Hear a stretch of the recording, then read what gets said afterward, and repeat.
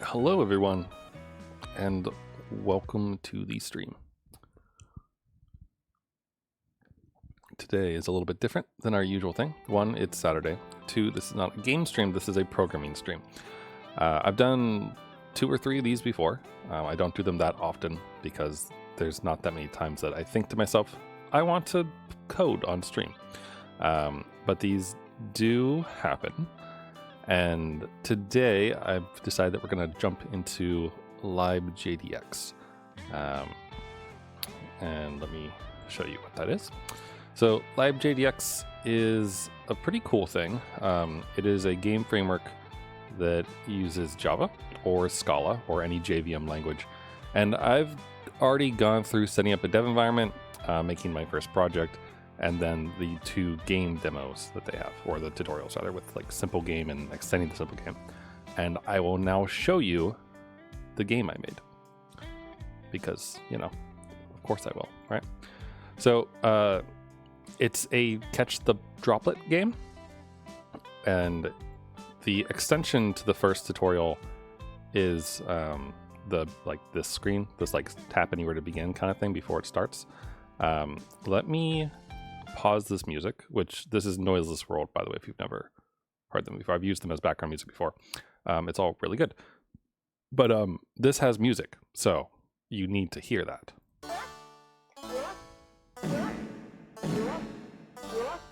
As you can see, this is a very, very good game. So the background music is that horrible thing that I made in Fruity Loops a long time ago. The image is a like Discord emote that I decided to use. And the droplet is from the tutorial. And the fart sound is the fart sound that everyone knows. So just fart with reverb. And it happens every time you collect a drop. And that drop, whenever it's collected, is there. So that's that.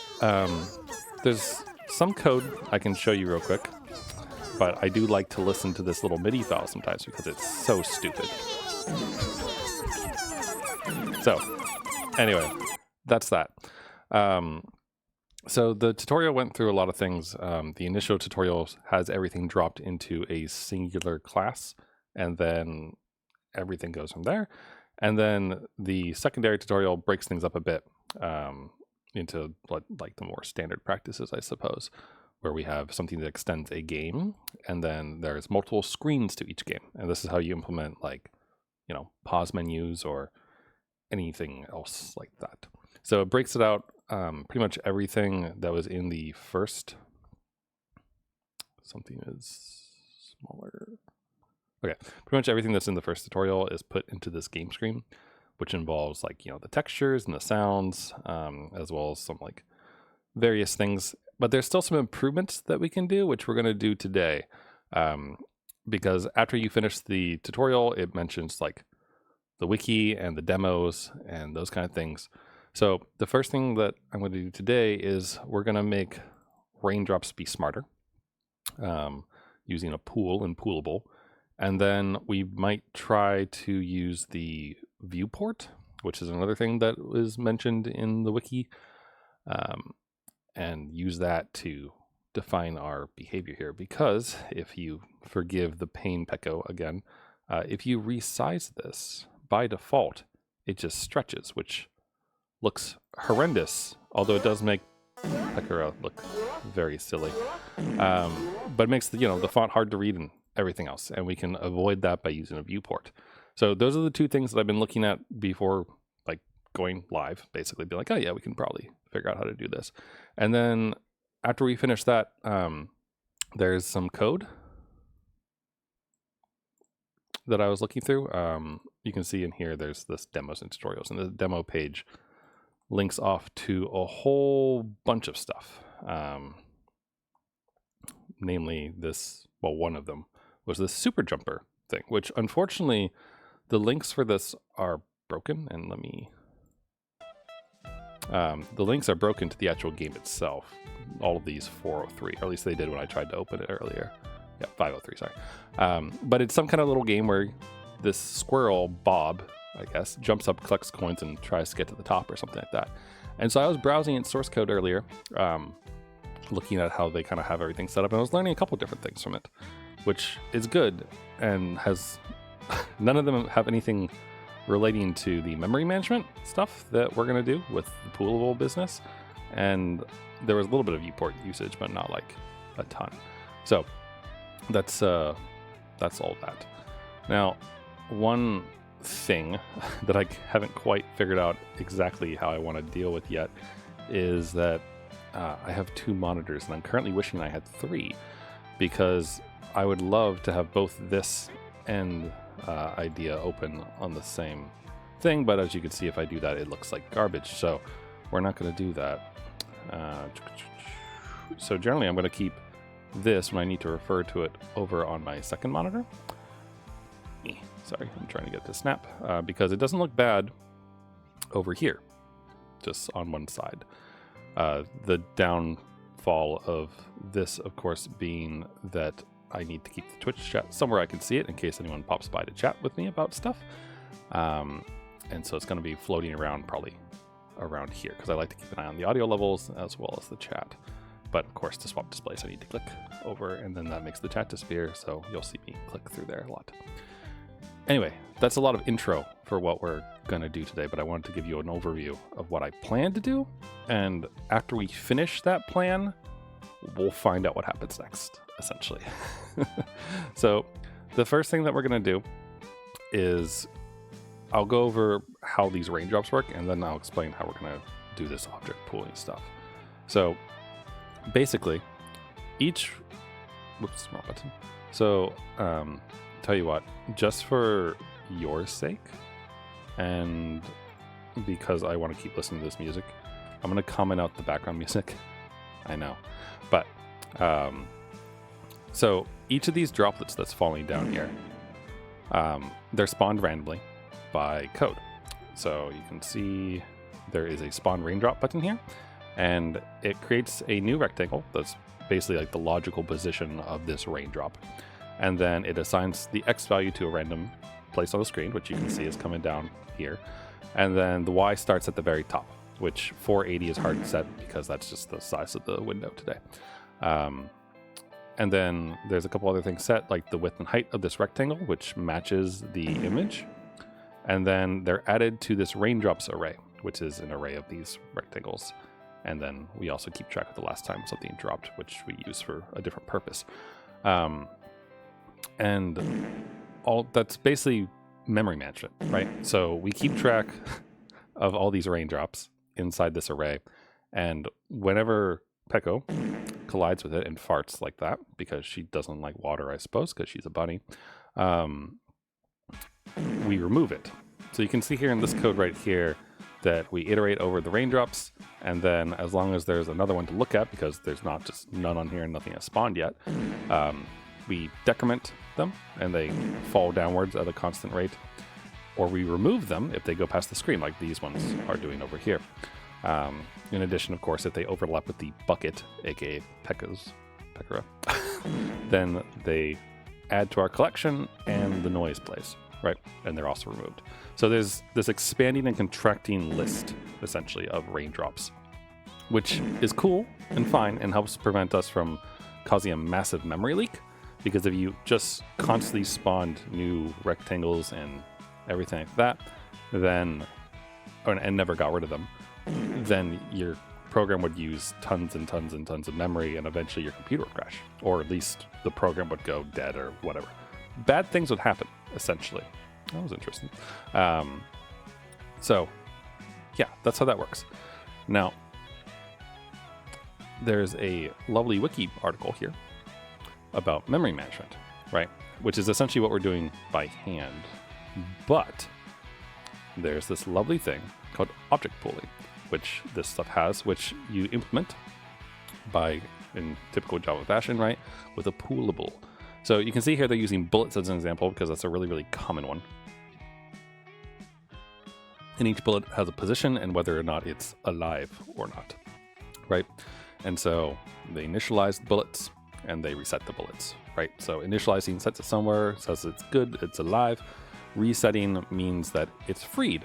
So, and this is something that the poolable interface is dealing with, right? And we'll call it automatically. And so basically it manages this kind of array thing for us. So yeah, that's that. And then it also handles this just, update method stuff. So you can see how they're using it here. They still have this array of active bullets, and then they have this bullet pool that they pull from. And the active bullets is still the active bullets, but now the memory for the bullets is managed by this object pool. So you can see inside this game world class that whenever we want a new bullet, rather than construct it manually by hand, we say, give me a new one. The pool handles all the details of getting us a new one, and then we call the init method to make sure it's wherever we want or whatever. And then we're still using this array of active bullets that we're using. That way our whole thing can go ahead and iterate over stuff. So you can see for any active bullet, if it becomes dead, I suppose, then it's removed from the bullets, and it's also allowed to be free. So it's not that different from what we're doing now, but still useful. Because it handles things a little bit better, and you could use this for spawning monsters or other things like that, right? So the other thing is that it can kind of do this by itself, where they've implemented the pool themselves here, new bullet, return new bullet, and this is boilerplate that one can avoid with reflection. So I'm probably going to do that for funsies. And then go from there, I suppose. Yeah, that's the class. But I thought that this would be an interesting one to do because it gets us a little bit beyond the tutorial, right? And into the everything. So I want to put this wiki page over here for me to refer to, and then we can begin. So what we'll do now is basically kind of what we were doing before. So I'm going to go ahead and make a new Java class, and I'm going to call it raindrop. Because even though they're little fart-causing water droplets, the game that the tutorial wants you to make is that. So we're going to deal with this. Let's go ahead and implement. And reset is the only thing that it actually is doing. But so we'll go ahead. And for each of these, we know that they have a location, which actually I think is a vector 3. Let me double check that. Let's go take a look. It's a book. They have a rectangle. That's the touch position, vector 3. I guess I don't care about vectors at all. For these in particular, I guess I only care about rectangles. So let's go ahead and say, can't think of what to call this, so let's call it border, I guess, or raindrop boundary. How about that? I don't know. I'm trying to give it a name that makes sense. So, and let's go ahead and then say public raindrop. And then raindrop boundary equals a new rectangle. And can I actually declare this or not? Is a question.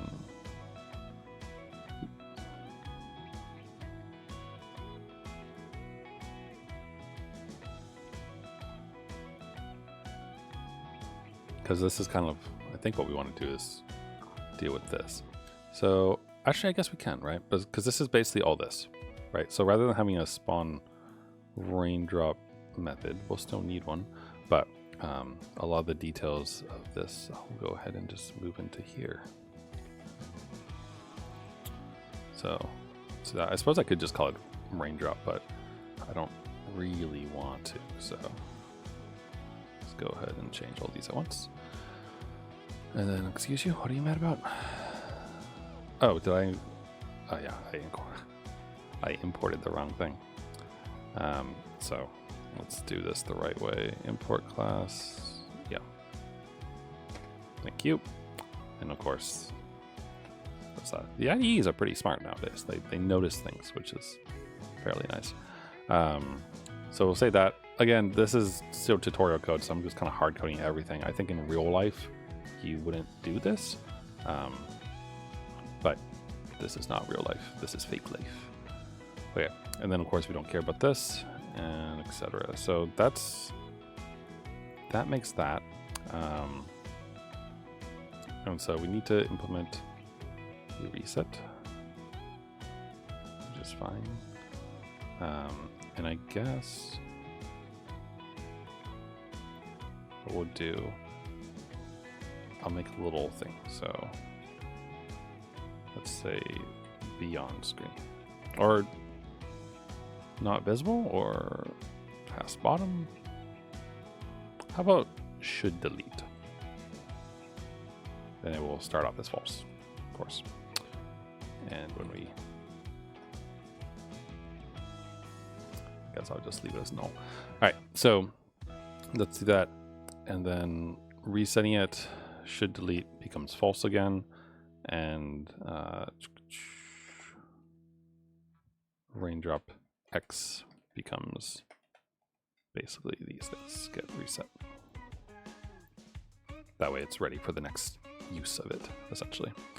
Okay, so that's good. Just checking their bullet code. So they also implement an update method, but I think that they call it directly themselves if we look at their code again, because they implement this update, and then I assume they would kind of call it, because the pool, or the poolable, sorry, doesn't actually implement that, it looks like. So again, this is kind of their example stuff, but I'm going to assume that we're going to call it and kind of make our own.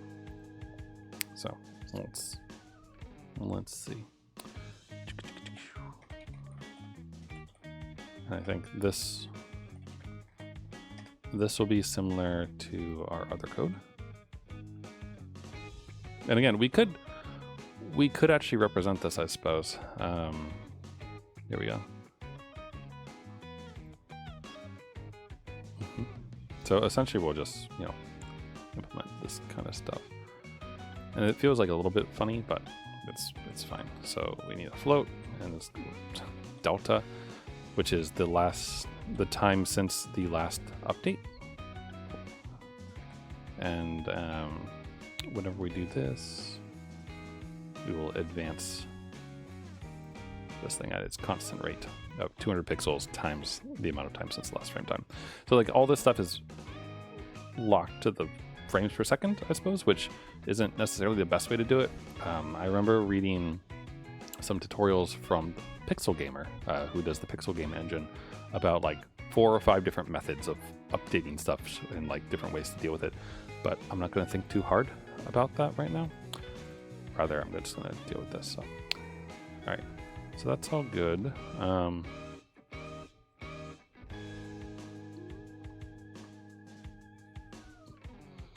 Okay, I'm probably going to write another thing like overlaps, but so that's that. So that handles this, and then this kind of stuff. Yeah, so we'll also pull this in, and we'll say that if here beyond the screen, then this dot should delete equals true, right? And essentially that means that it's ready to be reaped. So that should do that. And so this bit right here, right, of raindrop overlaps bucket. So the raindrops are going to become this object rather than just the rectangle itself. So we should implement a method that will return a Boolean, and it'll be called overlaps, and it will check against another rectangle and just return if this top overlaps rectangle. Super simple. And I think that this should set us up for our little bit here to use the pool. So for our next trick, we've essentially, made the equivalent of this for our stuff. I think we could have used the position and just had it like represent it that way and still kept our rectangles elsewhere. But I don't want to do that. So now we're going to go ahead and implement this pool. And again, this pool class here has a way to do this stuff, which I'm going to try to use. And we're going to hope that it doesn't like explode or do anything strange. So let's go ahead. I'll move this over here. And then we'll say that this is our private final pool of raindrop. And this will be raindrop pool because we're very creative with our names. Pools.get raindrop.class. And theoretically, I assume that it should be able to handle that with reflection. Did I do this wrong? Pools, pool.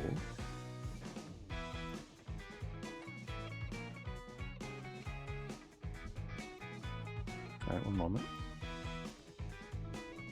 Okay, so this is from com.badlogic.gdx utils pool and pools. That should fix that. All right, so that should give us a raindrop pool, which is exactly what we want. And by the way, I'm getting that from the Java doc. Good old Java doc, always handy. Okay, and then next we'll update our loop and other things. So whenever we want to spawn a raindrop, rather than instantiate a new rectangle, etc., we will go to the raindrop pool and we will ask it for one. We'll say obtain, and that will give us a new pool, or a new one rather, and we'll just add it in. Easy, right? If I could. Sorry, I'm not used to this IDE. It's been a long time since I used IDEA. I typically use Sublime Text for a lot of things. And recently I've been using VS Code for some Java stuff. For example, the thing that I blogged about on peteseater.space, I did that in with VS Code. But did I miss something here? Change field range. Oh, because we're right. Fair enough. So let's change that, and it's going to cause a bunch of errors exactly where we need to go next. So now our spawn raindrop thing should add in that, and we'll deal with it that way.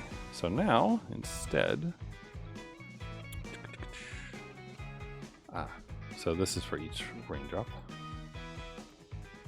So we're also using the raindrops to know exactly where it is. So we're going to need to deal with that. Basically, we need to be able to report out this. I could make this public. I'm not going to. I come from the world of enterprise, I suppose. So we're just going to call this getX and return like that. And of course, I forgot to do this. Is it an int or provided float? Okay, it's a float. I've never used this library before beyond the tutorials that I did, so I'm learning as we go because I figured that that's more interesting. Also, half the reason that I'm streaming this is because it makes it easier for me to focus. Because I could do this without streaming, and I just have like another stream up over here for me to listen to and watch, etc. But I kind of want to document this process, I suppose, or something. So now I have a getX and getY that will give me back the boundary of our cool raindrop. So now, rather than this saying that, it'll be raindrop, and of course that will make this unhappy because there's no such thing as that. So now this will become getX and getY, and that will fix that error. We can go down to the next one, where we are iterating over this business. So we're getting the next one, do this. And in case you're wondering, because I wondered about this, there's a reason why we are using like the syntactic sugar for looping over something here, and why we are directly using the iterator here. And the reason for that is this right here, is that we're removing, and this makes using the iterator directly makes it easier for us to remove things as we go through, while not so much here. We don't need that. Don't need all this stuff. It's a little bit easier. But they do this in the tutorial, and I remember looking at that being like, why are we doing it like that? So just wanted to share what my conclusion was with you at least. Okay, so if we're past the screen, then we remove it from our raindrops iterator. But we also need to tell our pool, I guess, or rather, we can tell our pool to not care about it anymore, if that's the case, by doing raindrop dot, and I didn't do anything. We need a set alive, set dead, set. What did I call this thing? Should delete. I kind of want to rename this to like delete flag or something. Or actually, where's it? Refactor, rename to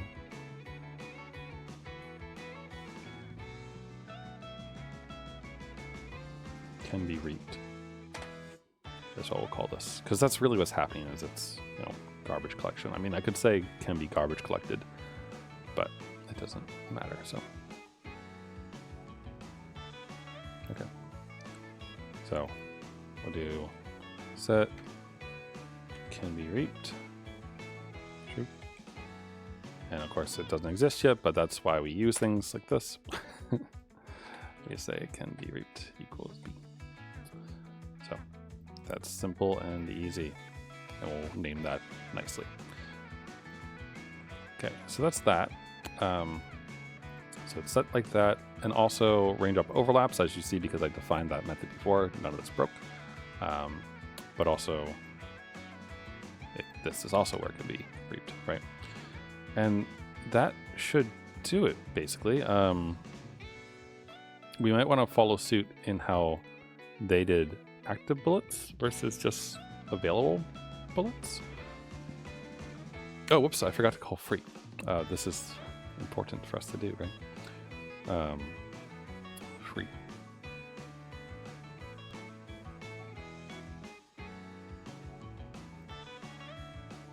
So let me go do that real quick. So actually, so I guess, I don't really need to set this flag, right? Because it, oh, I guess it needs to be this, right? So really, I shouldn't be doing this, is what I'm thinking here. Okay, I've decided against this code.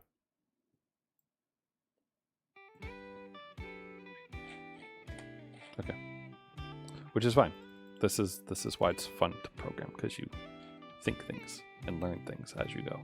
So it's always interesting. All right, so rather than raindrop can be reaped, let's do raindrop pool dot free, and you can free the raindrop.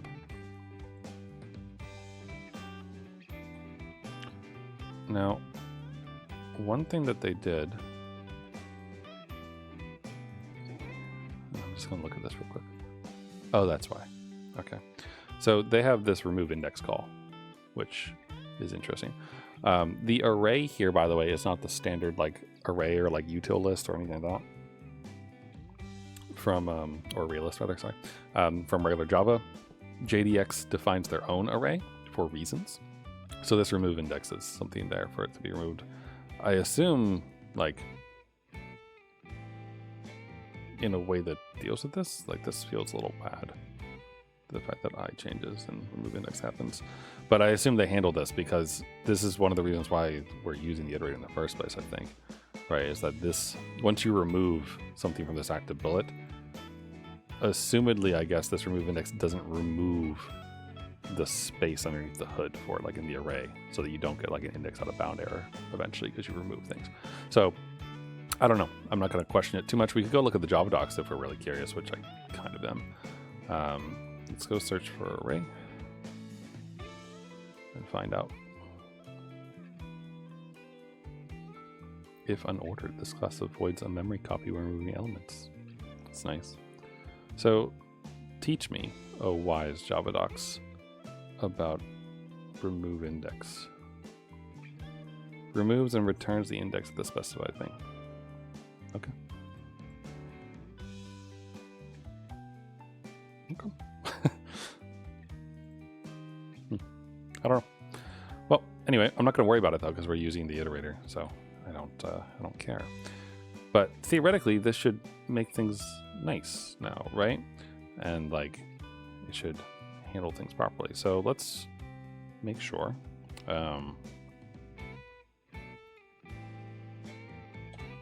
Oops.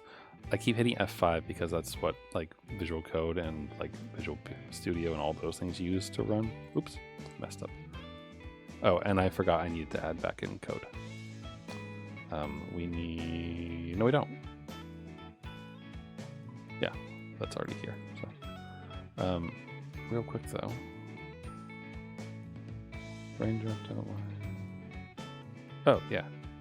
Oh. So this, we can get rid of this. I nearly missed a spot. This is the update. And it wants our delta, which we happen to be inside the other render function, so we know exactly how long it's been. So there you go. All right. And I missed a spot. Get why.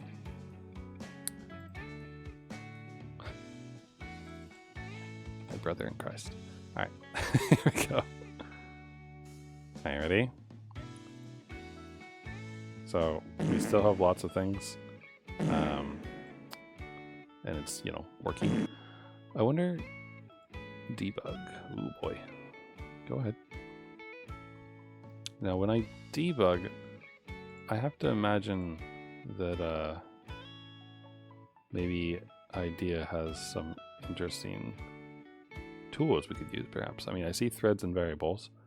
I'm curious if there's any kind of thing to show us memory. I guess I could download Visual VM real quick, but IDEA C memory usage. Is it possible to show heap size, etc.?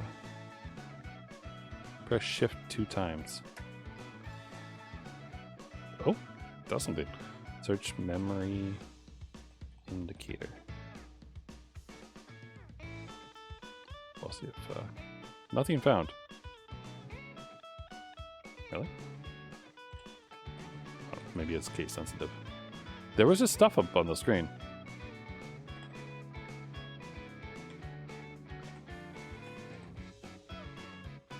Show memory indicator. There it is.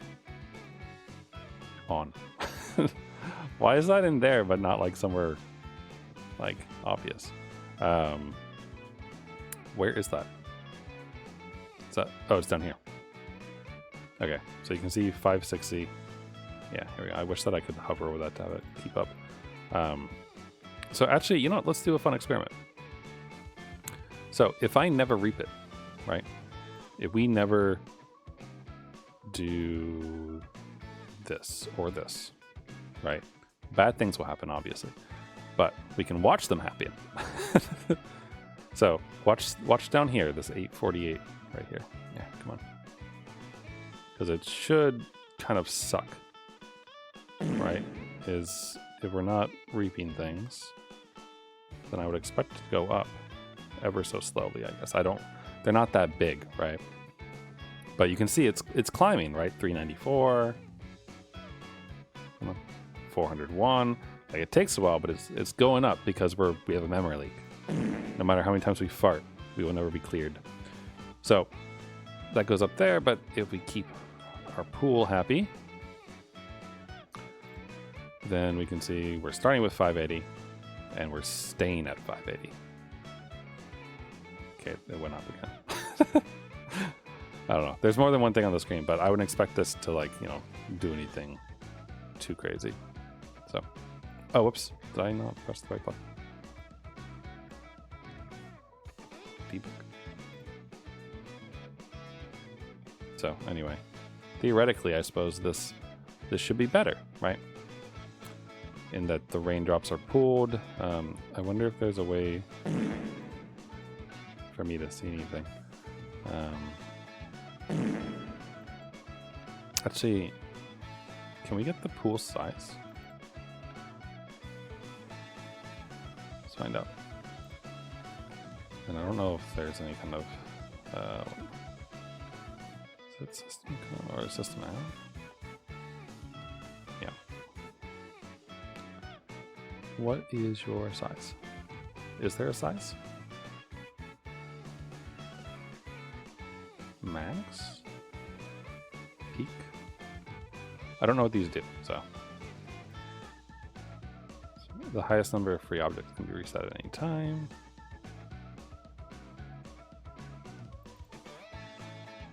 What's max? The maximum amount that we pooled. That's not the same.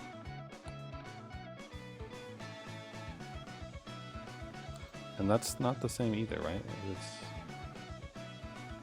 get free. Yeah, here we go. Let's do that. Let's print out how many free things there are every time. And it's gonna just, you know, make a lot somewhere.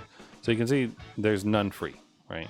And then occasionally there are some free. Like whenever one drops down at the bottom, you can see we get a free thing in the pool.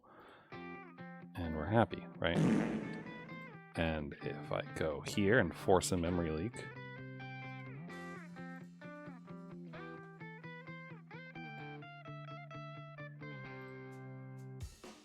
then we should see that there's never any free because there's never any like released, basically. So that's that. That's my fun experiment. So yeah, and that's the memory management stuff that they had kind of noted one can do.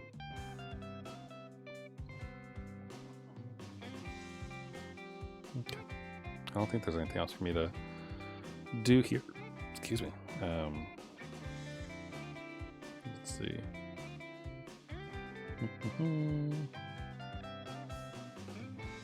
The pool will automatically reset the objects when they return to the pool. So like, it's kind of neat because that effectively means that, you know, whenever there it is, spawn raindrop. It's like spawn raindrop's going to make a new one when it needs to, but also whenever a new one like gets spawned, then its X changes. Because if I didn't do that, they'd always just fall down in the same place, right? Here, I'll show you. So if I don't reset the X, right, it's just going to keep falling forever here, right? Until I catch, actually not even when I catch them. But like it's just always the same drops over and over again, which is very boring. So you can see the reset method is very important, that it's written correctly. So, and that's that essentially, right? So that's the pool. Now we're going to move on to the harder topic, I think, because that one was like very simple for me to understand because it's just, you know, memorizing memory and all that other business. The other topic that they have is on viewports. Let me duplicate this tag and bring it over. So there's a whole YouTube video on this that kind of dives into some of this stuff, but I'll do my best to show you, I guess, some of these things. So this is a fit viewpoint, which means that if I drag this, it will scale to fit, right? And if it's too big, like this, you can see we get gutters on either side. Okay. Next, the stretch viewpoint. It stretches, obviously. And it doesn't keep the right aspect ratio. So like if you were hoping everything would be 1:1, it doesn't happen. Fill, as it says, scales the world to keep the aspect ratio, which will always fill the screen, but parts might get cut off. So you can see that text always stays there in this demo, but the world, the lines and everything, you know, they get cut off sometimes. Extend scales the world to keep aspects ratios, and then extends in one direction. So like this has an aspect ratio and it's doing its very best to keep it. You can see the red lines stay, there's 3, right? 3 by 5 or whatever. And then it extends. So it's okay with extending in the X direction. The number of red boxes will increase there, right? Looks like they'll increase there too, which is interesting. But it doesn't like, it does its best, right? With a max is the same as the previous one, but you can set a maximum, in this case 3 by 5 box, I guess, which then sets gutters on either side. I think that's mostly it. There's also these screen viewports. The world size matches the window size, which is interesting. I don't entirely know. Screen units match one screen pixel.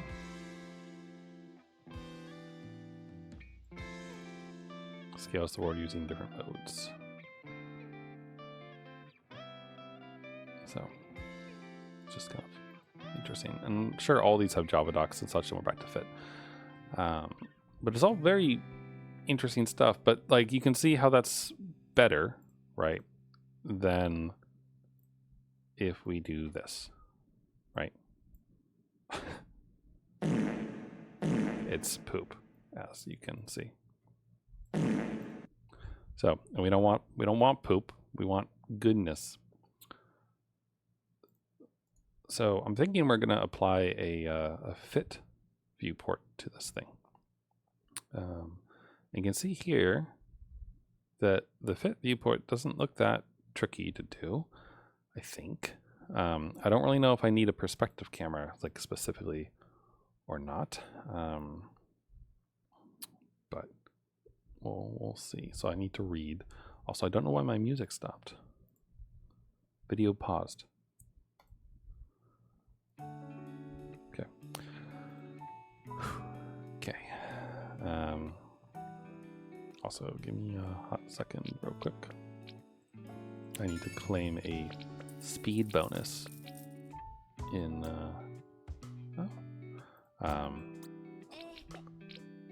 I need a speed bonus in a game. So I just have a daily thing. Oh, someone's calling and it is a spam call. Oop, damn, I was gonna Google the number, but it went away. Stupid things. Always so annoying. Where is it? Not you. Okay. Yeah, I will deal with this later, I think. Yeah, I don't have enough stuff. Okay. Anyway, deal with that later. So, I want a viewport. Do I need a stage? Let's see. Whenever a resize event occurs, the viewport needs to be informed about it and update. Okay. Furthermore, returns the OpenGL viewport via the GL viewport, which might add black bars. In case the black bars appear without certain viewport strategy, the OpenGL viewport may be reset to a standard size. And you can figure out how big the bars are by querying get left gutter. And this might look like the wrong. And then they have a link to this test that I'll load. In case picking needs to be done, I don't know exactly what they mean by that. A viewport offers a convenient unprojected get pick array, which uses the current viewport to do the correct picking. This is how you convert to and from screen and world coordinates. When a stage is used, the stage's viewport needs to be updated when a resize event happens. Okay. I don't know what a stage is, so we're gonna ignore that and just try to understand this and also refer to this test, which I looked at earlier, I think.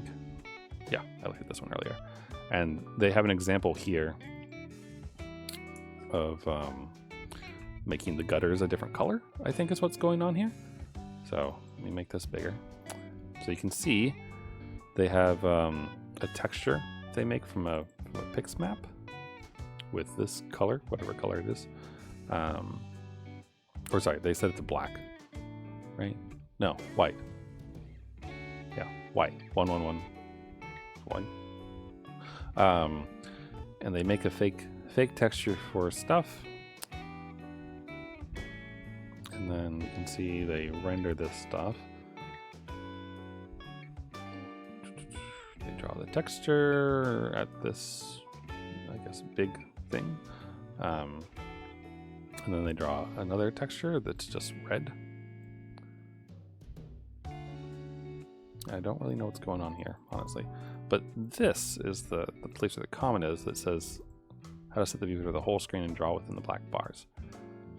So they have the screen width, and then they get the viewport for the entire screen, it looks like. They get some matrices based on that. and the identity, I assume, is what this stands for. And then they find the left gutter using its width, and if it's big enough, it's actually showing.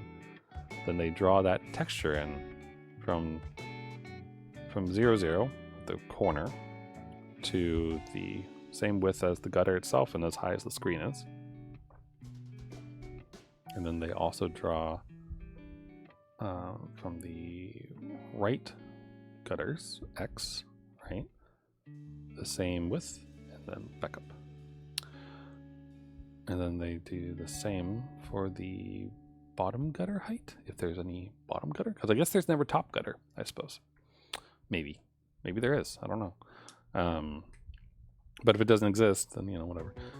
But they draw at 0, 0 for the screen width, the height of the bottom gutter, which would go up until the screen.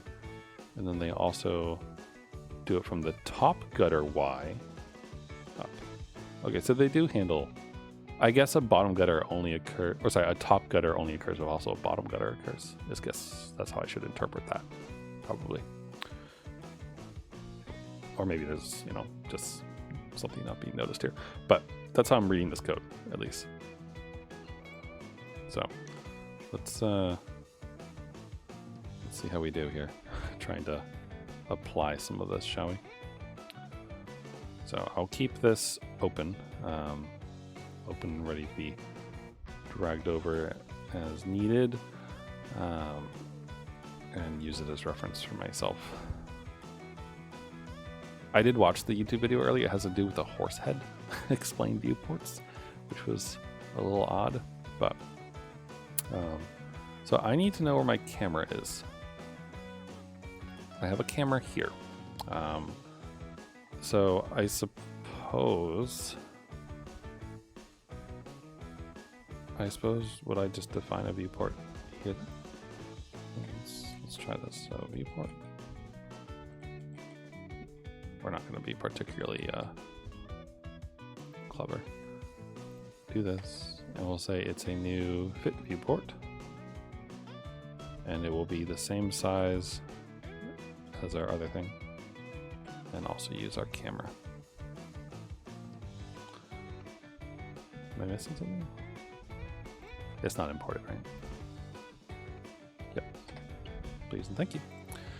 Okay, so that's that. But also, as the warning noted and the documentation noted, that whenever resize gets called, we need to pass it along, right, to the viewport to have that update.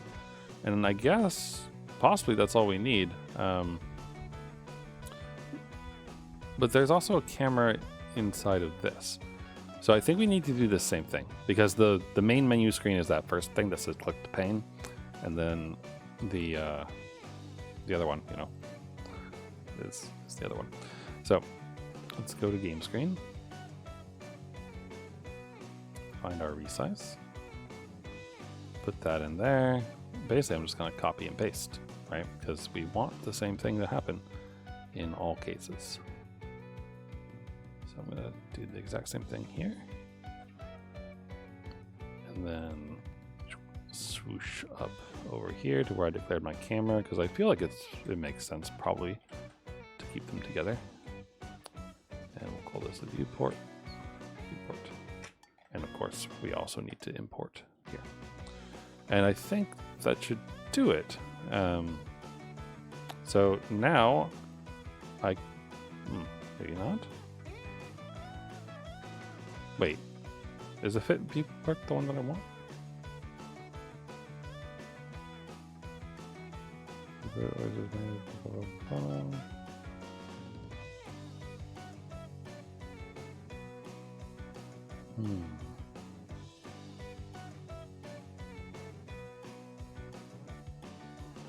The difference, the stretch of those, maintain the aspect ratio.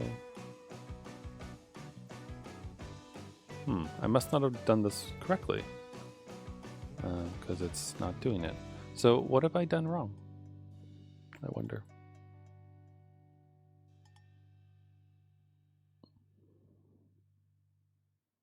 Broad height, camera. Is there an issue with using an orthographic one?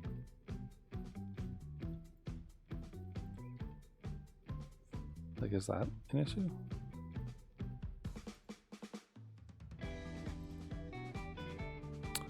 Well, let's find out, shall we? All right. I don't want that.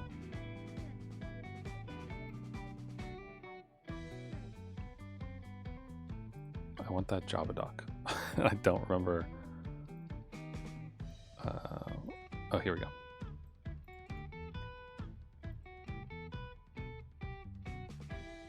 Okay.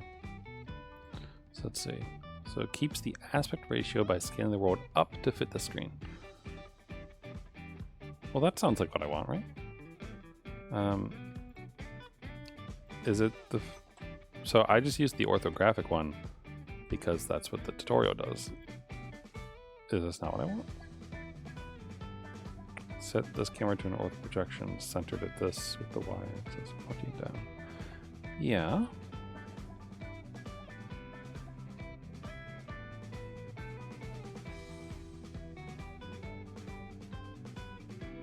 Oh. Oh wait, this... Okay, hold on. Let's try this. I wonder if that matters at all.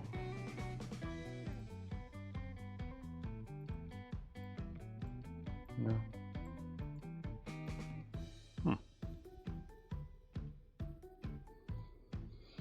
What am I doing wrong? I mean, the only difference that I see here is that the example uses a perspective camera rather than an ortho one.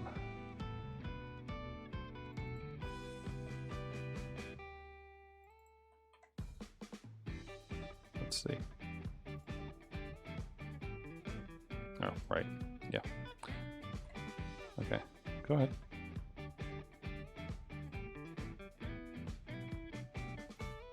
Oh, yeah, you okay? Okay. So that's... Everything's broken.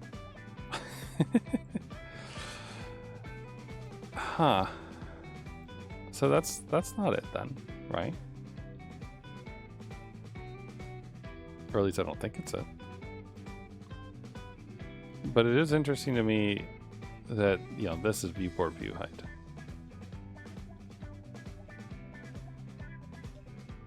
Which does make me wonder about it. Let's Google it, shall we?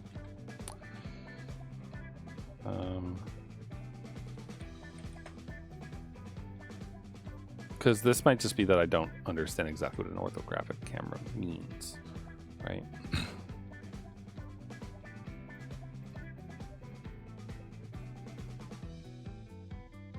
This is Godot. Although, you know, this still might provide interesting context for us. Default ortho stretched.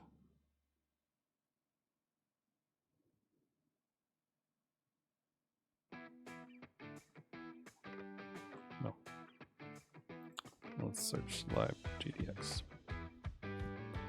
Different between viewport and camera.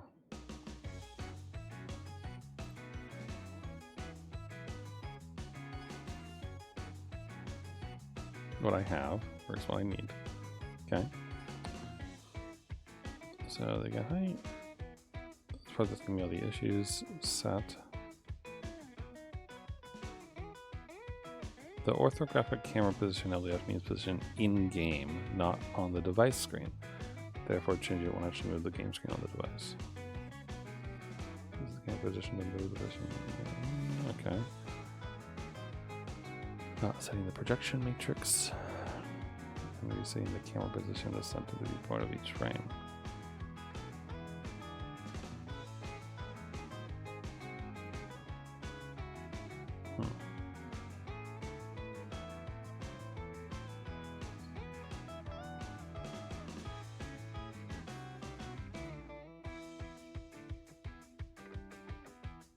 I don't think I'm...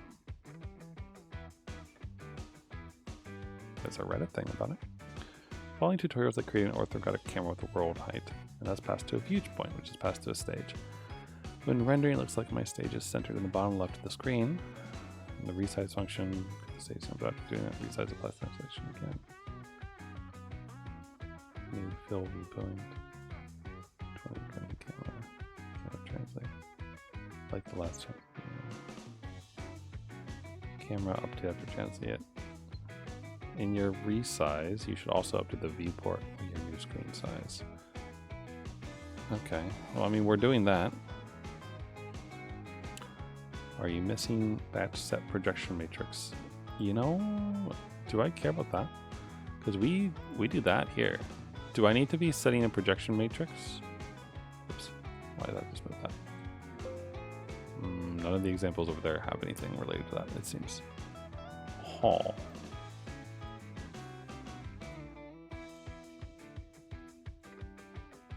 Get projection matrix identity set to ortho TD.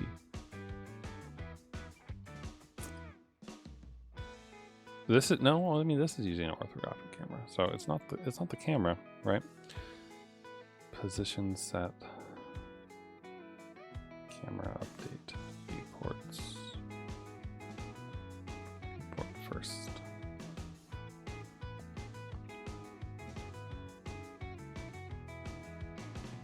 Okay. Set the matrices and such according to the camera. Font draw viewport class. I wish I understood what was going on there. How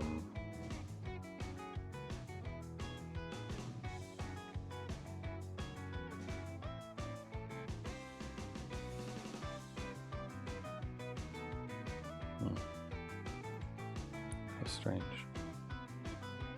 Also, I need to check something. Is there a dispose for this? No. Okay. Just check. I realized I never checked. What am I missing?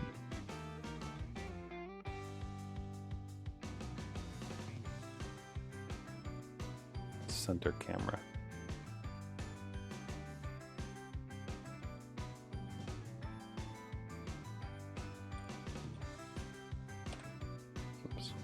Curious. Is that it? No. It's not it.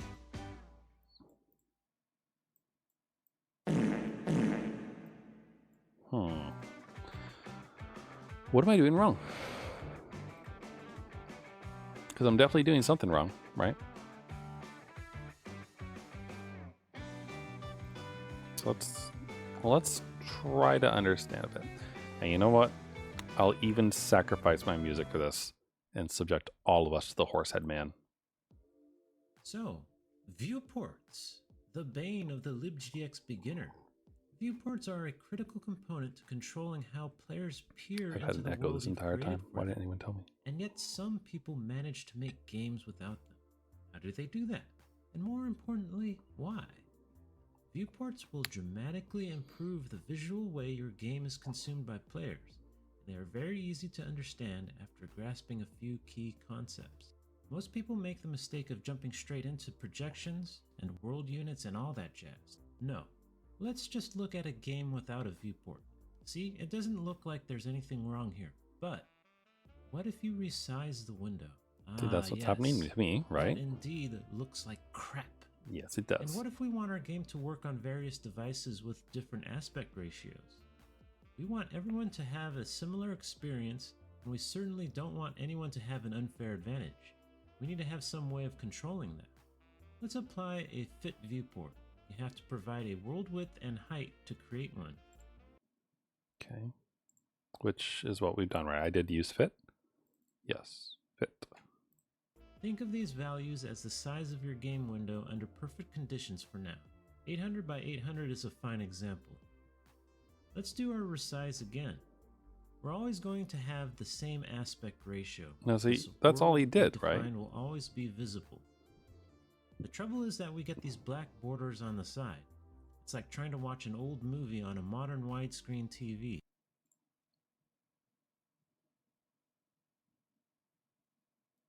Is there like an update method that I need to deal with? You know what I mean?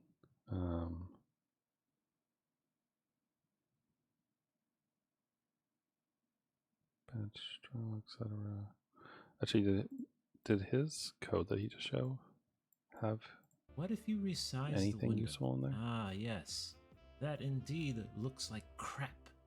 And what if we want our game to work on various devices with different aspect ratios? We want everyone to have a similar experience, and we certainly don't want anyone to have an unfair advantage. We need to have some way of controlling that. Let's apply. Okay, no, get out of your ad. Sprite batch, set projection matrix, get camera from the viewport.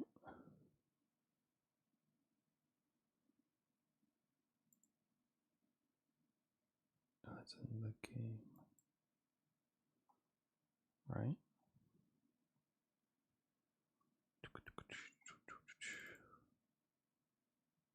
I mean, that's you. Set screen, main menu screen. Oh wait, oh, render, super render. Yeah, there's not a lot going on here, right? So that doesn't seem right.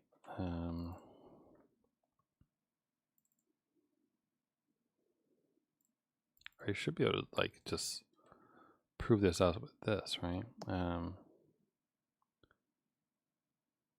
Wait a minute.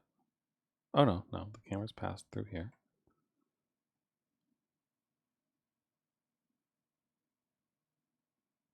New fifth viewport. I mean, they don't even make a camera in this case.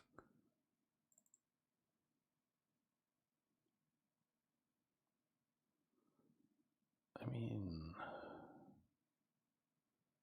if you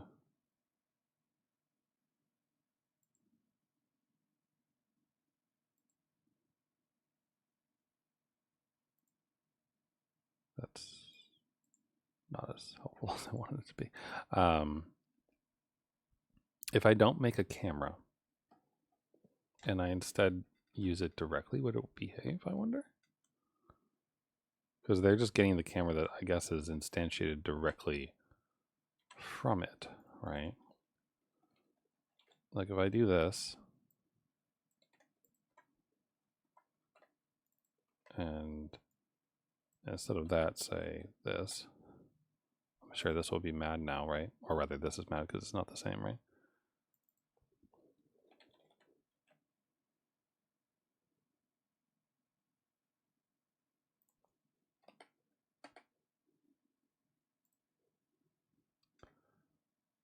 And I can't do this anymore, which I wonder what is going to happen because of that.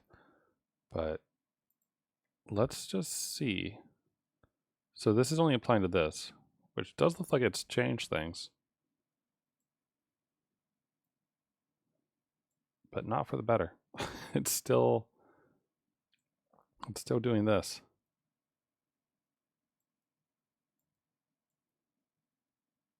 It feels like it's behaving differently, but not better.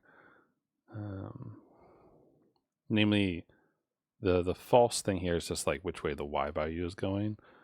So that's why it moved, because it changed from like, you know, counting y from here to counting y from here.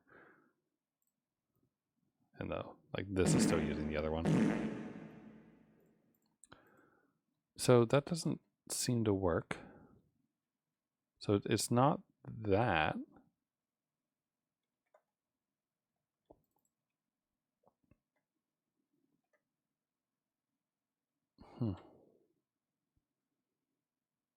Viewport, kit, camera. Yeah, no, this all looks very similar to what I've got going on here, right?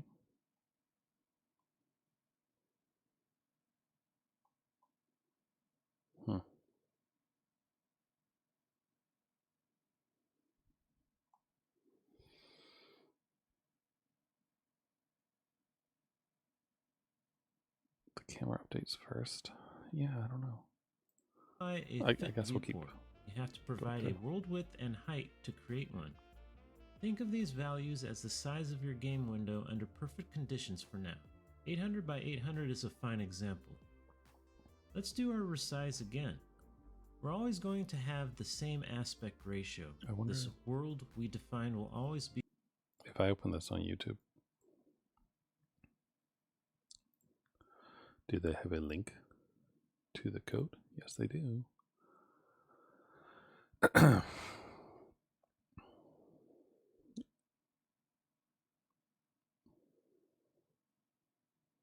Okay, so this is it apparently. This is the code. So what am I doing wrong here?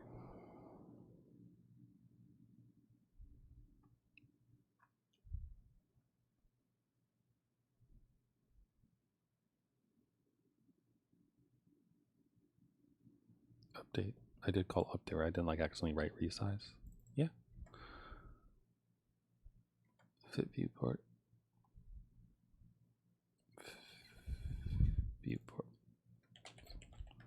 It shouldn't matter. Right. That definitely shouldn't matter. It's just the super type.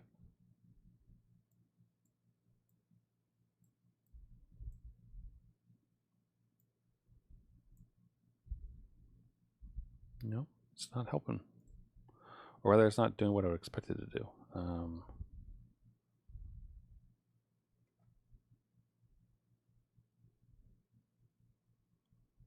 Apply.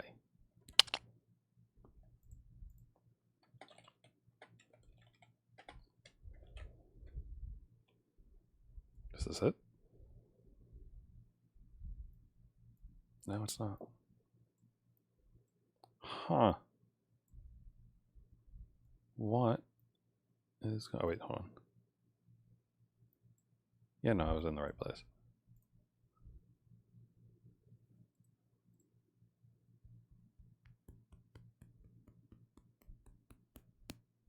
What else am I missing, though? They apply the viewport before they do beginning and drawing for the batch updates to OpenGL and all that business.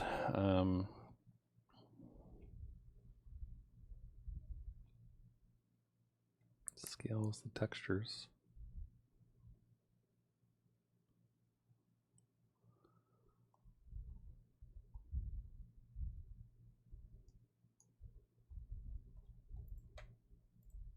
Let's dig, I guess, right?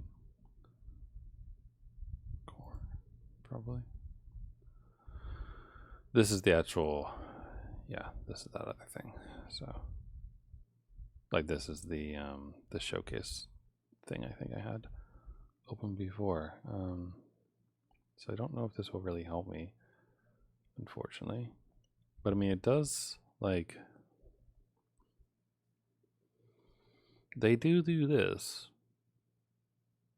They use the viewport kit camera rather than the camera, and I wonder if that makes a difference at all. So I'll try it. We'll see. And again, this is only being applied to my main menu screen, which is this one. But again, nothing. This is definitely more than 800 by 40 pixels. So,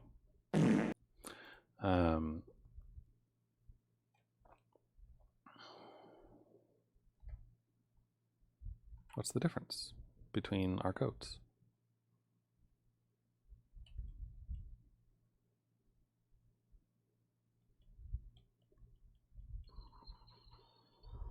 Apply a fit viewpoint.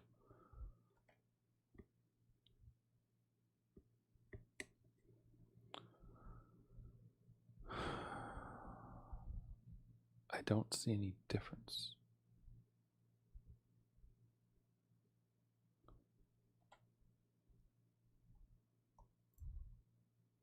What if I intentionally screw with this? It's gonna be really fucking weird.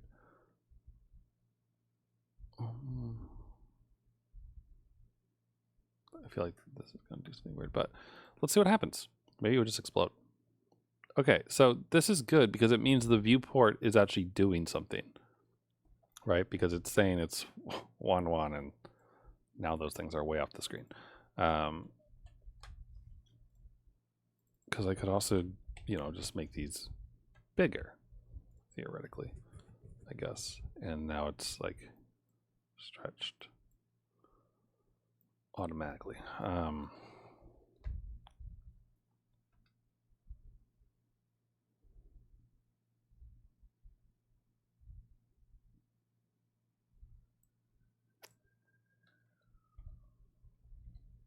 just gonna do this again so it's not screwing with anything. Yeah, no. I don't understand why this is doing that. I think that that's a fine change, honestly, with the viewport in place. But why doesn't this work?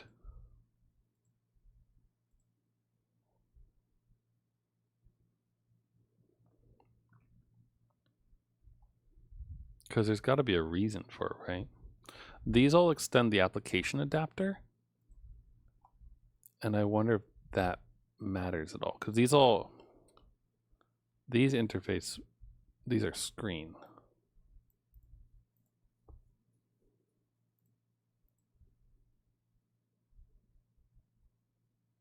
Which one was it? Oh, here it is. Is screen doing this? It couldn't be, right? Because it's got to be something else. Resize, render, extrude, etc., etc. I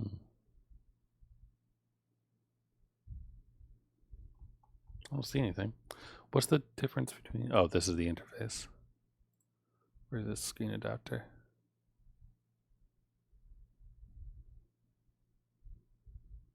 Huh.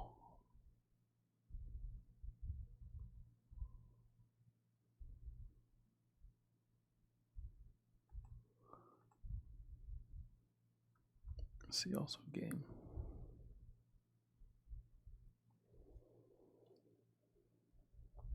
No. No, doesn't help me. All right. libGDX fit viewport. Not, well, I mean, not working, but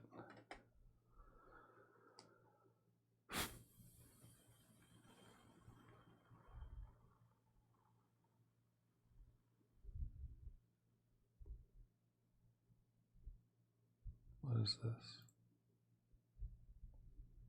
Is this literally what I just... The screen viewport source does not have a constant virtual screen size. It was always match the window size, which means that no scaling happens. Wait, hold on. The screen viewport does not have a constant virtual screen size. It will always match the window size, which means that no scaling happens and no black bars appear. That's not what I want.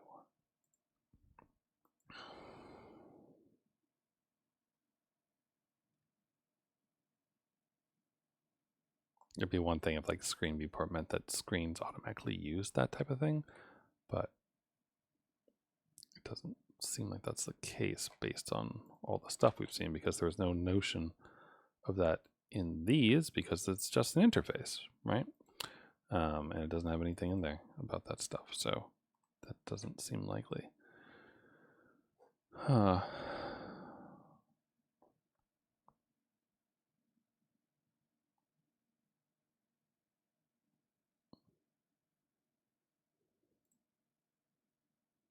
I wonder if it's because my camera and my viewport are the same size, but that doesn't seem like it would necessarily be something.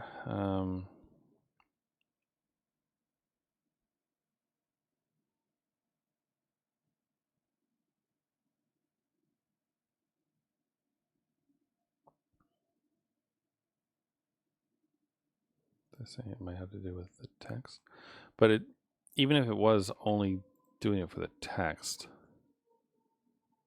that we would see that in the main game screen, though, because like this has all the textures. Or sorry, not this one, but this one. This has all the textures, and we're doing the exact same thing here.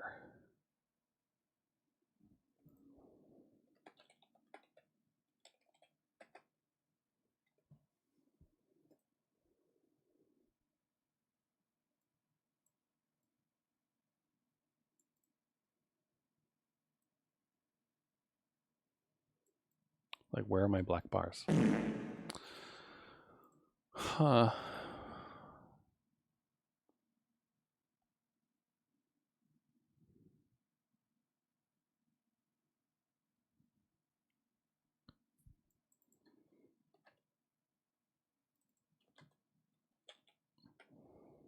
I mean, this is the same thing, right?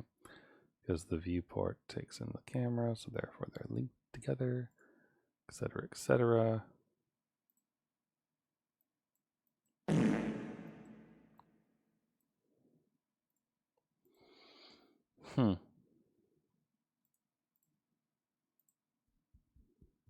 I could try a different one, I suppose, right? Wait a minute, am I stupid? No, no, the fit viewport also has the black borders, right?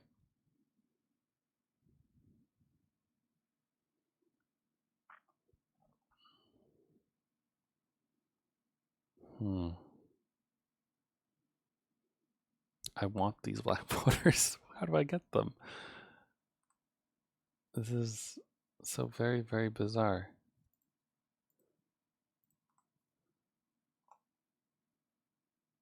Resize font, huge font. Why is it so huge? Bitmap font not working, etc., etc.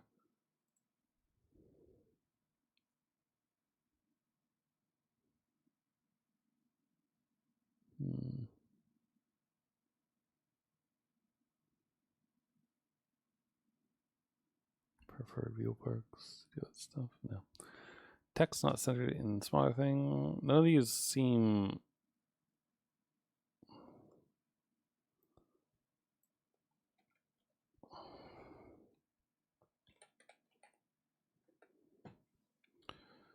Huh. So I mean, this is why we use in the first place. Only strictly necessary things.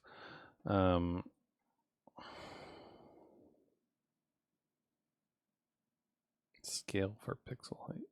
Interesting. They have a viewport. They update it and they also apply it in resize, which is different from what we've seen before.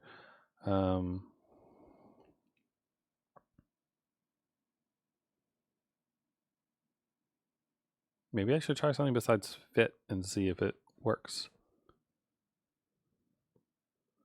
These people are all saying, things about the font being blurry because you haven't dealt with it properly.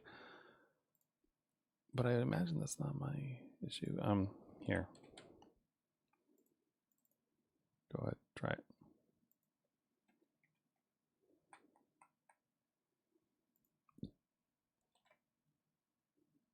Yeah, okay.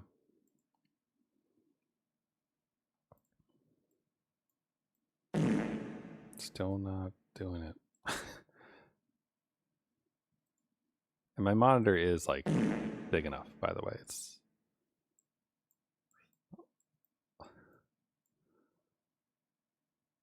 though we know. Okay, so this is working now, kind of, in that the fill does its thing, which makes it so you don't see Picora down there, but she's still there. So it is changing and applying the viewport, but it's not giving me the black lines, which is quite strange, right? Like, that seems very strange indeed. Stretch viewports with the virtual screen size.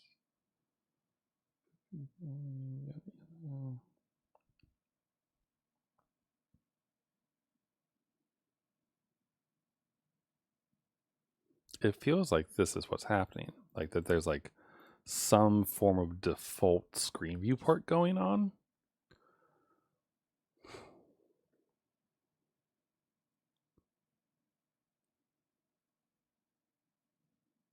That's what it feels like is happening.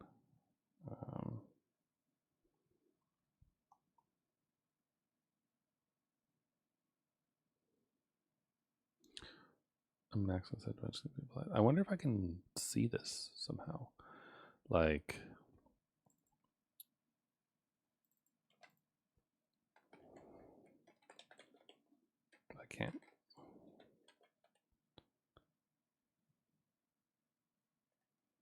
I can get viewport height and viewport thing. I can't get a reference to it itself, it seems. Nope. Huh. Frustrum. That's a fun word. What's a frustrum? Probably just says I'm a frustrum.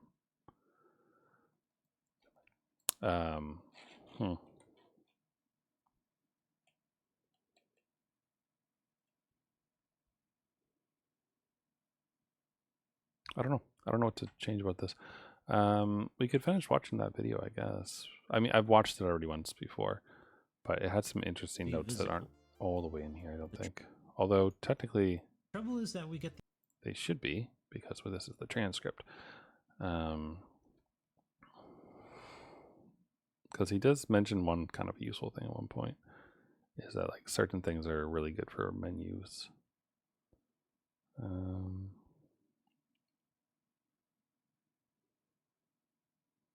Screen viewpoint.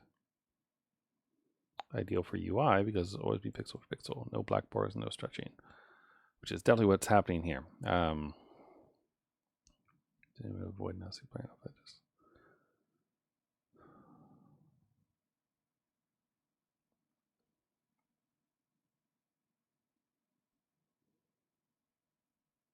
You have to apply the viewport before you start drawing things to that layer. Right. That makes sense.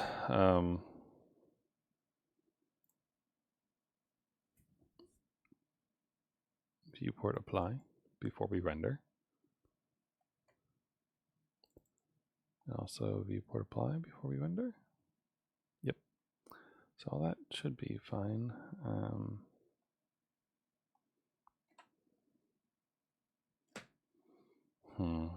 This is the interesting part of that video, by the way, the world unit stuff.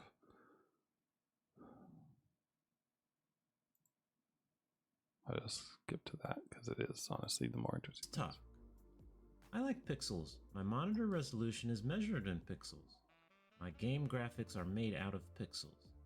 Coming from using the AWT canvas from way back, pixels make sense to me. But your game world is not made up of pixels. A lot of you use libraries like Box2D to handle your physics and collision detection. Box2D uses meters. For scale, your player character could be just 1 meter tall. This works because measurements are nice and small. You get more floating point error when you increase the scale of your numbers. Box2D would simply implode if you tried to feed it pixel values. I have to admit, I use pixel units for my jam games, and I always regret it when I'm defining gravity in tens of thousands of pixels per frame. Not good. Even if you don't use Box2D, using meters or any sort of game unit that you define is also a lot simpler to work with and conceptualize. Now, some people come up with some crazy formulas to convert from pixel to meter. That is not necessary. You define your viewports in your world units. So, my example of a viewport before, 800 by 800 pixels. For simplicity, I'll just say 1 meter is 100 pixels, but you come up with your own scale that matches the elements of your game. This could be the size of your player or your tiles if you're making a tile-based game. We'll now create our new viewport as 8 by 8 units. Then we'll position the elements of our game in game units and the speed the player moves in units per frame. We functionally have the same game, but the units are a lot saner now. There are some things that cannot be measured in game units, however. Input, for one thing, is measured in pixels relative to the window. That's fine because we can unproject the screen coordinates. There are 2 methods available to us. Unproject transforms from screen coordinates to world units. Project transforms from world units to screen coordinates. An analogy you can use for this is a movie projector. Your game lives in the projector on those tiny film frames. It is projected onto the big screen, or the game window in our case, for your audience to see. And when you have a point on the screen that needs to go back into the game, it needs to be unprojected. Take a look at the examples linked in the description. It's a good metaphor. Yes, every viewport has a camera that you can use for project, unproject, but that camera is capable of so much more. This is what you manipulate during gameplay to change the position of the camera. Now the view follows the player character. You can modify the movement to be a little smoother, to be less jarring, but this all depends on the type of game you want to make. You can even use the camera to add a screen shake effect. Another trick is to change the zoom of the camera. You can give the player direct control of the zoom so they can set it to a comfortable level, or you can have the gameplay define the zoom. In VTOL, I used a dynamic zoom based on the player's speed so they can see obstacles ahead of them. With control of the zoom and position, you can make your game more cinematic. You can add points of interest or wrest control from the player during the story breaks. You've got the basics of viewports down. Now let's get crazy. You can use viewports for more than just your main view. You can use it for mini-maps as well as split screen. How this is done is by setting the position and size of an additional viewport and overlaying it on top of your main view for the minimap. And for the split screen, position and resize the two viewports side by side. It's that simple. I think the gold standard for split screen is LEGO Batman. And we can see our resident genius Groxar made an excellent implementation in libGDX. This technique is much more involved and actually leans more on camera manipulation and masks. Make sure to watch our video on masks and check the link in the description for Groxar's code example. Remember that Fit viewport had black borders? If you must use that viewport, they don't necessarily have to be black. You can overlay it on top of another viewport with a pattern, or better yet, fill it with relevant player statistics. Make the gutter part of the game. Yeah. All right. Anyway. So, why? Why is our thing doing the thing? Because it feels a lot like we're using a screen viewport somehow, even though we're setting up our own one. Which is weird because even though like this is defined as a screen, it's not like, you know, there's anything else going on. Let's go like through.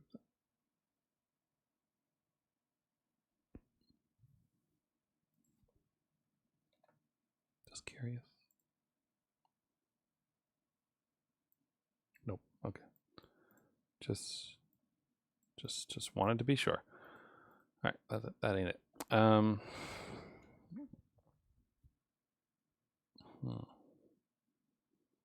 The drop is the drop. The screen is set to the main menu screen.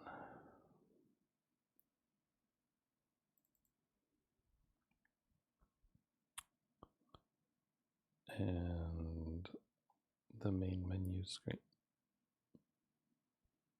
Yeah, okay. And the main menu screen is using a fit viewpoint. I'm going to swap this one back to be fit because I would like to use that and I'm still confused why it's not.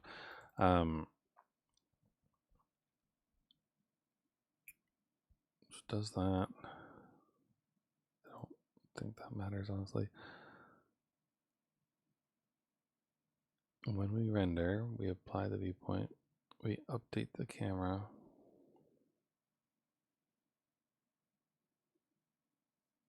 Does it like, this doesn't matter, does it?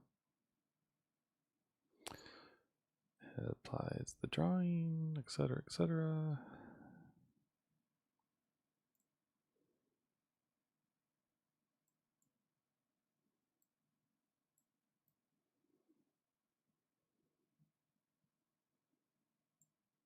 Why doesn't it? That was interesting. Oh wait, oh yeah, see look, my code is wrong for preventing her from going over. Oh, un momento por favor.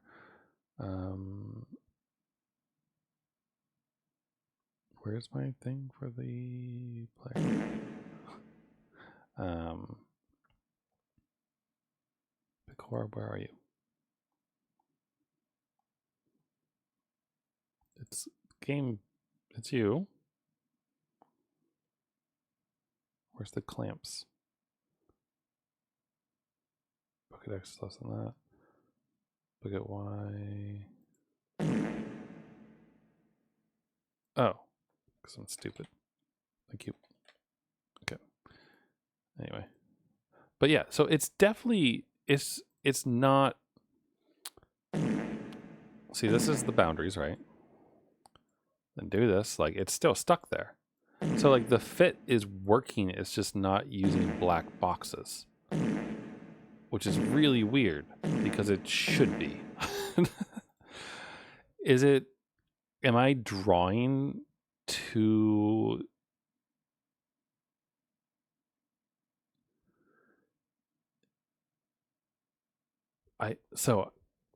Okay, I'm drawing to it, I think is what's going on. So let's think. So screen util is clear.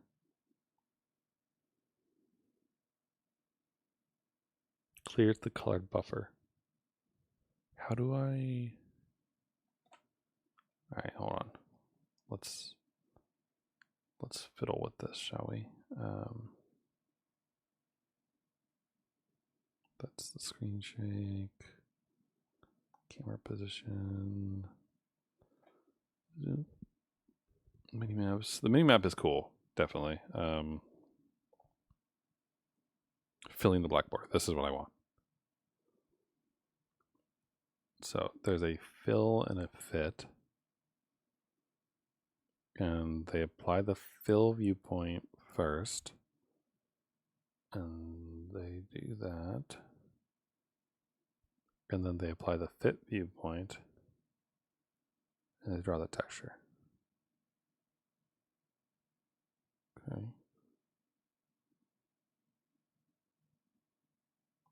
And it's a different texture, right, that they're drawing? Yeah, sprite batch was that thing. And their sprite batch is what exactly? I don't know what their sprite batch is. It's just emptiness because nothing's added to it. Right? Am I dumb? I wonder how they're sticking stuff in there. Oh, that's oh, sorry, I'm looking at the wrong example. This is that.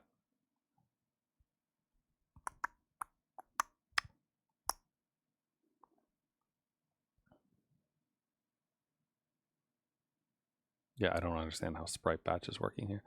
But regardless, oh, they're just drawing to this. Anyway, they have two different viewpoints, though, is how they're dealing with that, looks like.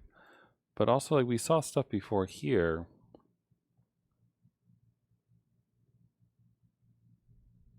With getting geo clear. Draw white background so we see the black parts.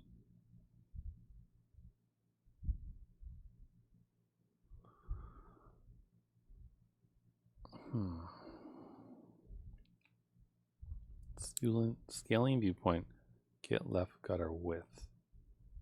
So like this is essentially kind of what I want to deal with. Restore viewpoint.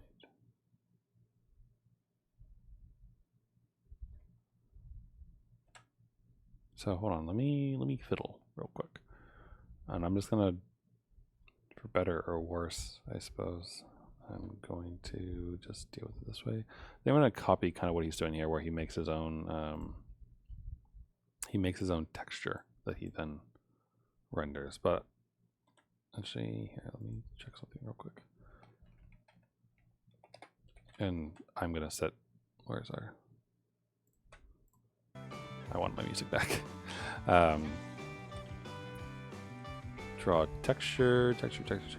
There's no just color. All right, that's fine.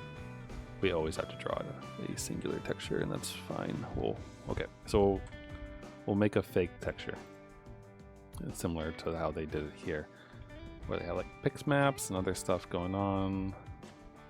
So let's fiddle, shall we?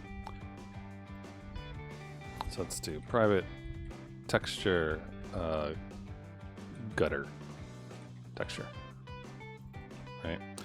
And when we create the game screen, I guess I'll do it here. We'll say it's give me a view, give me a new texture.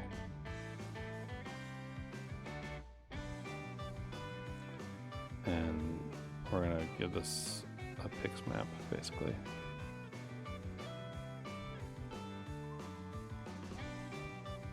I think it's this one that they're using here, right? 1616. Yeah. I'm gonna need to move it out so I can set the color on it though, unless there's a way to like grab it. So 16 by 16 format dot RGB. I don't know what these are, so we're just going to use the one that they used because that seems fine. Out of curiosity, can I get the pix map or anything like that? No. Okay, so we do need to deal with it directly. It doesn't surprise me that we can't because it's, you know, just an override.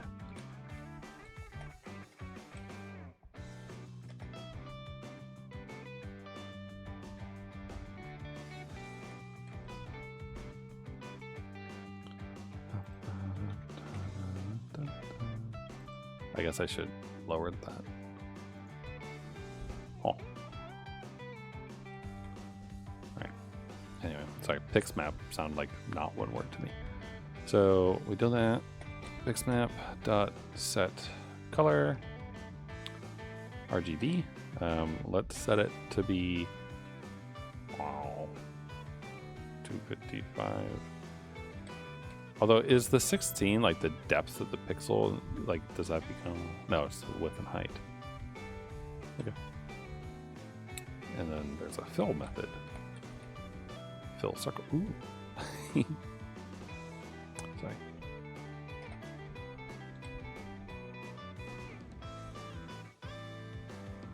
I guess 8. All right. We'll see how that works. And these need to be Fs, I assume. Float, float, float, yeah. So, you're now afloat, you're now afloat, you're now afloat. Be that way. You're now afloat. No, it's mad because I'm missing the alpha channel. Derp. Okay. Anyway, so that should do that. That gives us a gutter texture to work with. And which means we can now draw the gutter texture. So we'll do game batch draw gutter texture at yeah,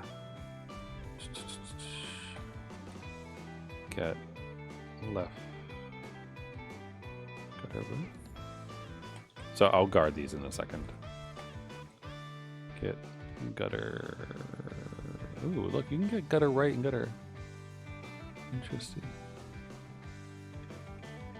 Oh. Float XY. Hi, Davkint. How are you today?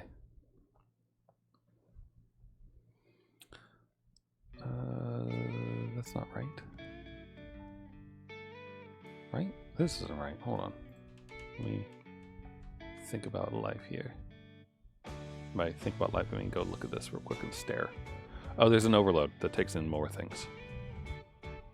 Okay, hold on. Let's find out what that overload does. Let's say that it's at 0, 0. And then what? I should probably... what I should do is just open these up. So, okay, hold on. Where is our good friend Batch, I guess? Since that's always what it's named. Hello, Batch.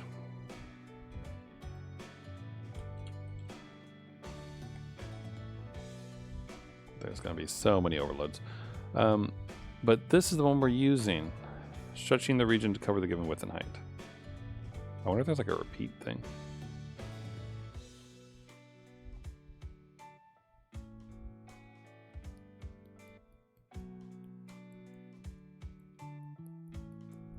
Nope. Okay. All right, so that's what we want. So it becomes the viewports get left gutter width and viewport dot screen height. And again, we will guard all this with if viewport dot get left gutter width is greater than 0.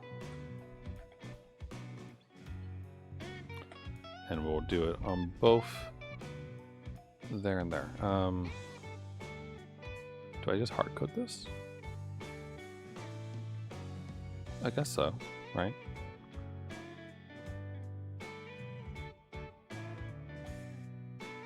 Our viewport fits 800 by 480. So would it just be that and then get right gutter width? Oh, I guess actually we can do this easier. Get right gutter X, right? And that should do that.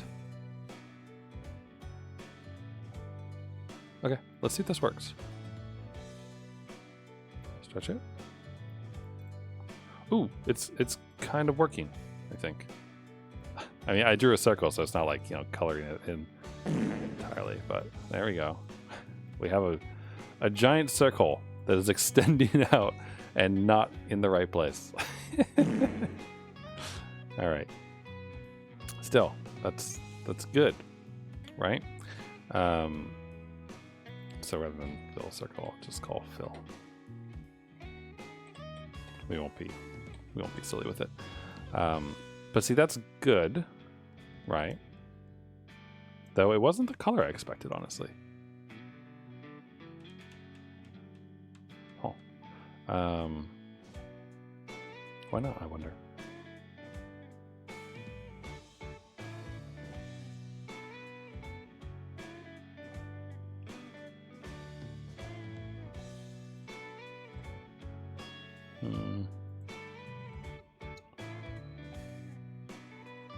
Left gutter width.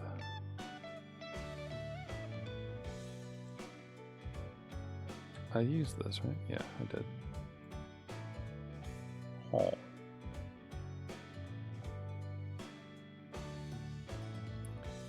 See, I wish I understood what this is. Viewport update, screen width, screen height. The screen hit, screen white is coming from here. GDX graphics.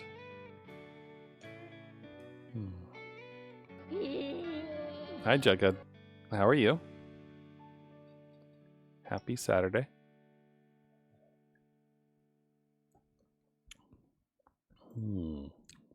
I'm troubleshooting why viewports aren't working as I expected them to in libGDX. I don't want top, I want bottom. And well, I'm good. I'm feeling motivated today, which is nice, because that doesn't always happen.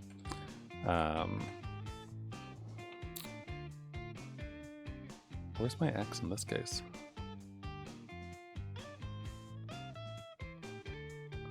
Also, I wonder if I need to... You know, maybe this is part of the problem.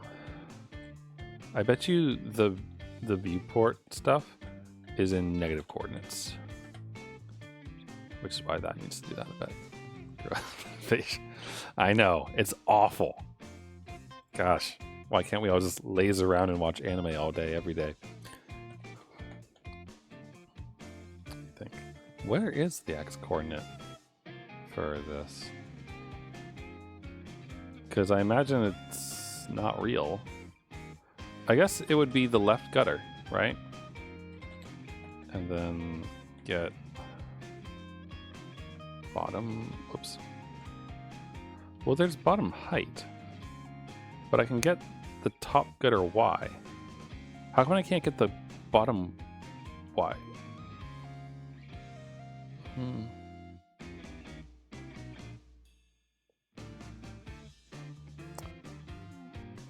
Let's look at the example code.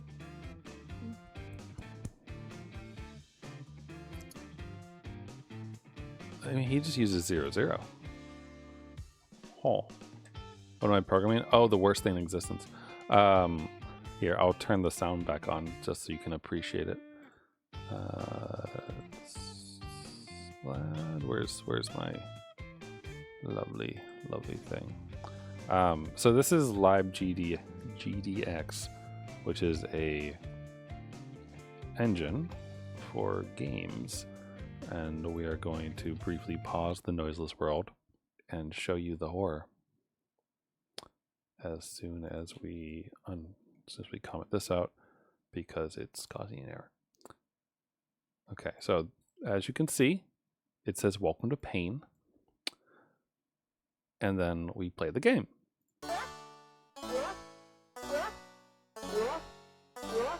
You're supposed to collect the drops, by the way, but I'm avoiding them so you can appreciate the music.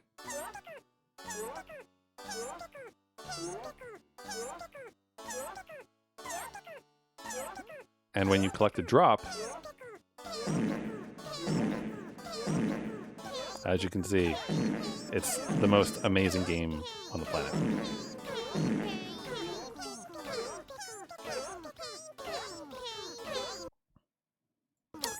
So, look at this. The gutter is so strange. Or rather, my coordinates, I guess, to stream it are what's strange, perhaps. But yeah, fart with reverb. Always hilarious. And that lovely music was made like sometime last year, I think it was, when I was fiddling around with Fruity Loops. And I took the lovely sample of Pain Pecco and then used it as the notes in a MIDI for Pokeball's Canon.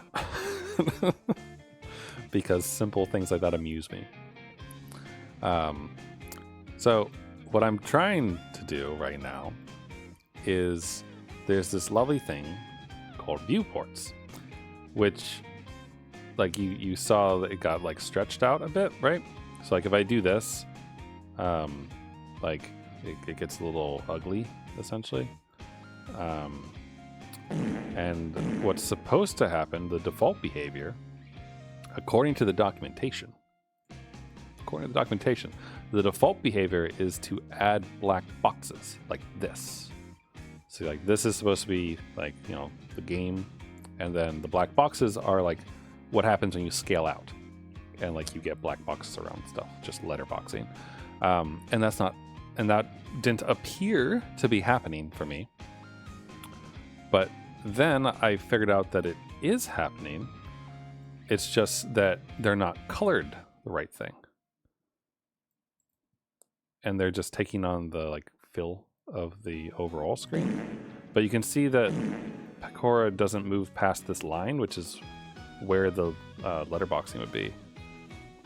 So I'm trying, and failing currently, to apply like what's in this lovely documentation that has some notes about filling in the black boxes with whatever you want. In this case, they use this weird worm with multiple eyes and a bandana on his dick. I don't really know what the hell that is.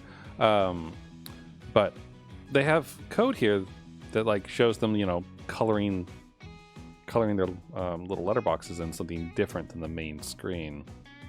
And I'm attempting to do that.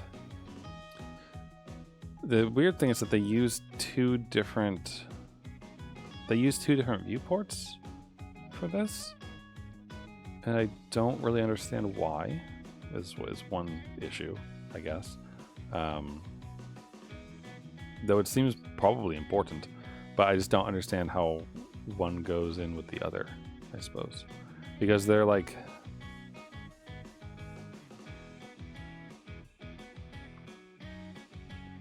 They have a fill and a fit. And so the fill is getting that sprite batch tiled to it, which I assume has this tiled drawing in it, though I don't understand how, to be completely honest, because they're I guess that I don't know how.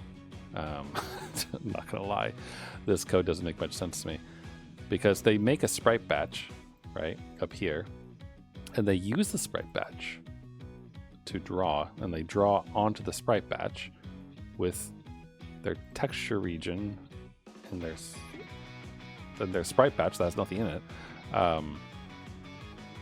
and somehow that gets them this, which seems very strange.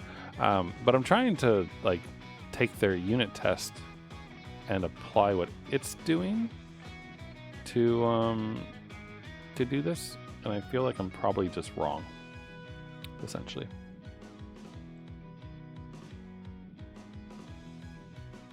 Because they do...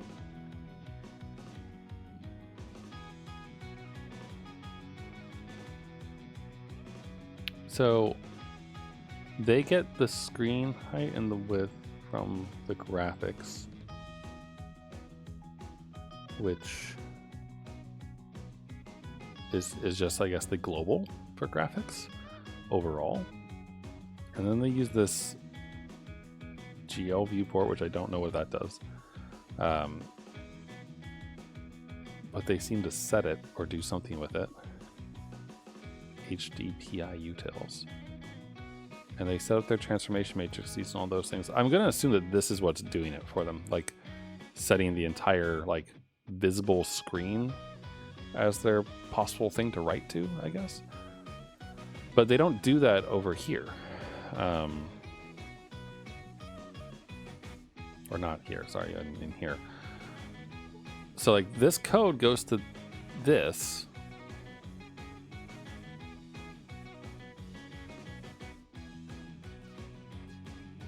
So how does that work?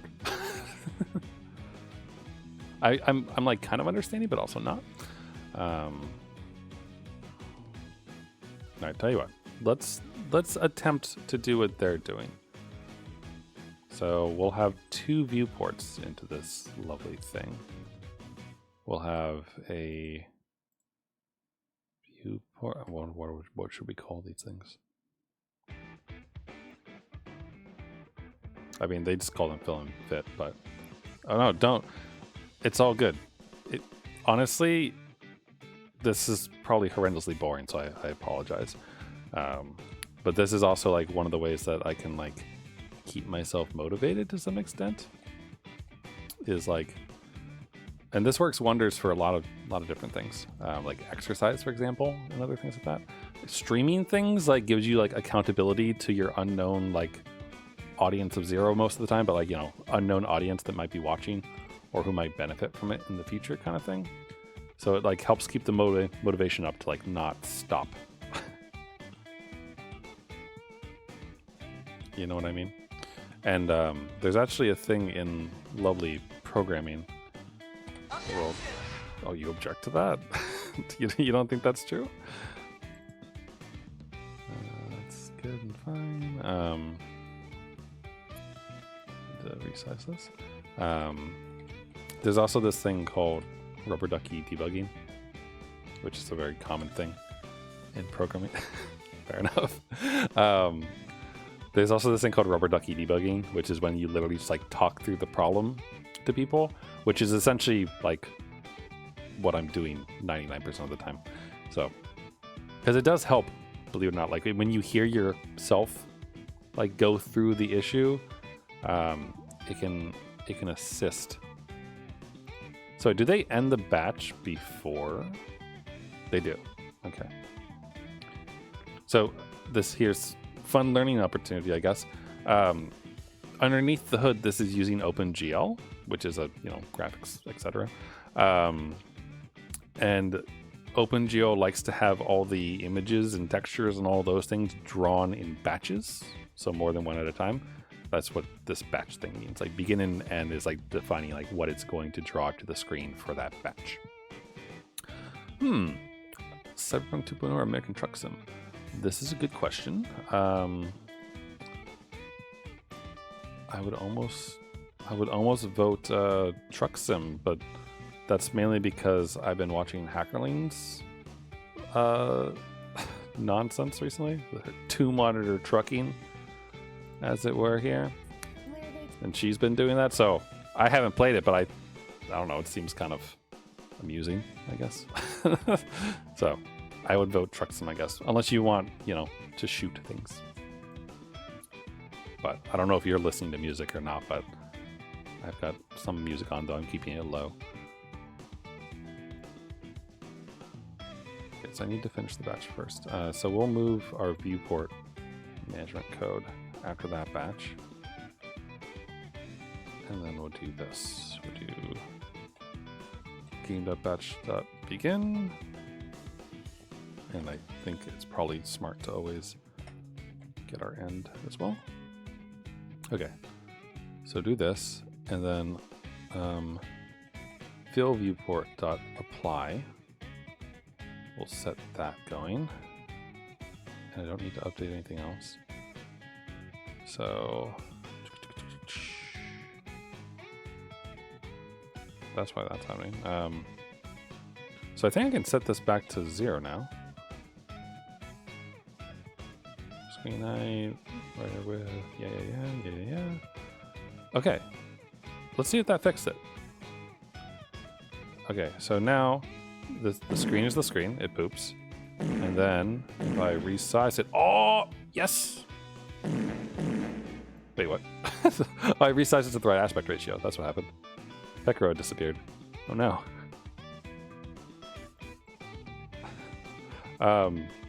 Well, fix one thing, break another, I guess. So the width of the gutter is extending too far, is what it looks like.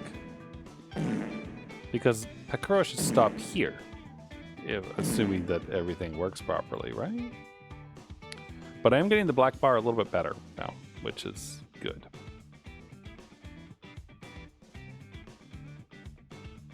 It still feels a little bit off, but that's okay. I wonder if it's just because, like, I wonder if the pix map matters for this, like how big it is. I'll think about that later. Let me double check my code. 64. Yeah, I know. Okay. Strange. Yeah, Pekro shouldn't go off the screen or into the gutter at all, as much as I'm sure many VTubers' minds go. One would not expect that to happen. So, do I need to also center the camera? I shouldn't need to, right? Because see, the drops collected is off on the side too, which is interesting, because I wouldn't expect that. So let's take a look at their code again. They use the same sprite patch. Oh, the projection matrix is different though. Whoops. Excuse me. That might have something to do with it. Once we apply the fill viewport, we also need to change the projection matrix, or else we're not in the right coordinate space, right? I assume that's part of the reason, though it didn't look like it fixed anything. See, the good news is having the poop noise helps because it like accurately reflects whenever a bug happens.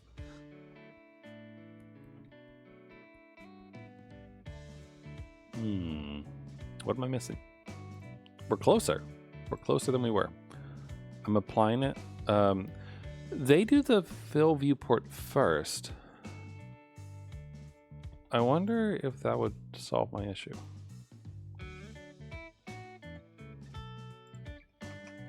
Seems, I mean, it seems like a cheap hack, but let's see if it works. Because essentially that flips the ordering of them so that I'm drawing the gutters first and then the game screen. So it would override it. As you can see, because now the drops collected is showing up on top of the gutter. So the gutter width seems wrong somehow. Like using left gutter width seems wrong.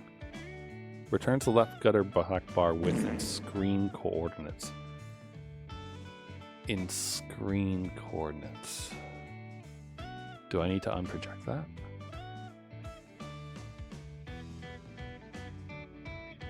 Do I need to unproject that?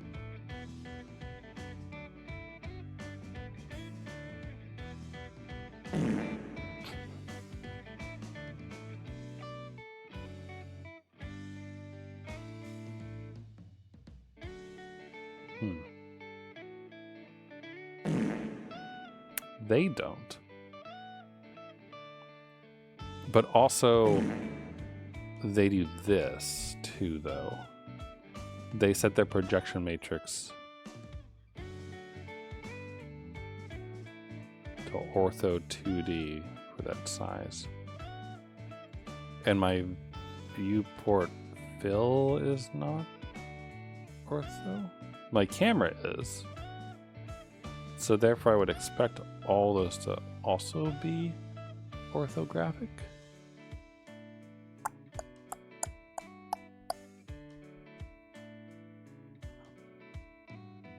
I don't know why that would matter, I guess.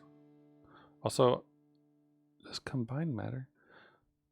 Would combine projection and view matrix.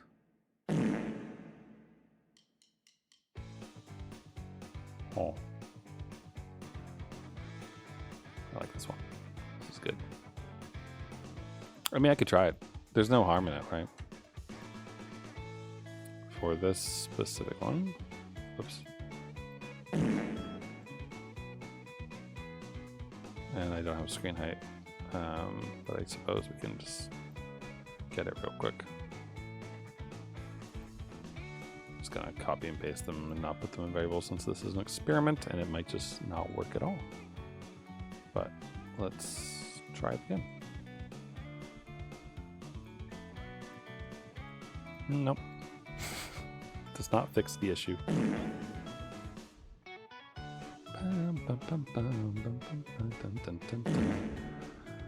This is so strange because it's just applying it everywhere.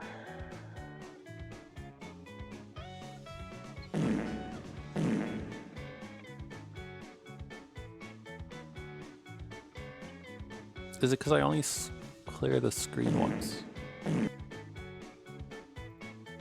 Hold on. I have a second idea of why that might be why. Now, screen utils clear. Clears the colors buffer with a specified color. I mean, that would clear out all this too, though, if I did that, right? Let's find out.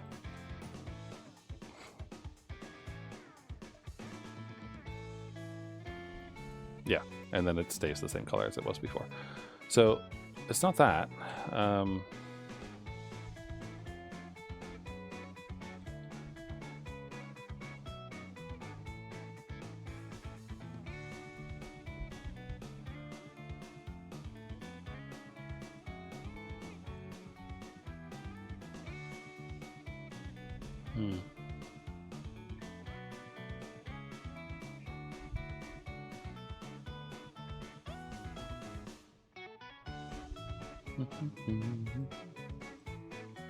I love how catchy this music is.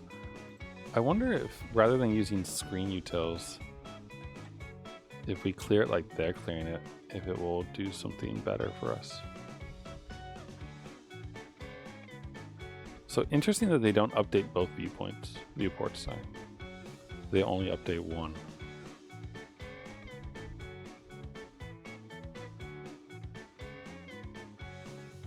Even though they have two, right? Or am I looking at the wrong code again? I'm looking at the wrong code, that's why.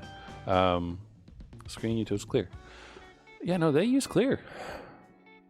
I mean, they use apply, and I use apply. Let's see. Fill, regular, fit.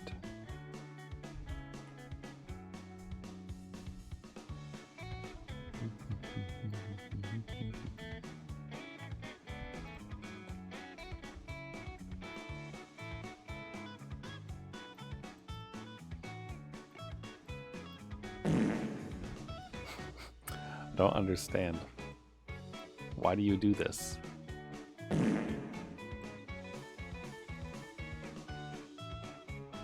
Huh.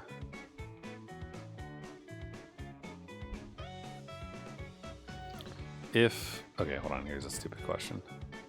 If I make my pix map literally a single pixel, does that fix that issue? No, it doesn't. All right, I didn't know if maybe like the pix map was like a wider width, so it was extending beyond kind of thing, but that doesn't seem like it. See,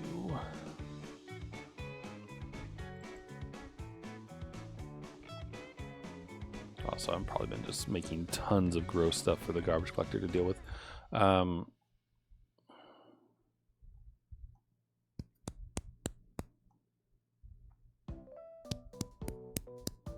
am glad that we've made progress in that, like we now understand that, yes, the gutters are being drawn. They're just not being drawn correctly.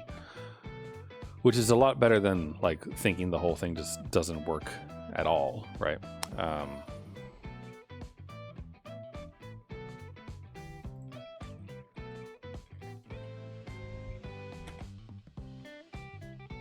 Wait, this is the wrong thing. Pretty sure this should be... Well, pretty sure it should be 0. 0, its width is the screen width.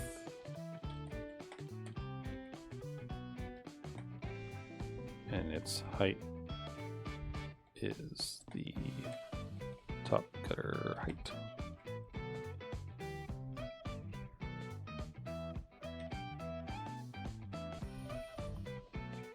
Same thing here.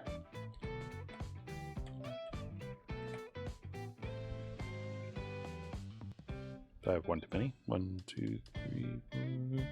What am I missing, sorry? Cannot resolve method draw texture intent. I'm missing one. That's height, width. Yeah, I'm stupid. This is the bottom gutter. So it's at 0 and 0. Okay.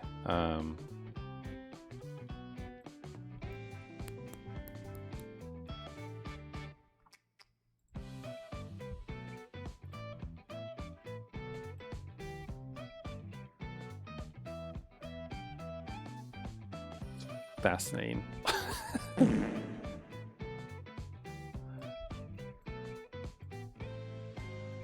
And you can see, like, the bottom gutter in this case and the top gutter are drawn very strangely. Whoops. At least the bottom gutter... No, never mind. It still ends up, like, extending beyond where it should be. Huh. Why does this happen?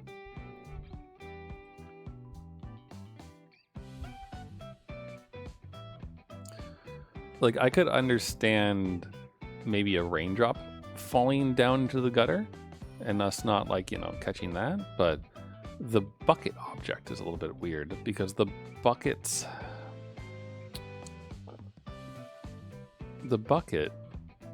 like Hyacinth Bouquet, is just there. It's at the bottom line. It decides everything, right? Where's my stupid thing?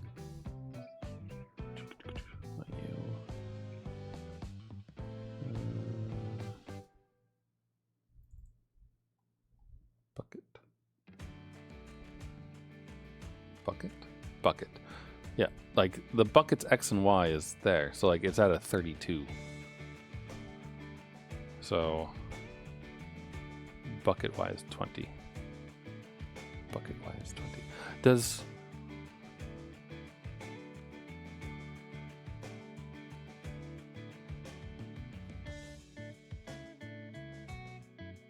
Is the problem not with the gutters, but with the location of the image itself? And because her coordinates are in, like, absolute numbers and not defined according to, like, the viewports space? That doesn't feel right. That doesn't seem like... That doesn't make sense to me. Because we draw the bucket here, and that's after we've applied this viewport, so therefore its X and Y should be within that viewport's world space, right?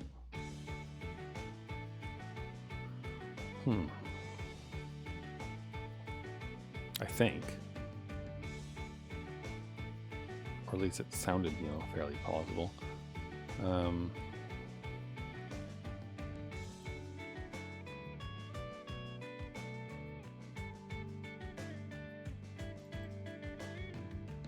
But also the drops collected, right? That's drawn at 0.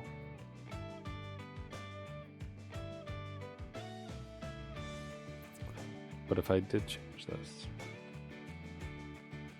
oh wait, no. No, it's got to be this, right? Because the viewports are relative to the viewport itself. As weird as that sounds. Because the whole minimap thing that dude did, right? It's its own thing. Oops. Sorry, I'm just looking at what this Discord message is. Nothing particularly interesting. Yeah, the viewports are relative. That's how the minimap works, right? Where's the minimap example?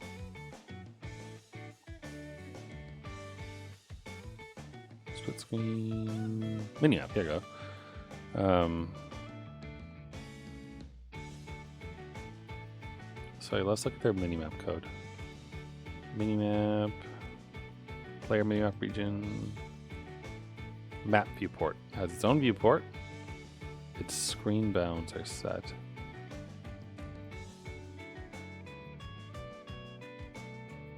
Yeah.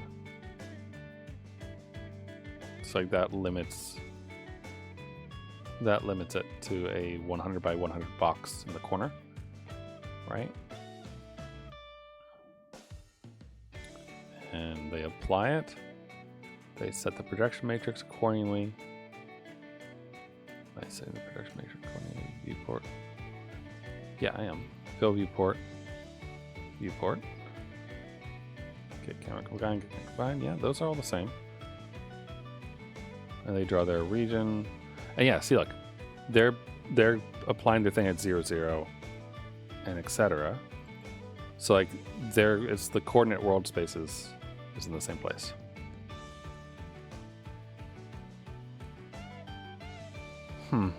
That's also really cool, by the way. I think it's a good use of linear algebra, is what's going on under the hood all over there. Resize, yeah. The resize, they reset the screen size and everything like that.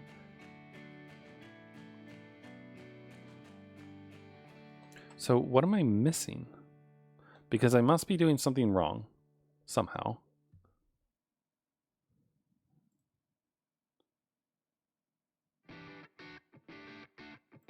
We haven't done it here. So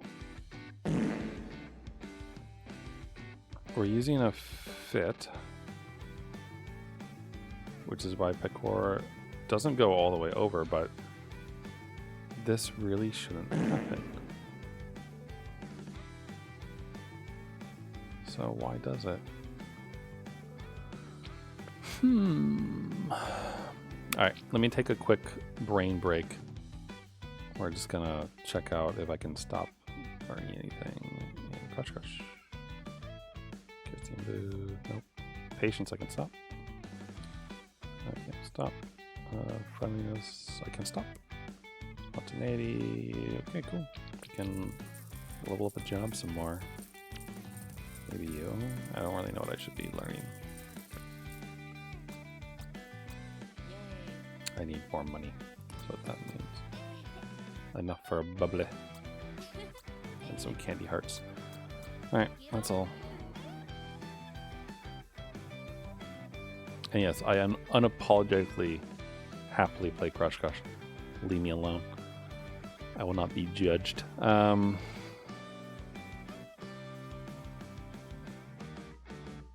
What are these? You know what? Let's answer our questions.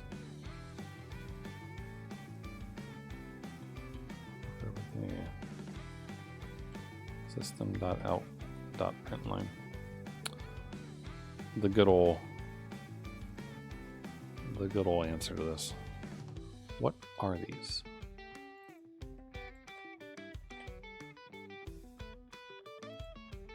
I should have looked at the left gutter, I guess.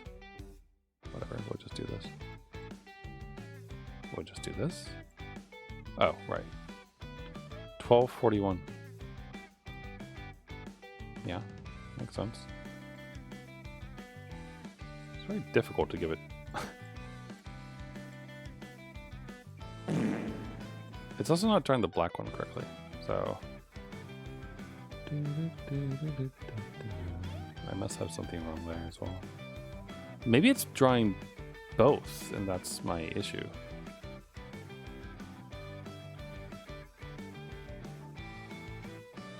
Do I need a viewpoint for both the right and the left? Is that the issue?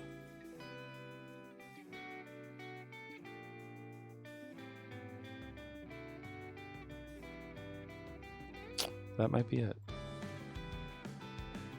Because this, not you.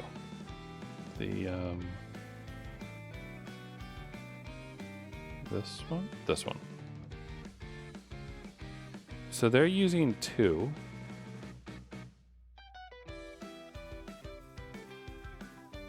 Uh-huh. Uh-huh. Okay. So they're using one texture map to cover the entire background and then drawing over that background with their thing.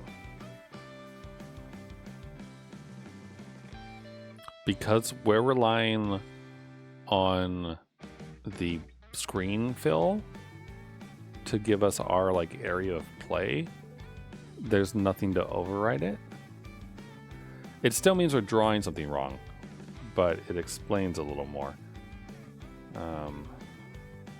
I'm thinking this get right gutter isn't quite right, but I'm not entirely sure what else it could be.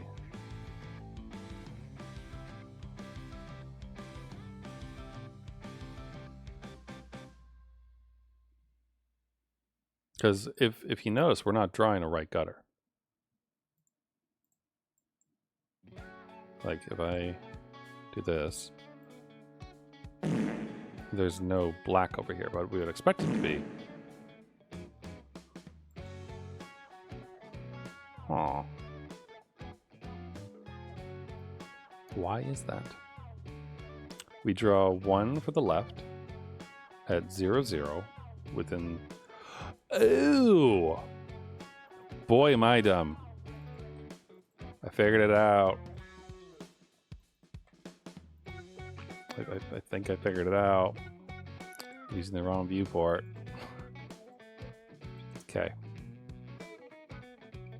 Let's see if I'm right.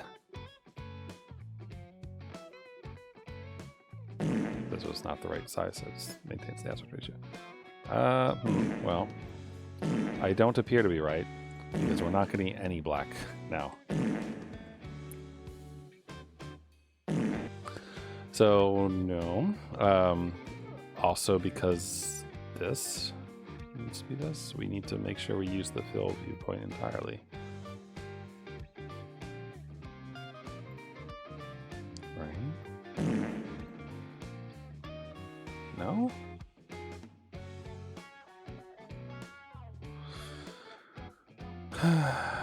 What am I doing wrong here?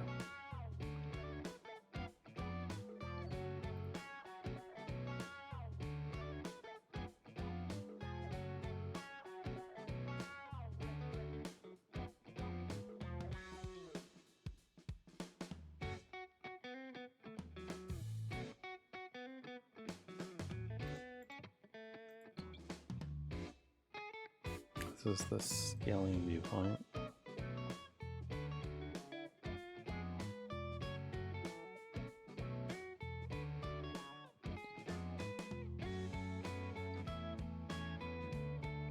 No, I'm still confused.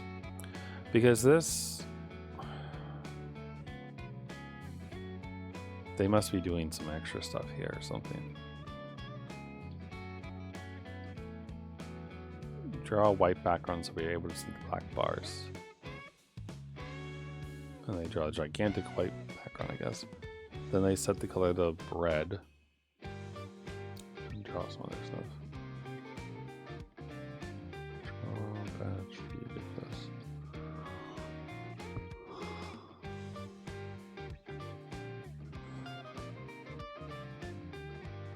I mean, I am trying to like combine 2 different examples. So maybe that has something to do with why it isn't working as expected. But in this case here,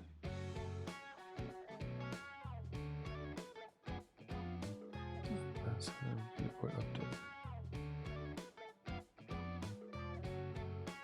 Do they never They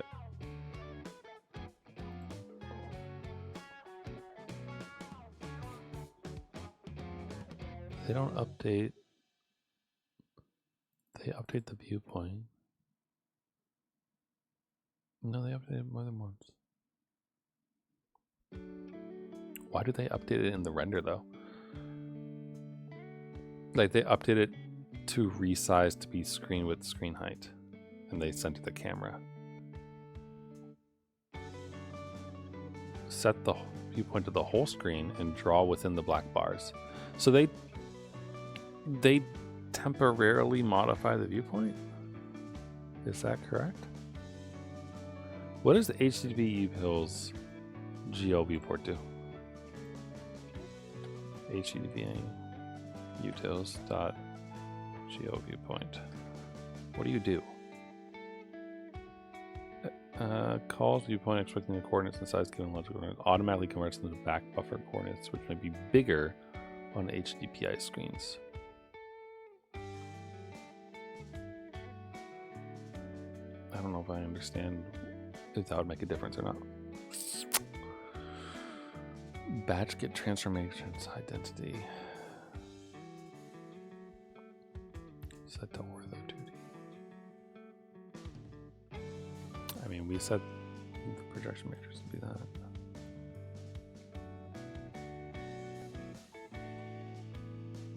I don't understand. This is very confusing to me.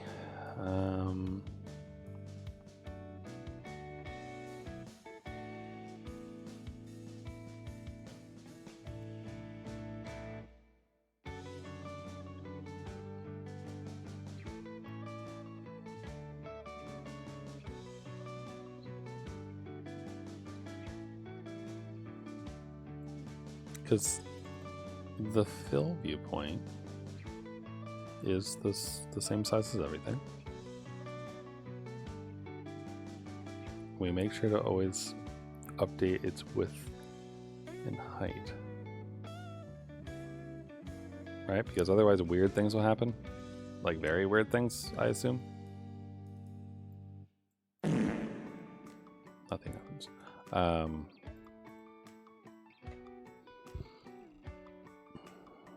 But we keep both viewports up to date with whatever the current screen size is.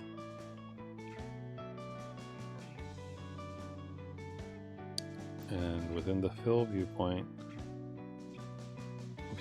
sorry.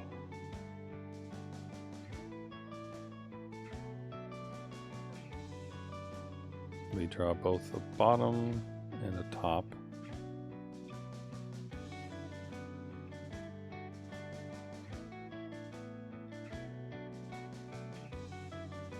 Saying the projection matrix, and then we reapply our fit viewpoint and then draw all of our stuff. But it's the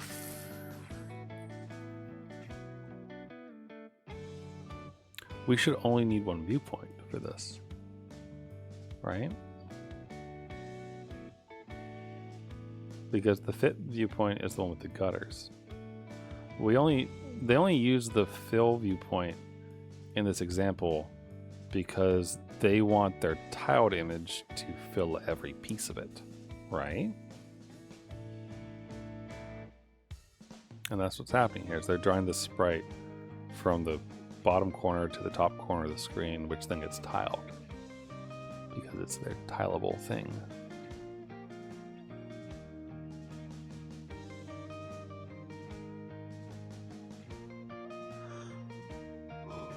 Okay. Let me try something real quick. This is, we'll see.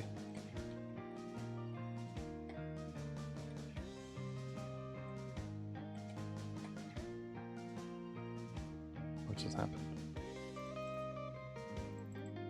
Just give me this one, VV Pixmap. Set color to 2, which is our clear color basically.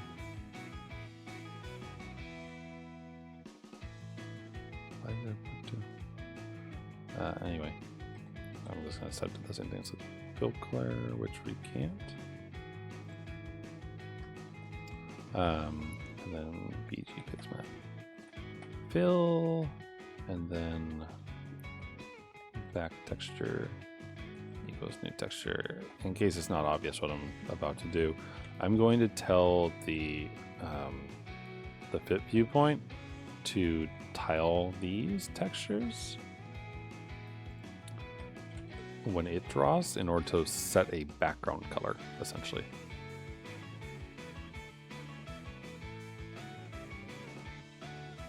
So like this will do this. I'll say, hey, batch.draw this texture from here to here. Thanks. Whoop.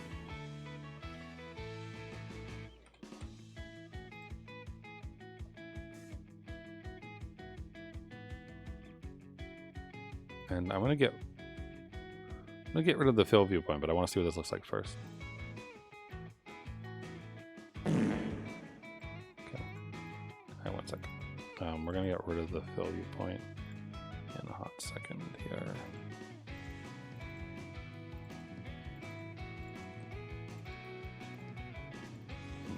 Redo what we did before. Okay. Because I think the fill viewpoint isn't quite what we want.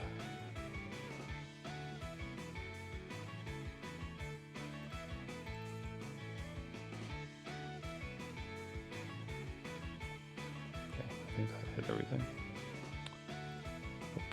Oh, right, the resize.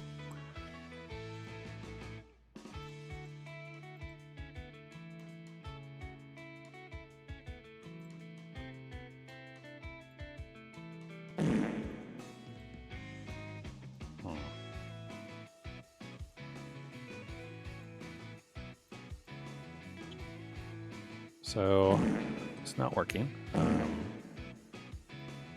My black line is gone.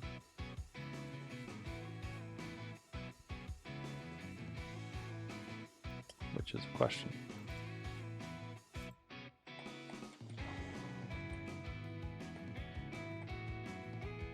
Viewport dot get left gutter width. Don't do this to me, IDE. Let me do what I want to, IDE. I hate it when they do that. Viewport.get. Yes.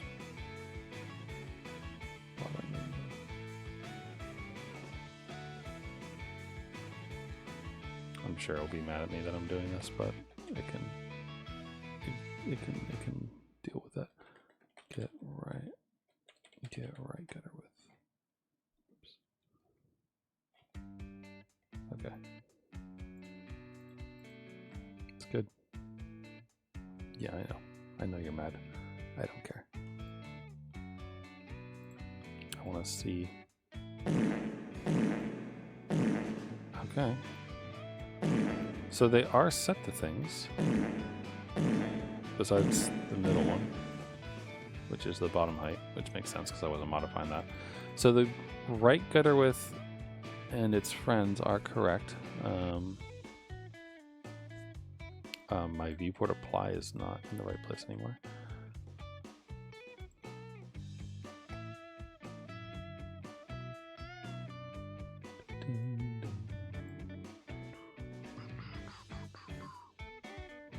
But I suppose, like, my world space is where it is. It's weird that my back texture didn't show up at all, though. That's weird to me.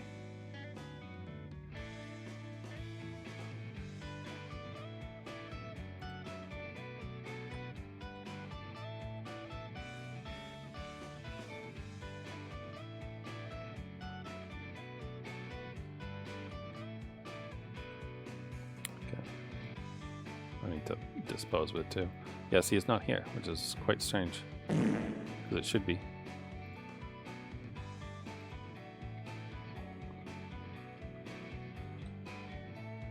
Just be something totally weird. Okay. Uh-huh. There we go. Okay, so like, it's disgusting looking. It's green. Oh, hi. Did I win yet? Kind of. I mean, look. Oh, jeez. There's gutters now. And poop.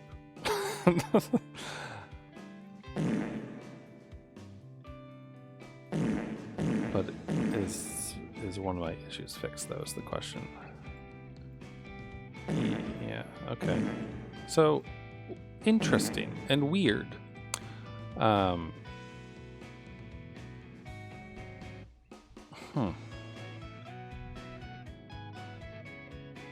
This doesn't explain why it's not drawing my my gutter, though. You know? Maybe it has something to do... Well, maybe it is. Hold on. I'll make this bigger. I'll make it a 100 pixel blob of blackness.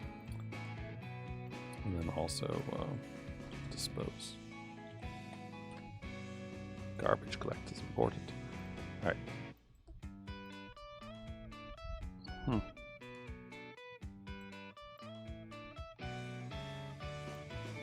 It's weird to me that this is now like behaving.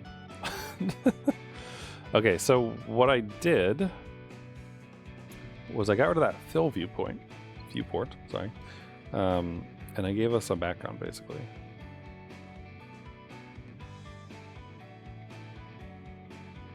So that's fine, I guess, but also still kind of weird feeling. Because it's definitely a little fuzzy as to why.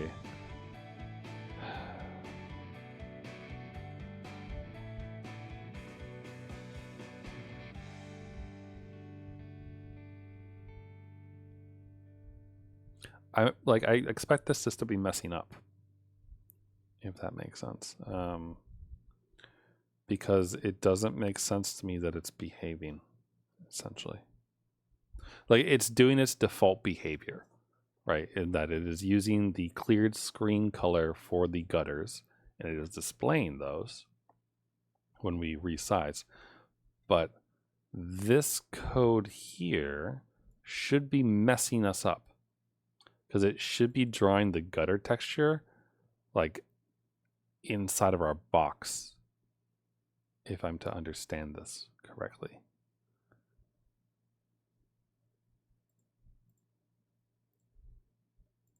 And that's the weird thing that's strange to me about this. Because like the whole two viewpoint thing here was the fact that there were two different coordinate spaces overlapping with each other, where the green thing is the fill, and that's entirely filled with one texture, using the fact that it's a fill. And then on top of that, at the same time, there's a secondary viewpoint that is fitted, so it has fake gutters that don't have anything in them. So those fake gutters just take on whatever is behind them, which is the fill space. If you're thinking about this as like layers on top of each other. And then it's the world coordinates, like this is 0, 0 right here in that, but in the fill space, 0, 0 is over here, which is why I'm confused about why this isn't screwing us up. Because this should be drawing the gutter texture in the corner. But it's not. So why? Like, it's doing what I want it to do, but it doesn't make sense that it's doing what I want it to. If that makes sense. Because this will now behave if I do this. Like, I can remove all the code I was adding to try to get gutters in, and it's still going to function, see? You see why I'm confused?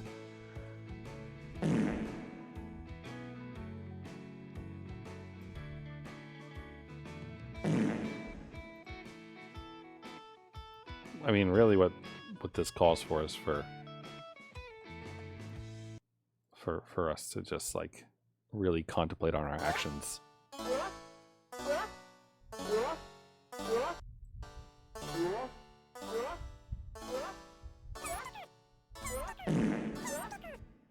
I love when the poops just randomly happen perfectly with the music.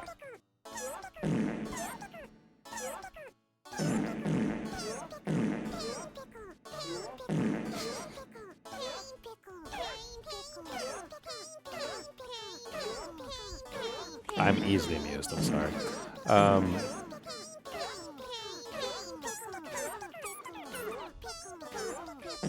It's so strange. This part is so...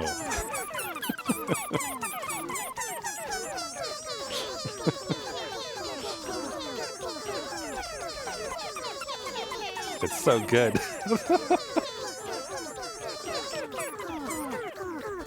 Pain, pain, pain, pain.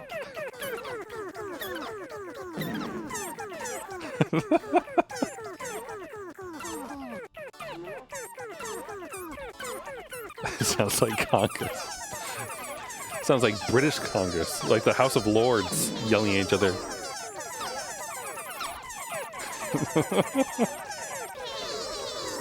Whoa.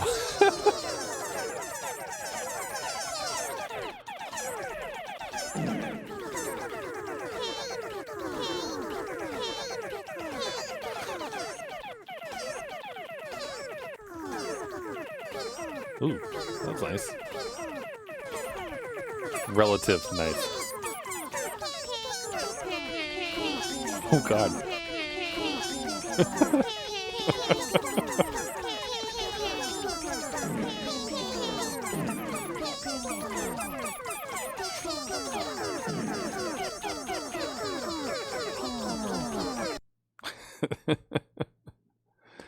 Oh man. Good stuff. Clearly, I should put this on Steam for $5. I'm kidding. It would only be $1. What the hell? It makes sense to me that... No. Okay, actually... Oh, wait. Okay.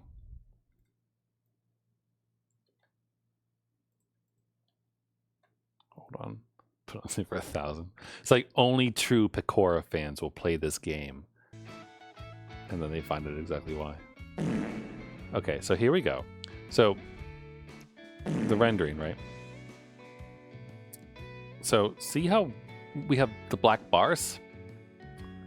And Pecora can go hide underneath them? That is the confusing thing to me from before. It's not that confusing to me anymore because we're in the same world space, but when I had two different viewpoints, it didn't make sense that this was happening.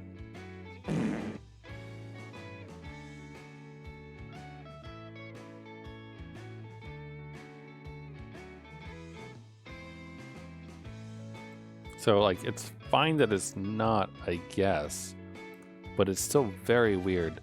So, I suppose the whole, like, drawing on the world space.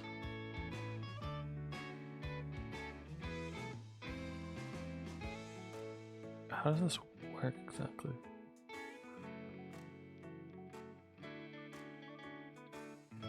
I guess they have separate cameras.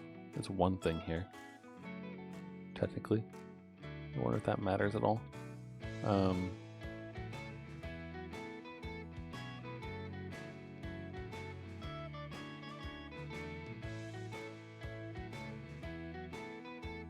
Yeah, it's just kind of strange. Anyway, I'm not going to spend more time on this because I guess the gutters are working as I wanted them to now. So that was like a long period of time spent on gutters. But I feel like I learned a lot and also like still missed critical information that I have not been furnished with. So that's weird. But it's fine, I guess. Just is strange. Strange and bizarre. Alright. Now, that said, that isn't all that I was doing. So we've gone over the memory object pooling stuff and we've made those changes. and we have now done the viewport, related changes. So I could keep going through like the wiki a bit, but also I was examining some other code. So this is the Super Jumper code. That is a game that someone made for a little, I don't know if they made it for a game jam or what, but it's one of the demos that's linked. And I was examining its code because it's kind of set up in an interesting way.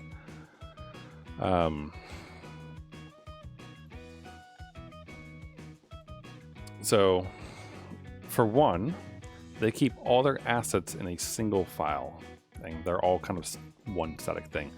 And I assume that this is partially for performance and partially for sanity, in that like all textures are loaded from the same place. So if you want to know what the textures are, you can go to one place, I suppose. They also handle, all the audio stuff here too. And they kind of define a little helper that takes into account whether or not a settings file has enabled sound or not. Which I assume maybe they do partially because of HTML targets and browsers and how those behave. But either way, they set all their assets in there. And then there's some stuff here that I liked. Specifically, inside here, I don't like that it's all flat, but they do define a game object. So like they define this, like basically anything that is a game object has a position and bounds, which is good. So they can always rely on that. And then they have the dynamic game objects, which have velocity and acceleration. So that's cool. And then things like Bob, for example, who is the squirrel in that little picture from before, is a dynamic game object. So he has a position, a boundary, acceleration, and velocity. You can see that they define like constants for him for moving and that kind of thing. And they have like state, which they use to influence what animation is playing for him at the time, like what texture map is loaded for the little squirrel friend, etc. And they do things like, add velocity, add gravity, and all this other kind of fun stuff to make simple game things, which is good. Like I like how that's set up with the class hierarchy and those kinds of things. It's also interesting how I can't play the game because the code isn't available. I could download the code and run it, I suppose, which we could do if we wanted to, I guess. But I could do that, and it's interesting how if Bob, I guess Bob isn't a squirrel. If Bob hits a squirrel, he stops, his velocity sucks, and he goes, oof, I guess, and his velocity gets set to 0. But if you hit a platform, then he gets a jump velocity, and a spring gives him a velocity times 1.5, which is kind of cool. So you can kind of see the game mechanics hidden behind here, right? For this lovely thing is that Bob, wherever he is, jumps up here, and every time he hits a spring, he gets bigger, and all that business. Or his acceleration, velocity, gets bigger. Which is neat, I think. I don't really see acceleration used in here at all. Though I suppose technically acceleration is just the square of velocity, right? But it's weird to me that there's acceleration here, but it's not defined there. So maybe it's some other thing being handled somewhere else. I kind of want to find a game object that is using acceleration, because that's interesting to me.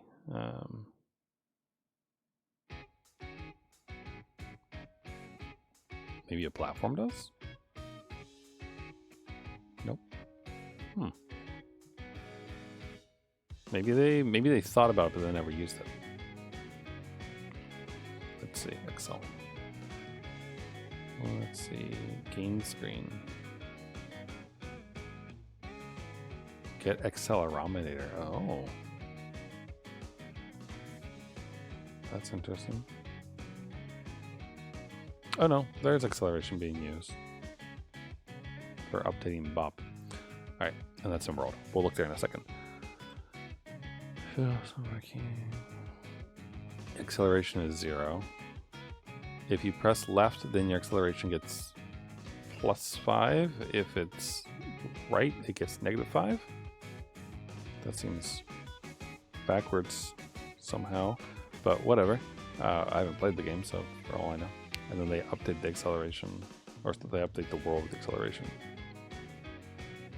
In world, there's quite a few things going on.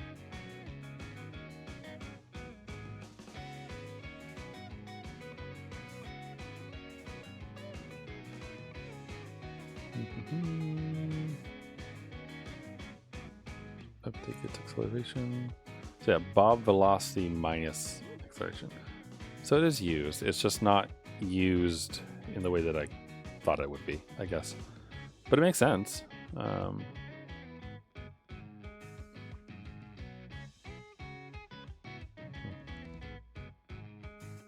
Kind of surprised me that like the velocities are modified within Bob, I guess, because he's a dynamic object. Like there's nothing to apply the current velocity to the current, apply the current acceleration to the current velocity to slow it down or those kind of things. But it's fine. Height so far. But it's neat though. It's cool to look at this little game and how it's laid out. Because like I said, I do like how those classes are put together. Having all the assets in one place is kind of nice in that like you don't have to worry about it anywhere else. So everything else is just pure game logic. And then really it's only the rendering, wherever that is. It's in the world renderer. It's only the world renderer that really has to care about it, I guess, and making sure that it's using the right assets. And you can see here, this is kind of a cool function. The render Bob one takes in Bob's state currently, whether he's been hit or he's falling or what, and that decides on which keyframe from the animation is used to show, right? So like all these things are like very straightforward, I feel, when you look at them, but like coming up with them in the first place from scratch is like the hard part, right? That someone like me who's very new to this doesn't have an intuition for. So it's neat, basically is what I'm saying.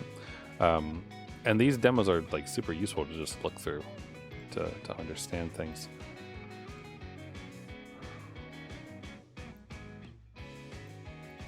So, I mean, he even has like, well, I don't know if it's he. It might be a she for all I know. But whoever made this, right, they also have a thing that's kind of cool in that they generate the platforms randomly. Like generate level here. So they just kind of generate, you know, platforms, squirrels, and coins. It's just kind of neat. Like there's an 80% chance, or sorry, there's a 20% chance, rather, it looks like. If you are in the first third of the world height, for there to be a squirrel, I guess is what I read that as. And they're added 2 squirrels. Oh, I wonder if he's using a pool. No, he's using an array list. Wait, he's using an array list? Why are you using an array list? Why are you using Java util? What are you doing, man? Sorry, the tutorials and all those things like go over how you shouldn't use this, basically. So they also note that a lot of these demos are, you know, game jams and other things. So it's not like they're perfect best practices. It says so, right here. Yeah. Note that many of these demos have been created during game jams. They may not necessarily reflect best practices. But it's cool, though. Super Jumper. They have a Flappy Bird clone. A pinball game, which is cool. Space Invaders. And Kubok. Kind of curious about that one. Ooh. It looks kind of like Mario. Does it actually work? Ah, damn it. That upsets me. There's a post modem. I bet you that's 503 AM. I want to play this one. I want to read that postmortem. That sounds interesting.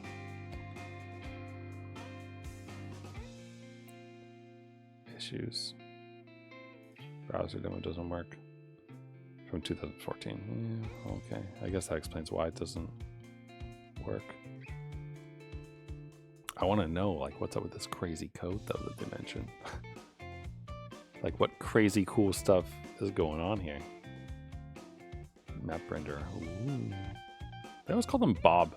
What's up with that?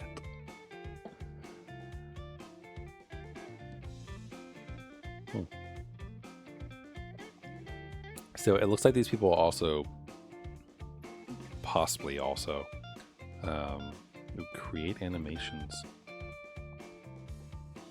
New texture region. Data tile. Bob texture. Is there. Split. Split the texture region of Bob, I assume, by 2020 spaces in order to get this stuff. Where is, where are the assets? GDX files.internal. Is this like something I don't know about? Internal files not found. No, right? God, that's so bright.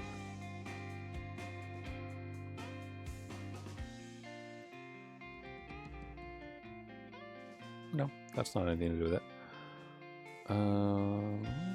Okay. Because I'm thinking maybe something we can do for fun is make an animation here. Or like define something that would have an animation, I guess. So it'd be kind of interesting to look through how these ones do it. Which seems pretty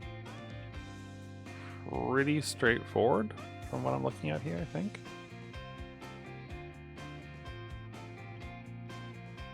anim.get keyframe. Ooh, rockets. Man, I want to play this game. But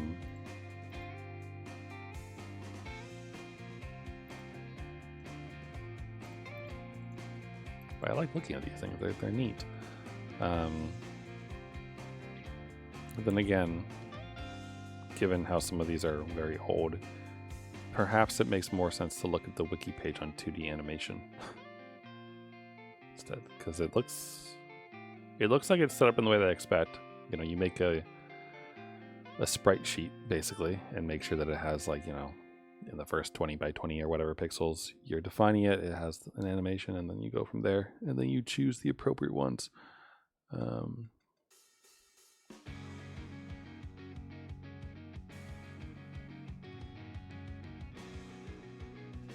Yep, get keyframe.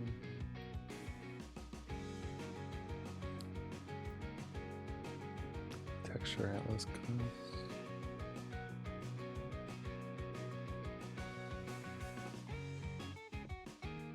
Sprite example. All right, let's look at this example. The following code snippet will create an animation using the animation sheet.png sprite sheet and render the animation to the screen. So it's got 6 columns and 5 rows.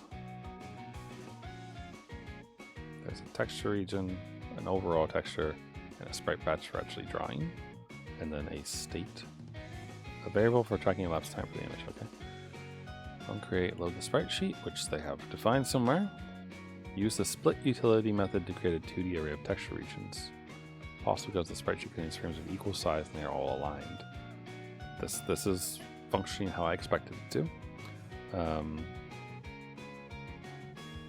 Yeah, interesting. Walk sheet. Yeah. Place the regions into a 1D array in the correct order, starting from the top left, going across first. The animation constructor requires a 1D array. Okay. Makes sense. Initialize the animation with the frame interval and array of frames. Frame interval? 0.02. Okay. So like the delta time that's passed down to the renderer, like how long has it been since that, I guess? Instantiate a sprite path for drawing and reset the elapsed animation time to 0. Okay. clear the screen. Add in that. But they're not modding it, which is interesting to me. Get the current frame image from the current state frame, begin and draw it. And this will only animate once though, right?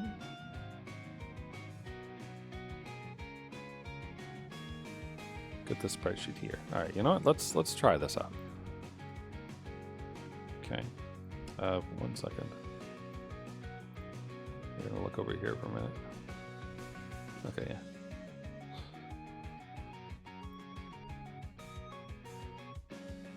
Where's my assets folder?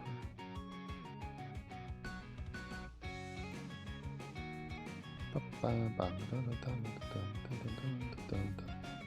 we go. Alright, now we're good. Sorry, I just didn't know where my my open save was gonna land us. So, in the interest of not getting banned, do that. Alright, so let's put this funny running guy somewhere. So let me just put this over here for my own reference. Okay.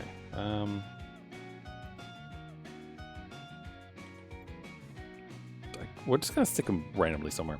It doesn't matter, honestly. This is tutorial code, so it's never gonna go anywhere. So let me think here. Ah, I know. We'll put him on the main screen. How about that? He can be like our mascot, basically. As silly as that is. So not game. Yeah, no, game screen, right? Nope, main menu screen. My bad. Main menu screen.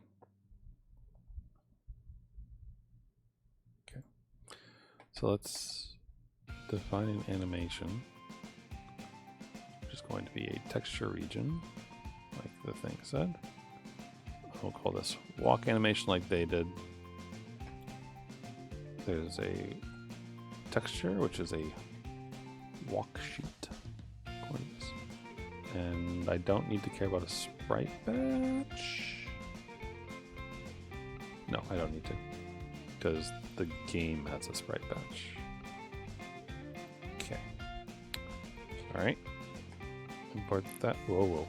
Excuse you. Excuse you, my friend. Import that class for me. Thanks. Okay. So we have that, and then when we create it, I suppose, set up our sprite sheet.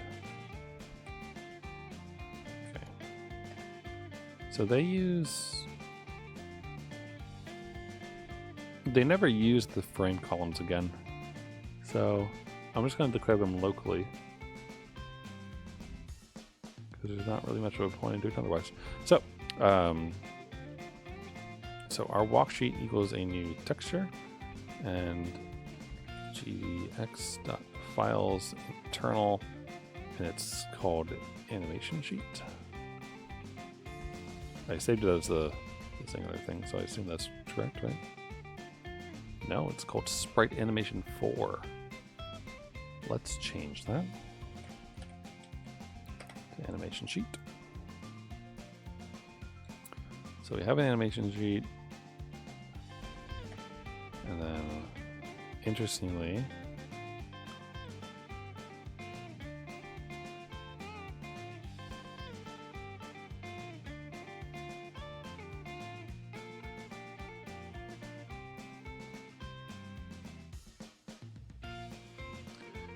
so this is kind of, hold on, let's reread this real quick.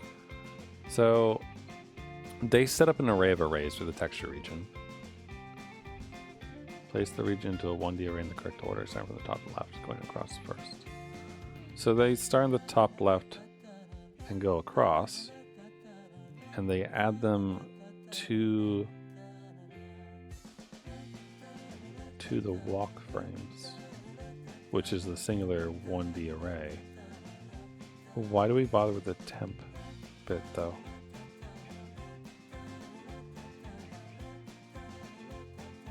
New texture region. What is temp actually used for? Okay. Sorry, I understand. I understand now. My bad. Okay. It's because it's from the assignment itself. That's why it's used that way. So this is a texture region, and they call it temp because it is temp. So split the walk sheet by, I don't like the way they're doing this. I want to do it the way I like to do it. Though this IDE doesn't want to do it, and that infuriates me. Thank you.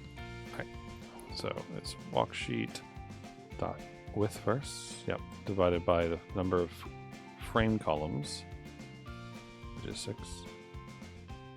And the rows is 5. Walk sheet. I forgot to put in a comma. And that's it. Okay.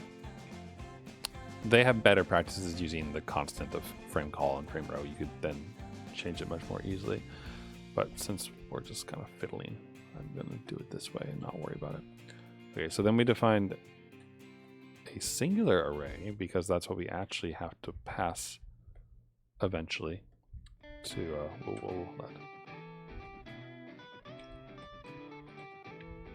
that's what we have to pass eventually to people. What are you mad about? Sorry? You're mad about that. Makes sense. I'd be too. Alright. And then we iterate. So int I equals 0. How often do you actually get to type that up? Actually, wait, we start with rows first. For each row. And actually, you know what? We're going to be smart. Thanks. And then int column starts at 0. While it's less than 6, we'll go up. And then we will set the individual walk frames at an index that we'll define in a second. So, row, column.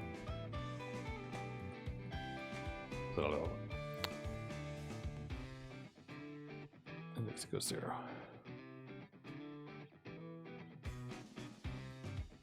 This is the code they have. I don't like that index plus plus inside of a thing like that.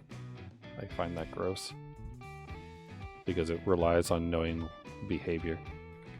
Like whether or not the plus plus applies after you use the value before. So, don't like that. And it also shouldn't be 0 here, it should be the index. Okay. So that will define the one-dimensional bunch of frames for them, which would be great. And then the walk animation is equal to a new animation.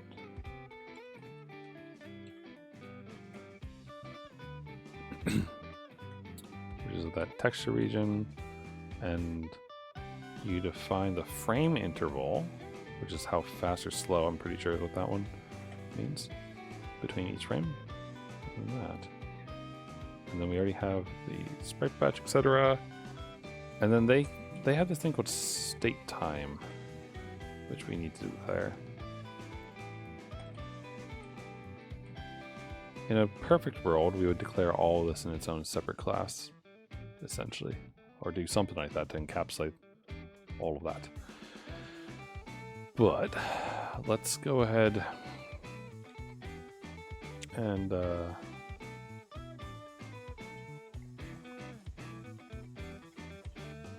this. Where should we draw him? You know, we'll draw him at 400 and 600. Something like that. Alright, so the texture region, which is the current frame, is equal to the walk animation, get the keyframe at the state time. Oh, that's why they don't mod it, because they say true. It handles that internally, it looks like. Okay. It's not game.draw, it's game.batchDraw. And then we just need to make sure we clean up after ourselves. So the sprite batch, oh, not the sprite batch actually. It's a walk sheet though. Dispose the walk sheet when you're done with it, thanks. Okay, let's see if this worked.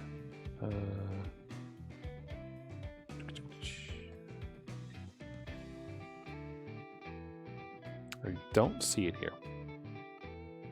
This is where I would expected our lad to show up. So the fact that he didn't is odd.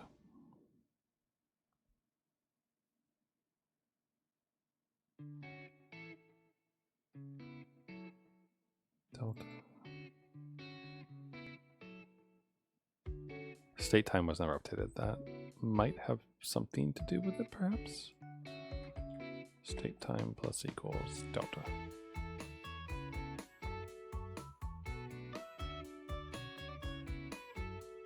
Yeah. All right. Try this again, I suppose. Oh wait, 480. No wonder. 300. Okay. There it is. Look, we have an animated sprite man running around. Welcome to pain. Look at him go. And then he disappears, and you start farting. Perfect. And it's got gutters and a black line. Why does it have a black line? Are we gonna revisit the gutters? Is that what's about to happen? Molly.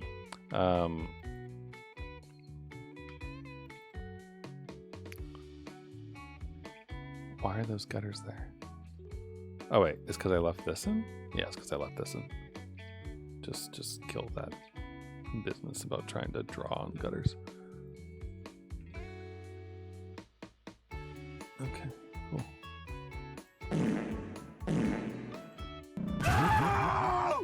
Exactly. The poop.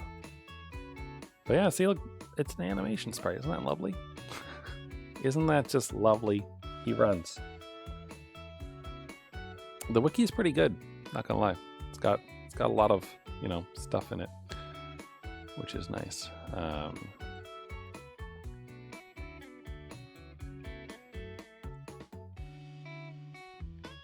that's handy. Best practices. Pack frames into one texture along with other sprites to optimize rendering. Done with the texture packer. Settle for a reasonable number of frames within the game type. For a retro arcade style, 10 FPS may suffice. Good to know. Did they make notes about how to use the texture atlas? Let's see. Texture atlas classes will be used for combining many separate texture regions into small sets of textures to reduce expensive draw calls. All the source images of an animation should be named with an underscore and frame number at the end, such as running 0, running 1, etc. Texture packer will automatically use these numbers as frame numbers so long as the packing parameter use indexes is left true. That's cool. So you don't have to pack it yourself, right? So like this is that sprite sheet that we just used, and like we did all that extra work around like computing. Where is it? Sorry, let me pull it up. Here it is. So like all this work here around like iterating through these columns to get all of the keyframes and everything. We did all that, but it looks like, according to this, you could avoid that if you wanted to. Excuse me.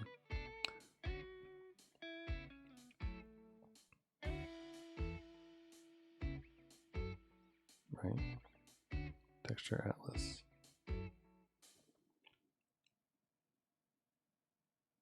So like you would name, like you would have like a folder probably, right, for each character, and then have all their frames in it, I suppose.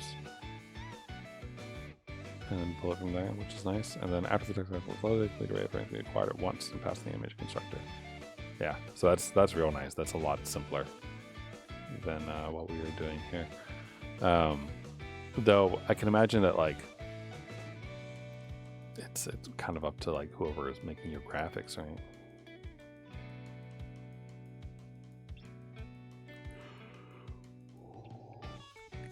Loads the specified patch format using the parent directory of the pack file to find the page images. Makes sense. That's cool though. It's like you make a folder called running and then have all these files in there. Or I guess even if you didn't have a folder, if it was all just in the assets, which would be gross, but if you did that, then it would work, I guess. That's cool. We can make a really shitty animation real quick. It'll be odd, but we can try. So let's see here. We paint. God, that's bright. All right. Resize, please, to pixels, and it's going to be a very simple one. Let's have 100 by 40, and then 140, and then every 10 pixels. No, every 20 pixels. So I'm just gonna sub some guidelines for myself. Put a dot on each one. This isn't. I never said this was gonna be a good animation, by the way. Just that it would be a animation. So we'll make a red like this, and then another bit of red, right? And then another one. You might be like, what the hell is this, right? We're going to replace the droplet with an animation. This is what's going to happen here. Because clearly that's what really needs to... That's what we need to elevate this game. Beautiful. Okay. Assets. We're going to call this dropsheet.png. It's tempting to split this off, right, into multiple things. We could, I suppose if I was like less lazy, we could just make a two-parter or something. All right, I'm feeling less lazy. Let's do this. So let's have it be, whoa, hey, no. Resize, do not maintain. By pixels. Thank you. Actually, I suppose I don't need to just do this. Beautiful. All right. So let me save as. So let's call this red drop underscore 1, and then we will kill it all, and then make a slightly different one. And then call it red drop 2. Like I said, never going to be a good animation, but it's going to be an animation. All right. So then, we can now use the texture atlas to get this instead. So let's go to our main menu, and then, oh, sorry, not main menu, game screen.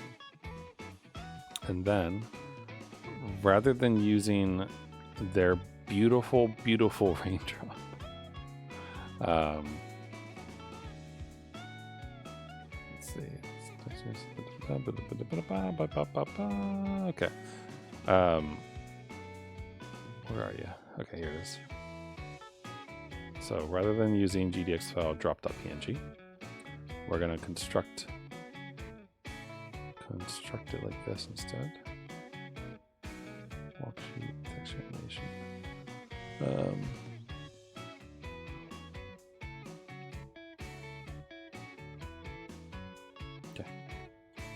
still want this, but also confused. How do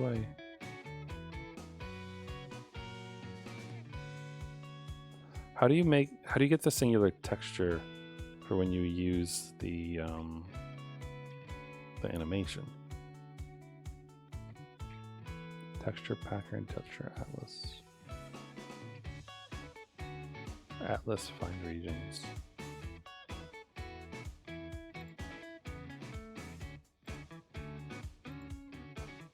Texture atlas.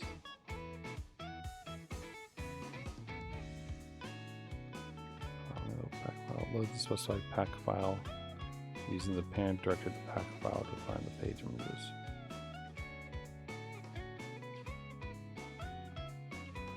Okay, so I think we need to do this. Red drop. Yeah. Okay. And then this is going to be a texture atlas instead. And then it's red drop. Spelled correctly. And you're mad because of this. Where's the drop? Okay. Okay. So that's the drop image. And then let's go where else it has broken, because it definitely has broken here. Oh. I wonder how this will work. I know how it will work. Okay. So we're also going to need the animation for each, because this is now getting a little bit more complicated, right? Because the raindrops, there's more than one, but they're all using the same thing. But the keyframe that we get will be different. That's important. And I think we can handle that by modifying the raindrop class. So let's just do, it's private.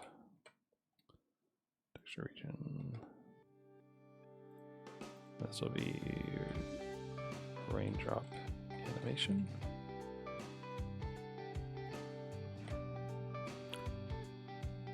Okay, thanks. And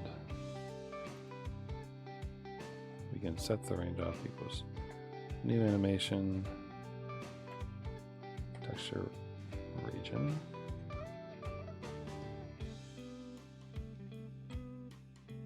Oops. Okay, and I don't know how many frames each thing should last, but probably not that much. We'll see. We'll fiddle.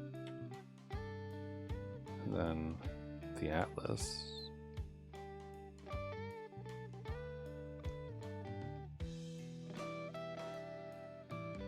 What's the name of my atlas one?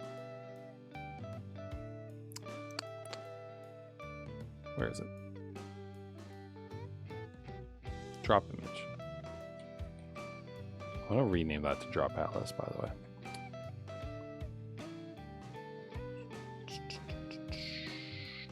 Drop image.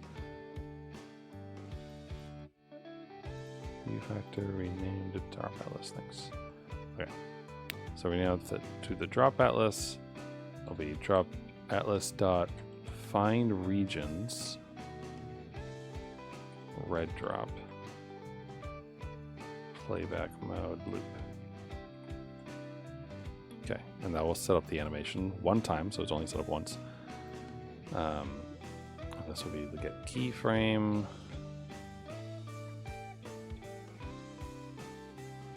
Yeah, because that's the same thing as before, basically. Get keyframe will have the state time and true.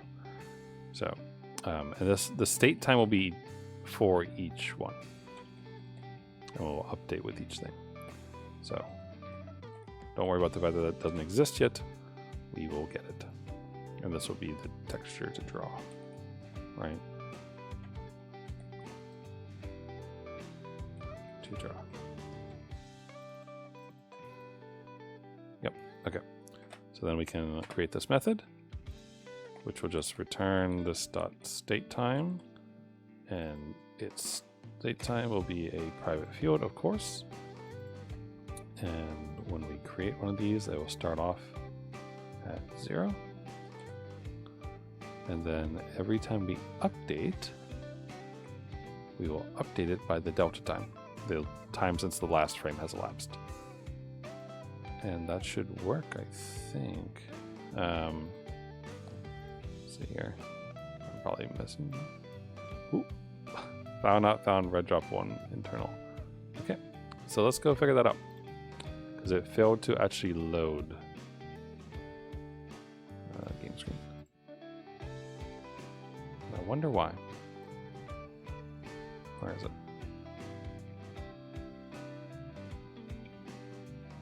Red drop. I wonder, does it matter? It's like this.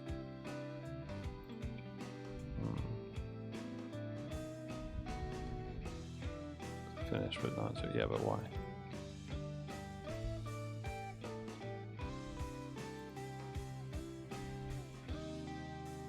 Windows. No, still not happy. All right, hold on.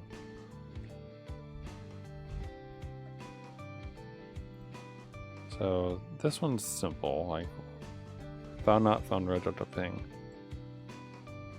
Are you looking for it here? Is that the issue? That I didn't need to move it? Let's find out.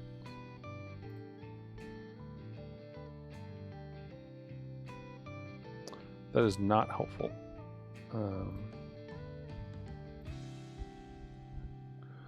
Exception failed.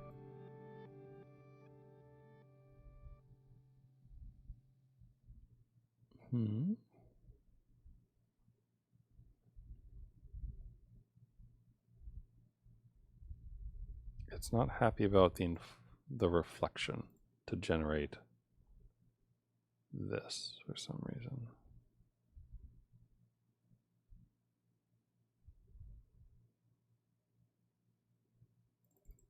Okay. Private float state time set. That can be set that, which is fine and whatever, but why?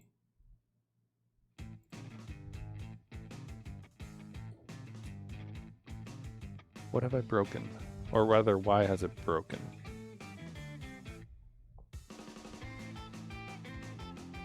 Because honestly, nothing that crazy seems to have happened, right? Wait, I need to don't I need to define how big the things are? Hold on. Where's the important bits? Files, internal.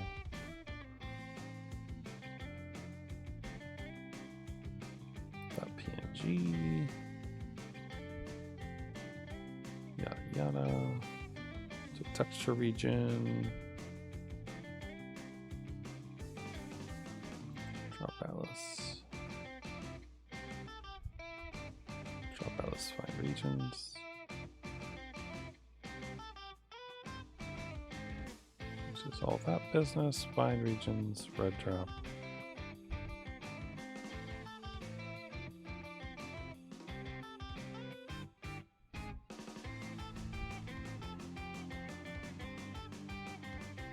I don't really understand.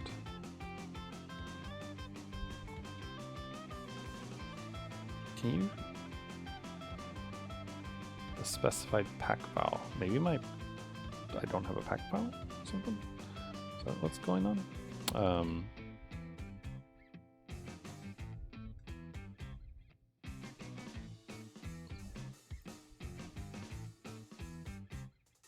Each time the game is run, all the images are packed. Okay.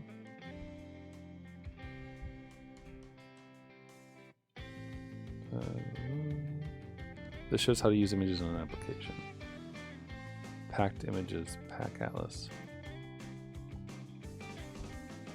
I mean, that the fact that it has like packed images in there sounds relatively important.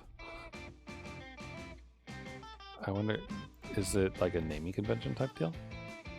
Like this dot pack? Does that do that automatically? No, right?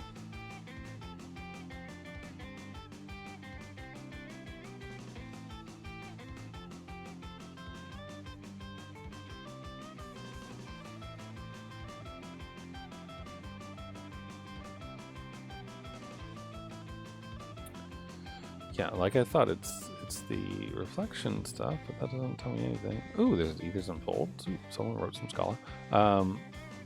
What's your issue?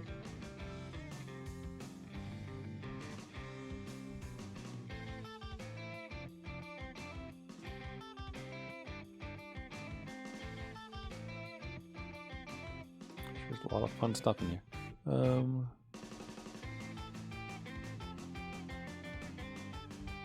What is it not happy about?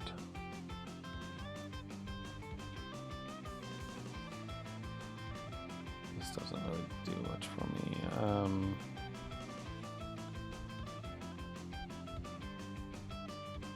Can I know if this worked? Oops. Debug, please. It doesn't get there in time. But does it get there? It does. Okay, so this is helpful. Yeah, I see you. No fields to display. Invalid expression. Yeah, can I do that, please? So, GDX files dot internal red drop result. There's values. So like that looks like it finds things. Does this find things?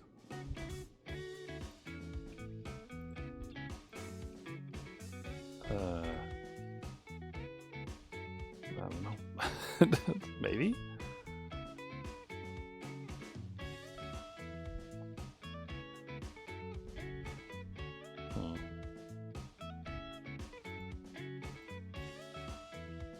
Like, I know it's gonna fail, which is why I'm so curious about it.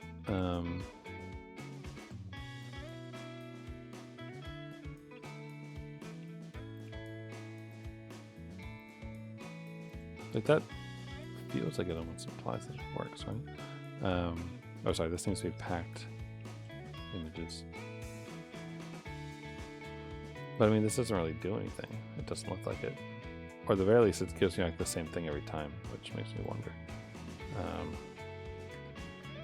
Packed images.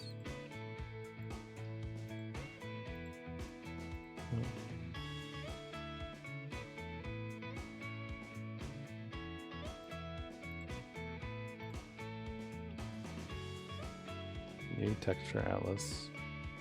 Atlas region. Fine region. Sprite design.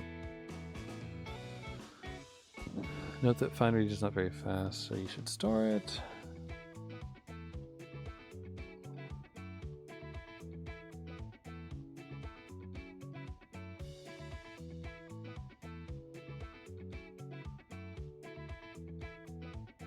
Texture pack.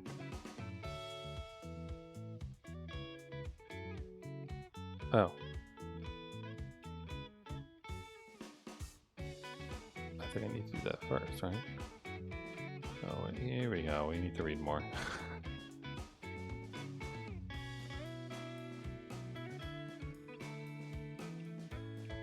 The texture packer class is a tool that will do stuff for you. To run the packer, you need to do stuff first. Okay. So the issue is that I haven't packed anything, and they give you a nice snippet for your game code to run. Yeah, small, where are they? This. Yeah, so I'm here. before they kick anything off. So, gosh, where am I? I mean, I see them doing their thing. So this is like,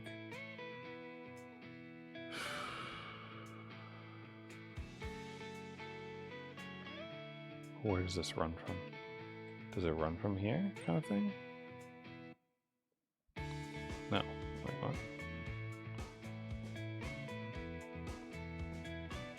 Assets, right? And these settings, I don't know if I max width, max height.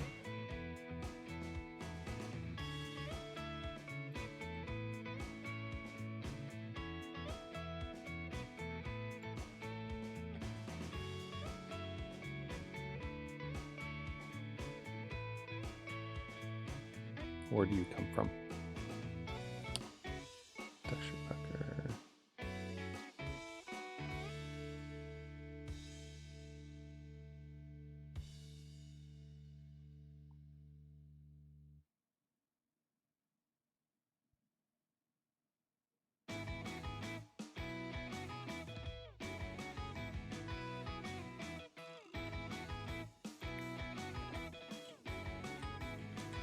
Let's try to find it. So, I would assume watch maybe some assets. Nope. Is it in the utils? Nope.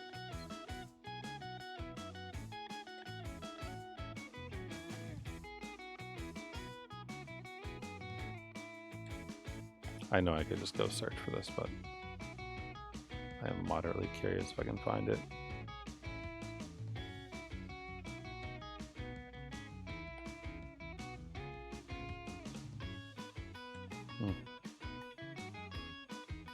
No. Alright. So try to find it. libGDX texture packer.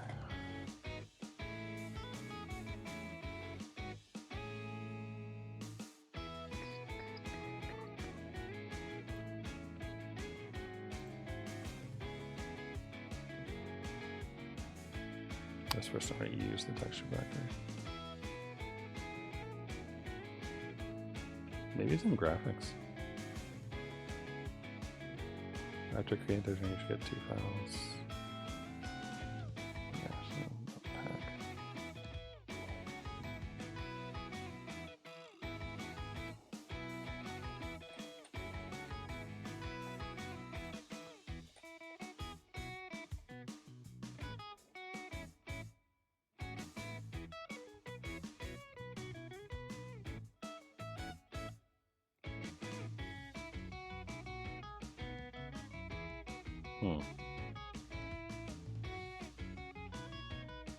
The packer is not here. Right? Nope.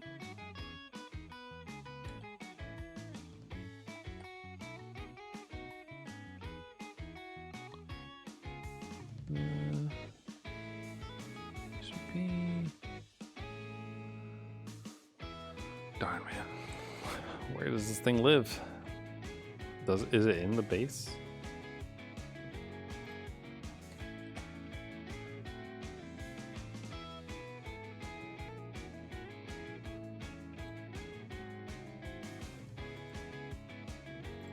It's just consumed via the climb. Yeah, I see that. But like, you're gonna like tease me with this solution? Oh wait, there you are.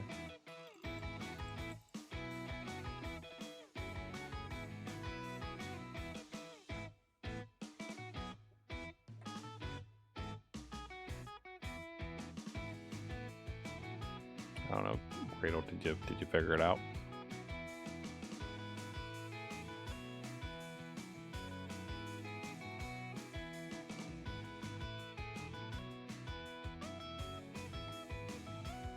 I'm gonna guess it's not doing that. Boy. If you use Gradle on the texture packer, add GDX tools to your build.gradle file. Okay, where's the build.gradle file?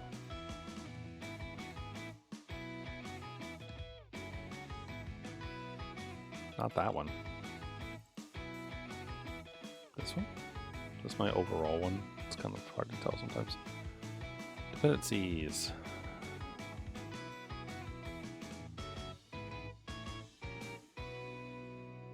Is it in here? Hold on. Oh wait, oh, they have it right there. Derp, build script, dependencies. Let's find build script. Dependencies, class path. Save. Okay. I feel like we probably still need to do something, but unknown get version. Really? Because GDX version is there. Maybe it needs to be put.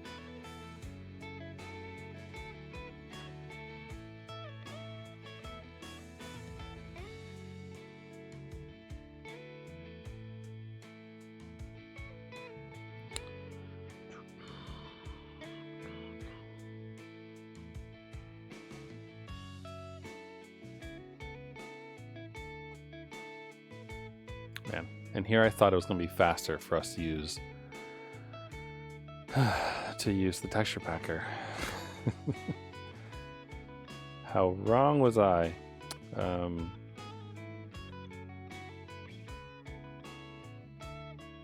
your main build griddle.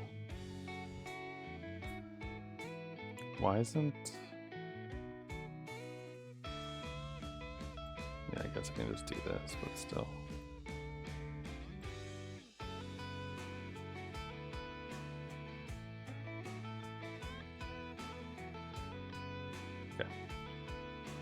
So, can you import this now?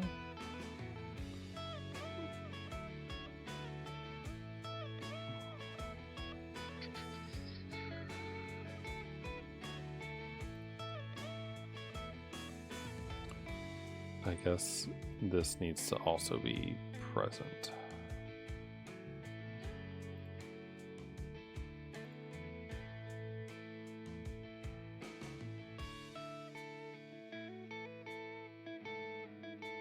Does that help?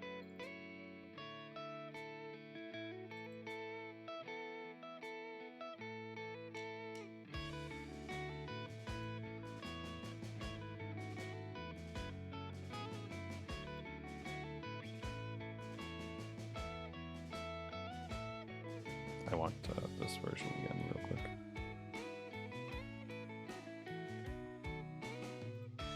What is the...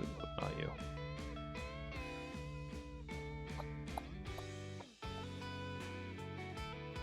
Oh no. Okay. Okay, but you still can't find it, huh? Huh. Why not?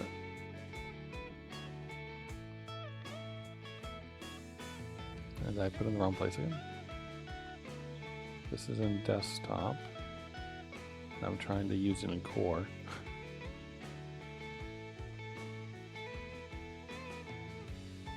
But didn't I already...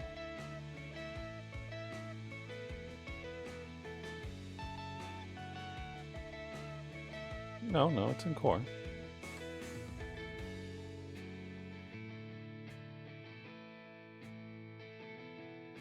What am I missing? Implementation project. I wonder if there's something else that I'm missing here. I'm like too dumb to notice or something.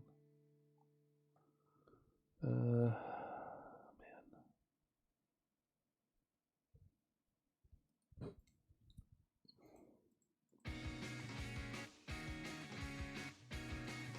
Box core. Tools, don't put me in core. Desktop only. Okay. Well, don't like tell me not to put you in core. Alright, so don't put it in core.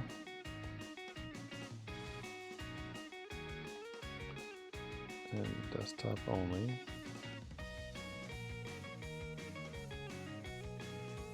I guess just ditch it here then, right? Core, yada, yada. Okay. Still not happy.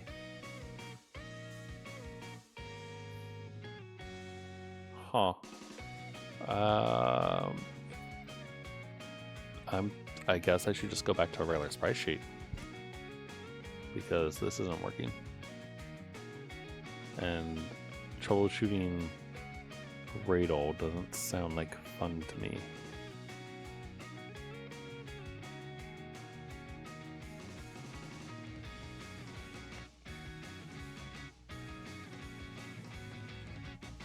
So it's interesting that this one has class path while the other one has the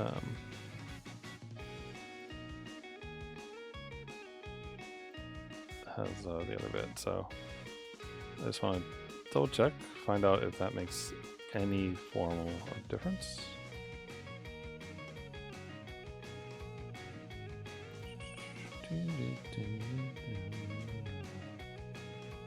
Cannot find method class path for arguments. Okay. Doesn't really help me, does it?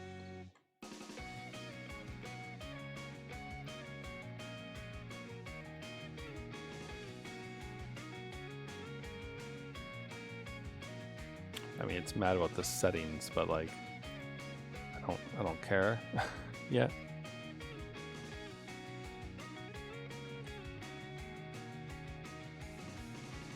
Because, like, I assume that also comes from here, probably. But it's not able to do that, it seems. So, am I wrong? Yeah, no. Alright. I'm gonna give up on it. It's not worth it. I mean, it seems super handy, right, to not have to do that.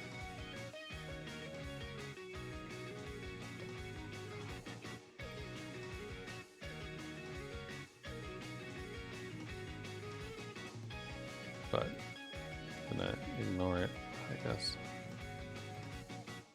So return you to what you were. Okay, so we shall change this around a bit. So rather than red drop 1 and 2, we'll just go back to paint. Ooh.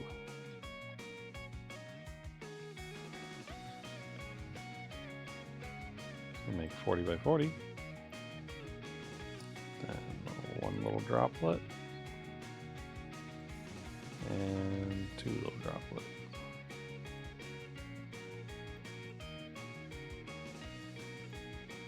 Beautiful. Alright. Drop sheet. And also, well, I'll get rid of the other ones there. Thank you. Remove these from existence.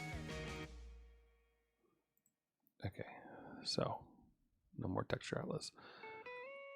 So instead, let's refer to the way that we did this before. So we made an animation and a single texture, which means that our main... Whoa, why did that just happen? Stop that. I lost everything. Okay, that's good. Thank you. So I don't like it when that happens. I know it gives us more real estate, but I was used to this view. So, where's my garbage? Okay. Game screen. So we're gonna reverse course here. So Control Z. Undo deleting, no. Really? Okay. So let's do this. So you're no longer that, you're now...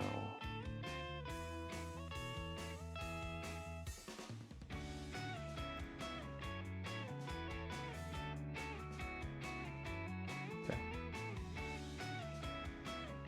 So you're now drop sheet instead is your new fantastic name. So you're going to be equal to a new texture, I suppose. Yep.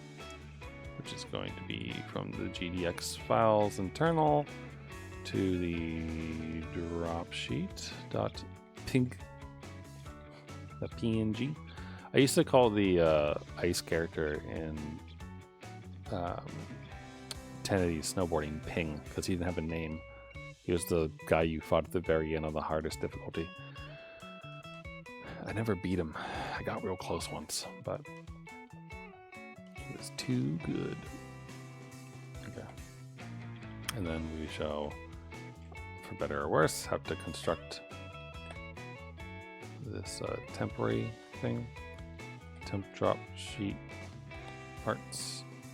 And that's going to be texture region dot split. And the tile width is 20 and the tile height is 40. Yep.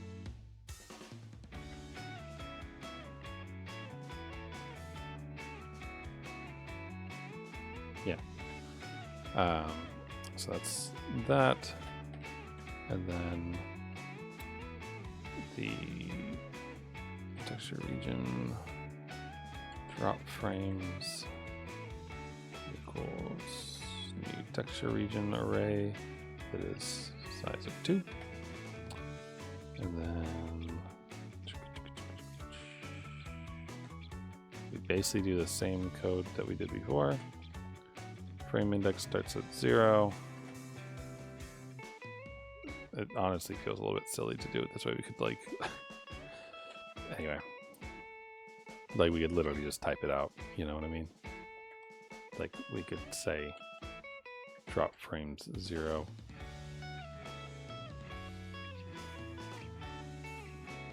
But let's be good.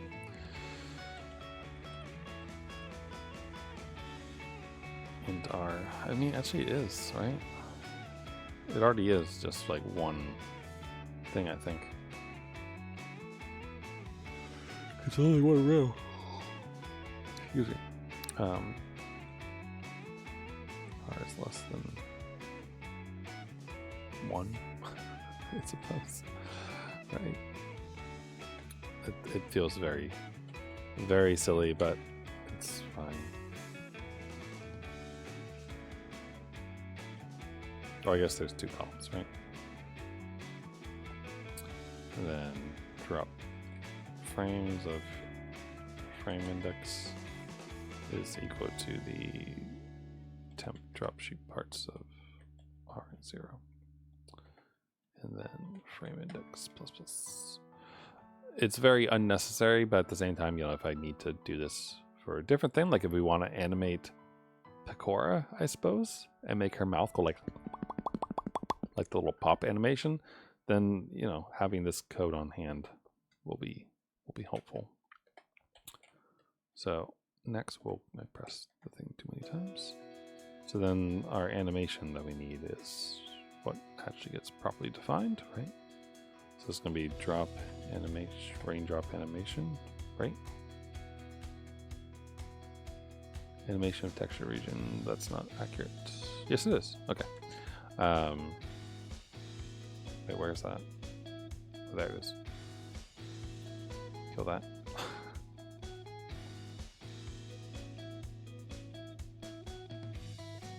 Is equal to a new animation that is, we'll just take that. It's probably way too low, high rather. Drop frames. Okay. So that should behave, and then the raindrop animation, I think all that is still the same. Let's find out. I have one too many parentheses.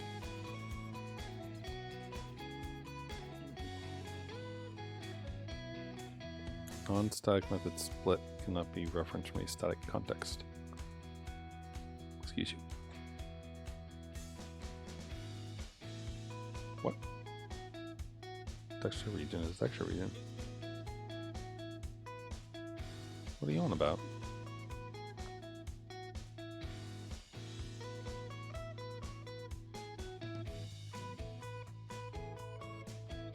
Texture region split. Did something wrong get imported? No. I mean, this looks right. But you're mad. Why?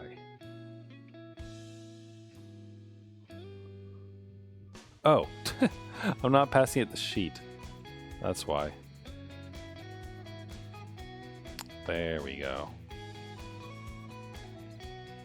And then I used Y by accident because it's just habit, I guess. Drop hat list doesn't exist anymore, but drop sheet does. And does the animation need to be disposed of?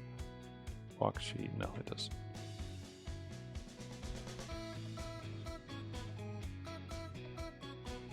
Did I miss something? Finished build. That's cool. Oh, duh. It's under other and run.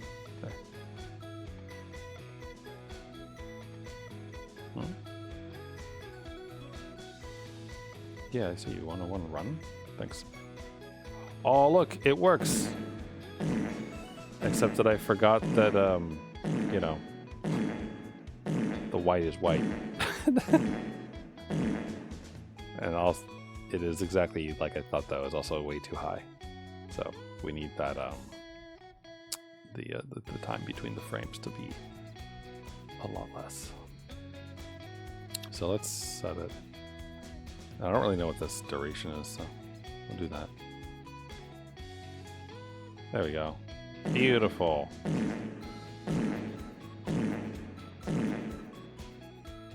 All right. And of course, they're PNGs. So if I open up, how do I do this?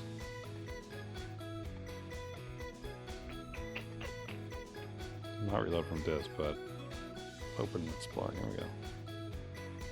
Let's edit with Paint 3D, and then canvas, transparent canvas on.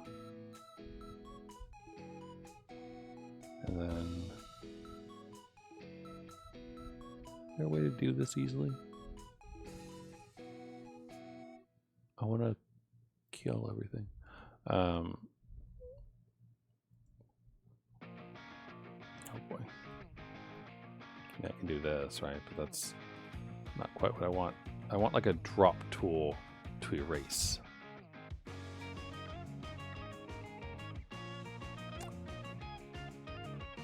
Fill.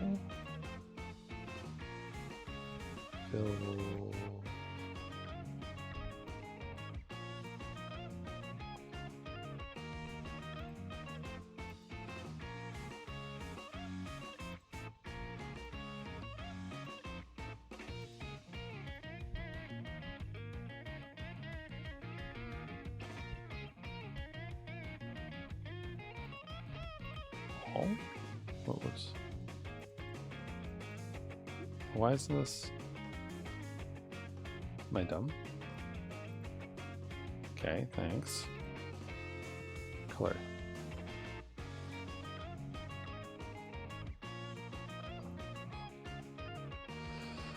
All right, be that way. Refine your cutout. All right, remove this. Add all that, but remove this.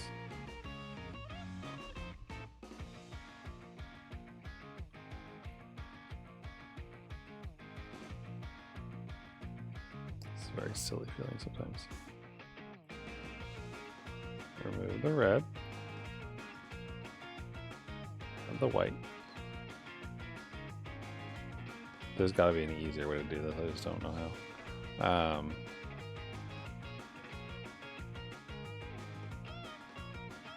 Do not autofill the color. That kind of worked. And then I suppose I can just go in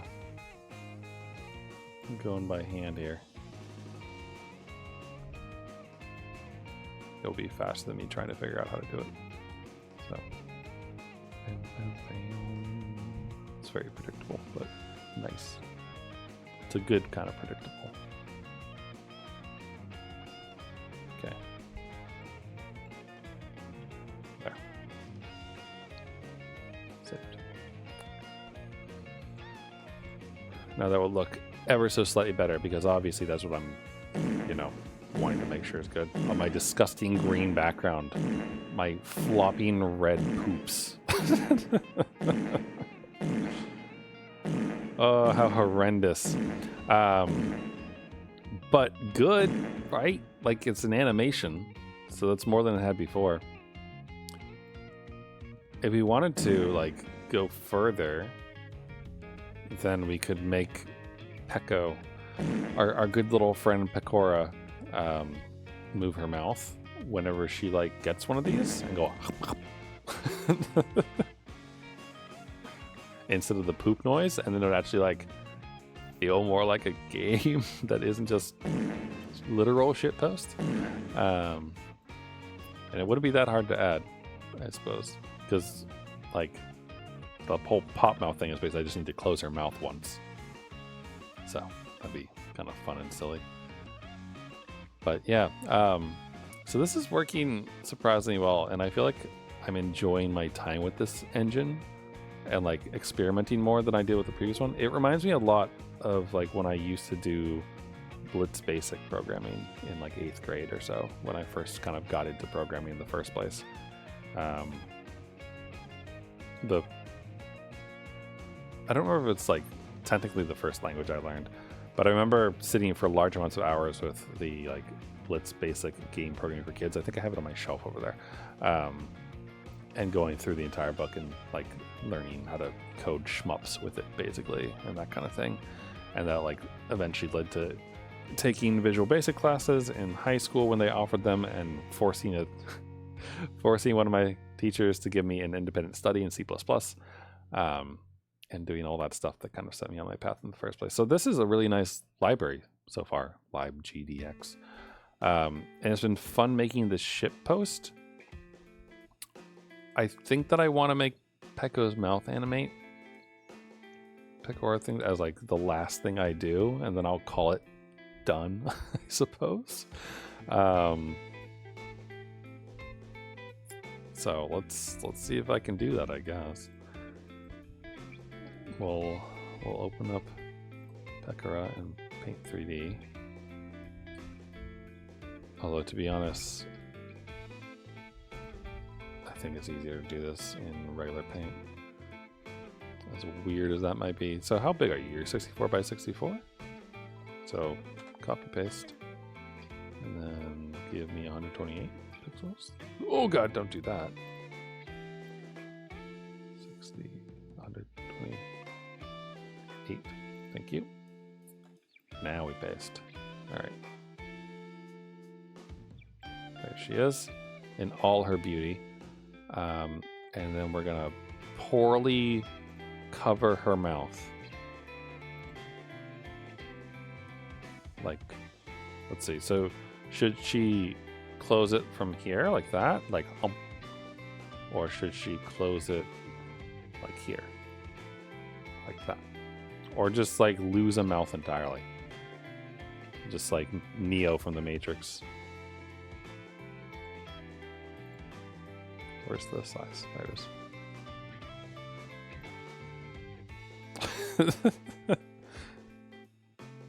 We can do better. Hold on. Grab this color.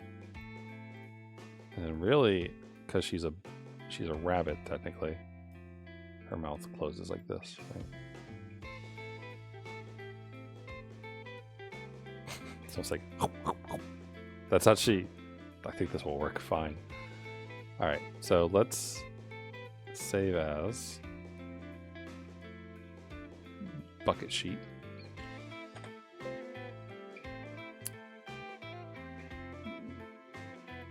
Sorry, what were you saving as? A JPEG? No, same as that. I mean, there is no transparency to be lost, so whatever, but okay. So we have a bucket sheet. Let's go do basically the same thing that we did before, but the keyframes will change depending on the other state. So, all right, so our texture bucket image is going to become bucket sheet. And similar to all this business, we shall load it like that. And then because it's the same thing, I'm just gonna copy this, except that rather than temp drop sheet parts, obviously it is temp bucket sheet parts. Bucket sheets. And then this is you. And then rather than drop frames here, it is bucket frames. Bucket frames. Bucket frames. And then we'll just do this because I'm lazy. Surprised it's not mad about this, but I suppose they're local or whatever. So that's fine. This needs to change the bucket sheet. We'll do that, and then this needs to become bucket animation, which we will declare. I do declare up here. Imagine if like that would be fun. I want to listen to like a super southern person declare the variables and that kind of thing. I do declare these variables are getting out of hand. There's too many and we need to dry them up. Why is there a breakpoint there?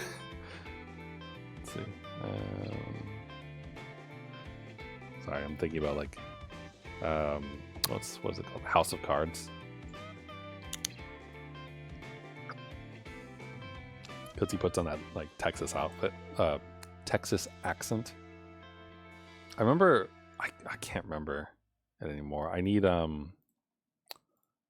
like a temp boost. House of Cards, or not the intro, but like the scene. Vasquez must be shitting herself. I just need him talking to the camera. Sandcorp Industries is back to it. Sorry again to interrupt. No problem. Combined. Gentlemen, into natural gas. I don't give a hoot about natural gas, but I have 67 deputy whips and they all need cash to win races. Yeah. Nope. Okay. But I used to do a decent impression of him long ago when I first, like when I watched through that show. But it's been a long time, so I'm not going to promise that it's good if I fall into it. Bucket animation, yada yada yada yada yada. Okay, so now we need to go here, and if it's done, then we're gonna get the keyframe.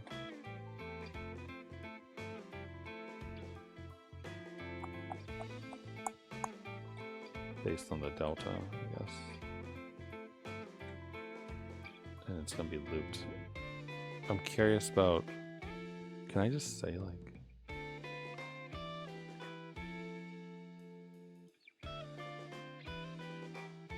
the time spent in the state represented by this animation. Looping.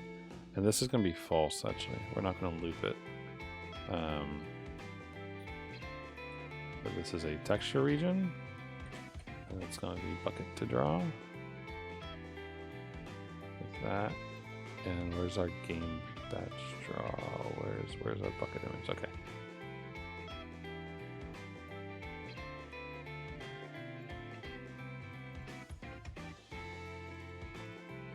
Okay, so I don't know if that's going to work because I want to animate.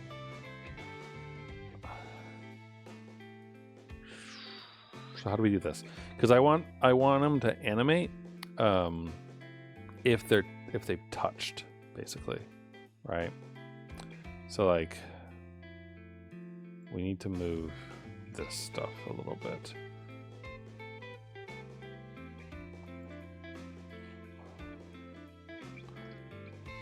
But also we need the raindrops to draw over here. No. Yeah, see, we don't want to like do too much logic, but I do need basically like this needs to affect the delta, right? time spent represented by this.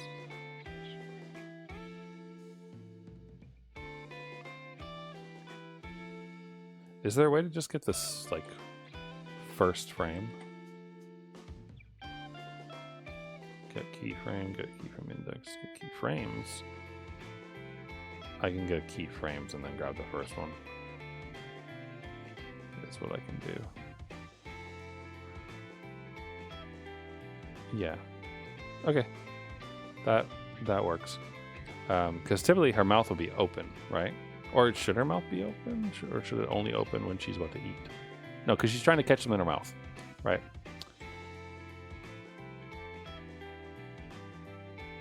Wait, is this is an array? Yeah, it is. So give me the first one, basically.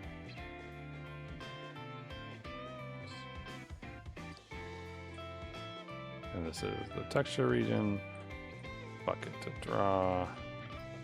What's this? Or rather, we'll do this. Okay, so if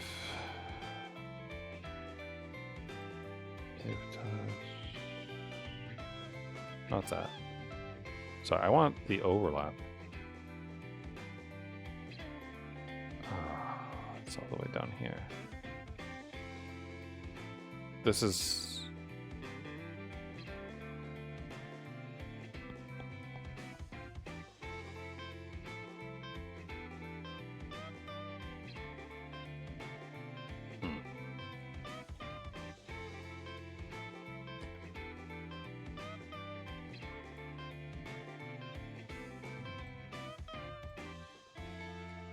I don't think this is going to work, but I want to try it in case it does, I suppose. And this is incorrect, basically. I had them backwards.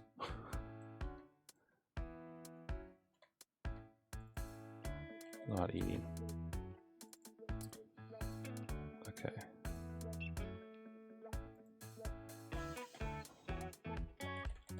Not eating becomes false in that case.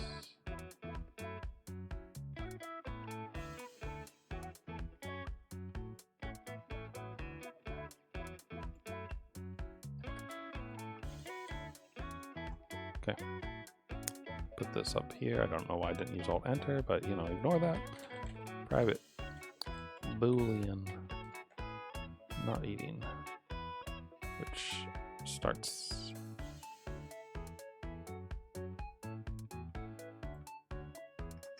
as false or as true. Yeah. Okay, so I don't think this will work, but you know, it might, considering how short it all is. Bucket never set dispose. Yeah, no. Bucket sheet.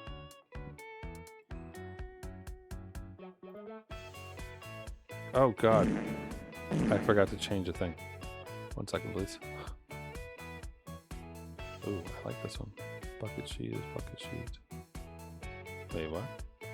Bucket sheet is bucket sheet.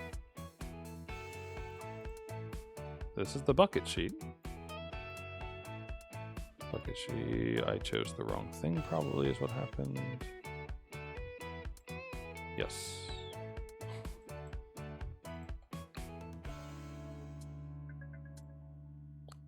And I'm still drawing the wrong thing. Bucket animation. That's correct. This is what happens when you reuse things like this, I think. Drop frames, that needs to change to bucket frames. Thank you. Oh god, why is she so small? Because I incorrectly set this. She's 64 by 64. Stop. Play. Okay, so it's not working, as I unfortunately expected.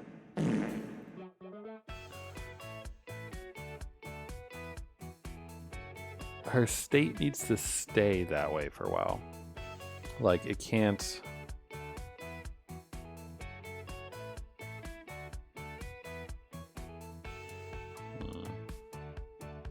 Like it can't change to true every time, basically. It needs to change to true only after she's completed her animation, if that makes sense.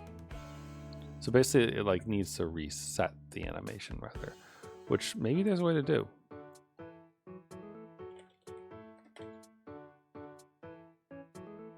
Get play mode, set play mode. Is animation finished? Actually, is animation finished, right?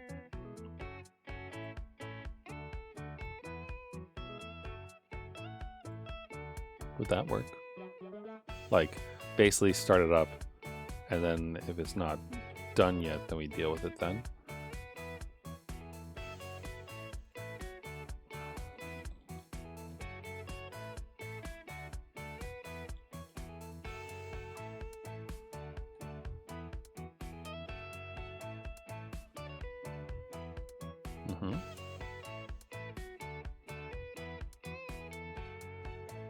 But how do we kickstart it though?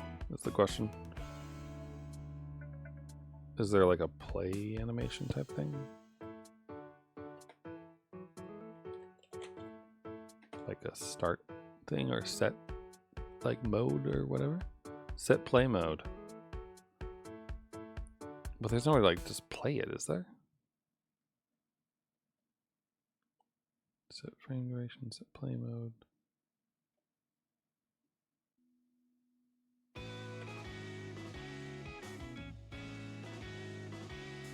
The animation play mode.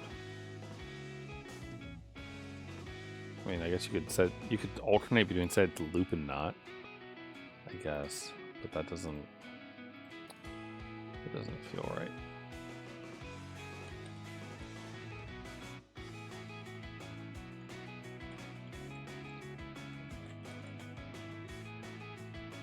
There it is. Run one cycle, animation button is pressed. Yeah, that's what I'm trying to figure out.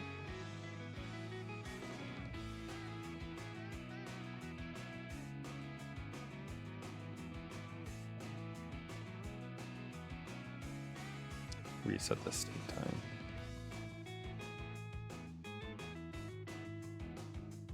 Animation is animation finished. Input listener. I mean, I kind of.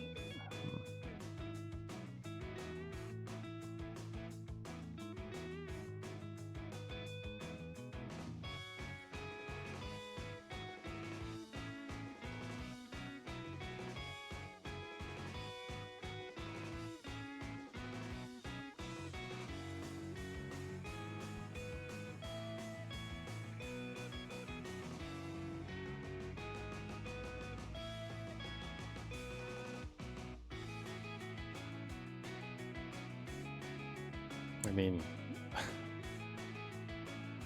so if I can only think like you can make it play for one frame, but that's like not enough. Excuse me.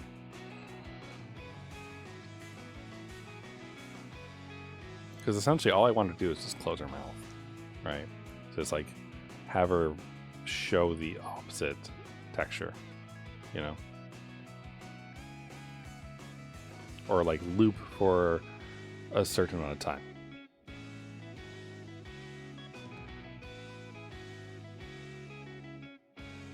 How do I do that? I guess I could track it with a time, like keep track of the delta time and just accumulate delta time for like a second or something, and then when it reaches that second, reset it. That would work.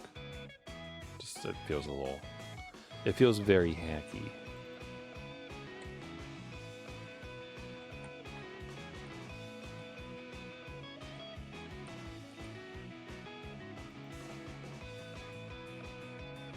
So a lot of time spent eating. So whenever we do this, we'll set this to 0. And then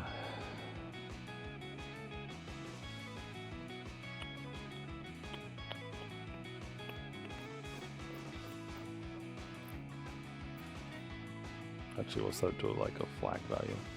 So we'll set it to -1. And then if time spent eating is -1, then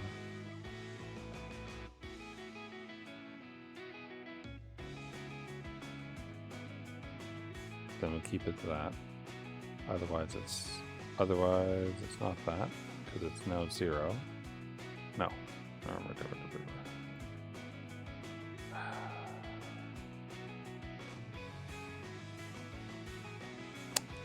How do I do this? How do I do this in a nice way?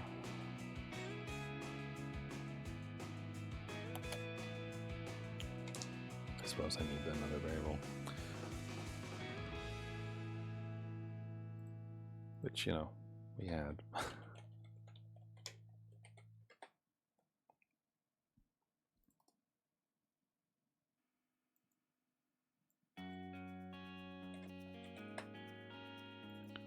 Okay, so is eating starts off as false.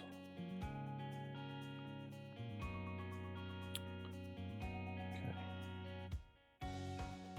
If she's eating, I'll figure this out in a second, but let's finish this first. So, is eating is equal to is eating.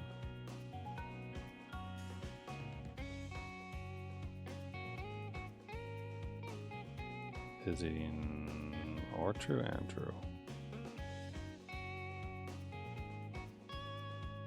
So and true is just the same thing.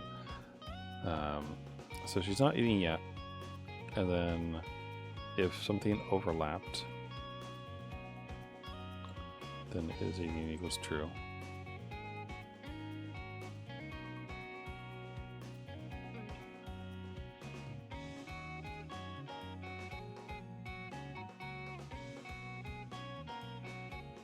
Well, that's for one frame, which is why this is not working well in my head.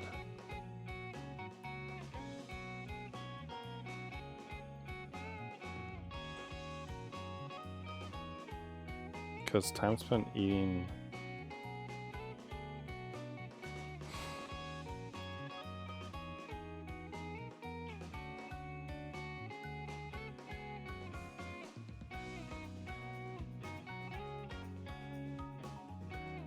why is what is my brain just not working today?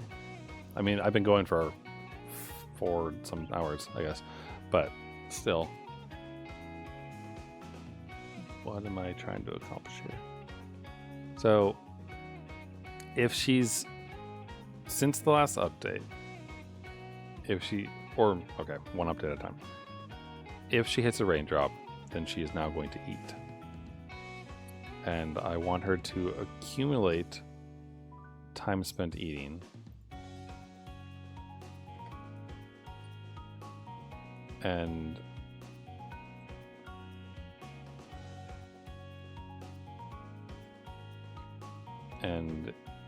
if the time spent eating is less than 2, I don't know what time period this is in. Time in seconds since the last render. Okay, thank you. Wait, how many seconds? Oh, I guess it's a float. Okay, so show eat for 1 second. Maybe 1.5. We'll figure it out. If so, then is eating is equal to true. Otherwise, it's not. Right.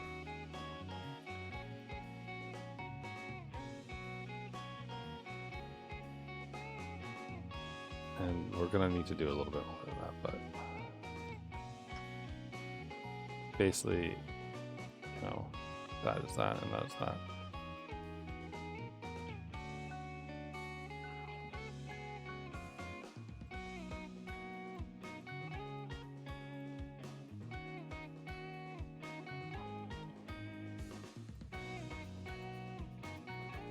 I don't need to have this down here anymore, thankfully.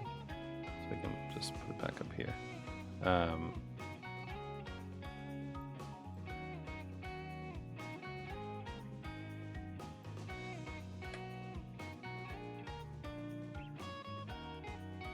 feel like my code's getting gross. Let's drop this one.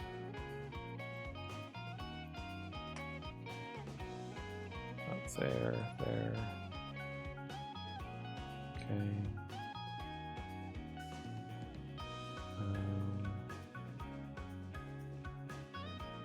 Okay.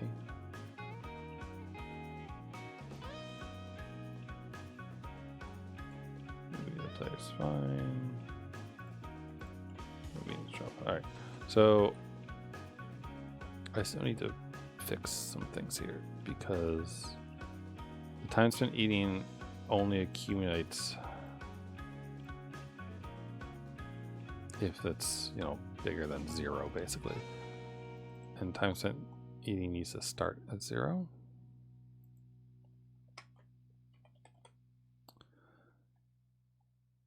And once she's done eating, where is it? Where's the done eating part? It needs to get set back to 0. Basically. What are you on about? Okay.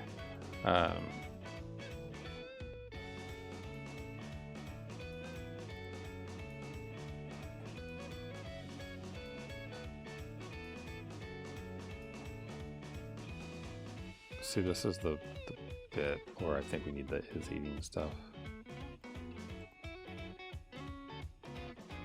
Because it needs to be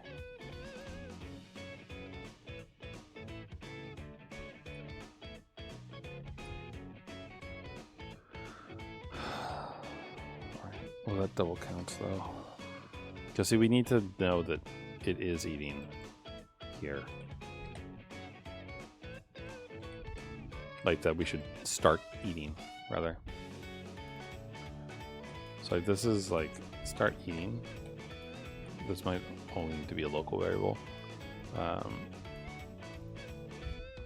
So if you need to start eating or time spent eating is already accumulating, then do that. Yeah, I think that works. And then we don't need the is eating anymore. Because I don't think it's truly used.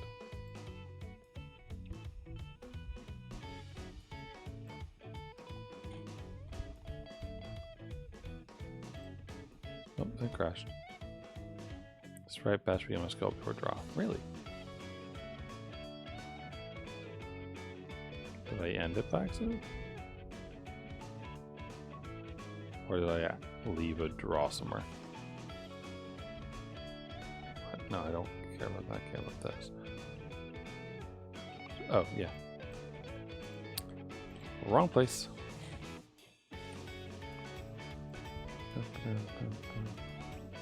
Okay, so not eating.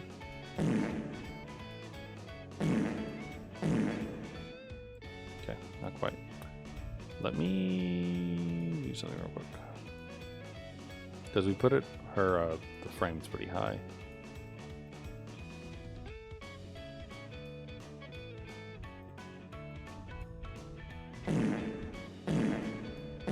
Nope.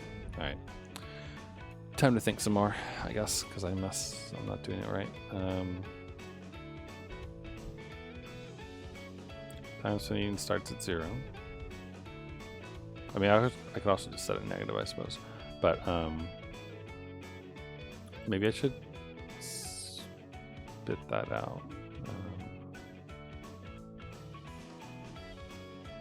If time spent, yeah. You know what? Let's find out what this looks like.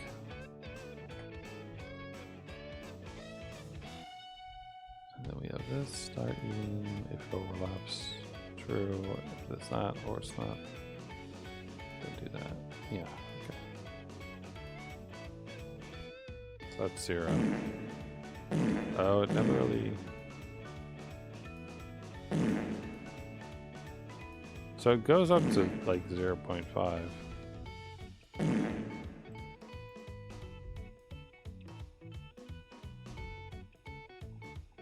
When I set up this animation, we don't do anything there to tell it to loop, right? No, we don't. Is it just too fast now? Like I want to see it go. Like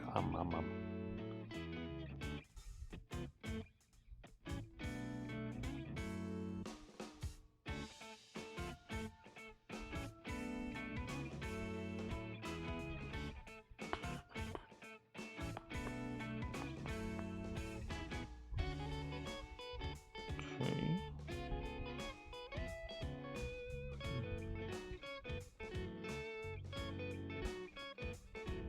I wonder if getting the keyframe like I'm doing to get the static one is causing an issue at all. Intensity increases.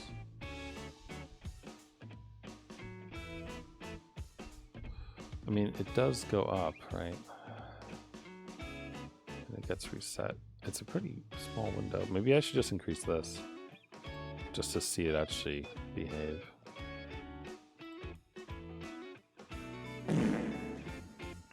There's no animation. Just double checking, right? Bucket sheet has, yep, it's got the 2. It is 64.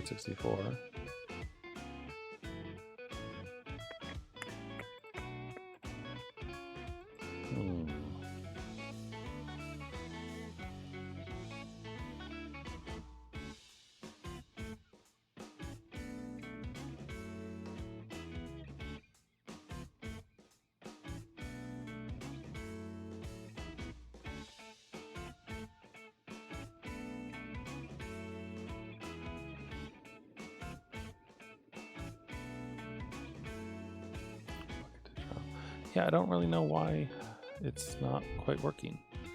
I mean, like, if you did this, here, let's double check that our animation actually works. Doesn't work. All right, hold on.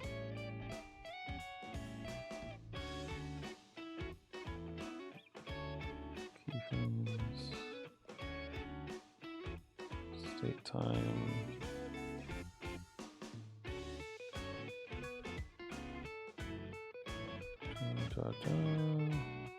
Yeah, no, that seems right. So there's gotta be something else off with this, because it's not working right.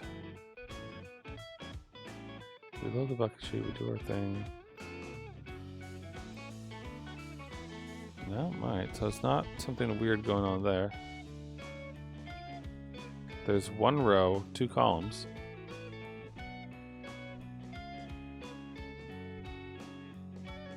Frame index is at 0, the temp bucket sheets is there, the temp bucket sheets.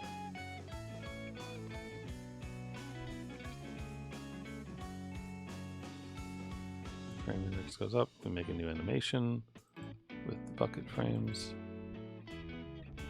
It's all the same as everything else.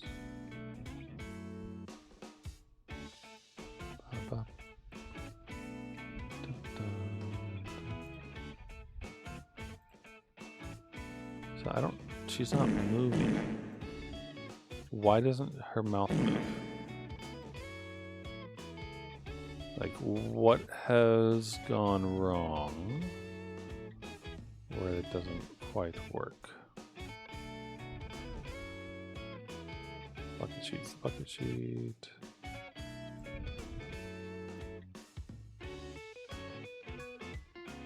Huh. I mean, we stop. Does it matter that it's always going to be 1 frame late, or what? It shouldn't, right?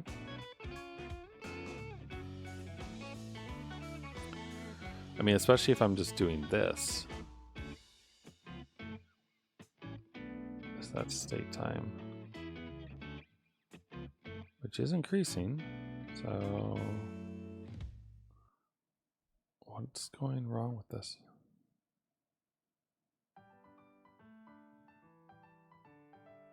We draw the bucket to draw. We're not like drawing anything that's static.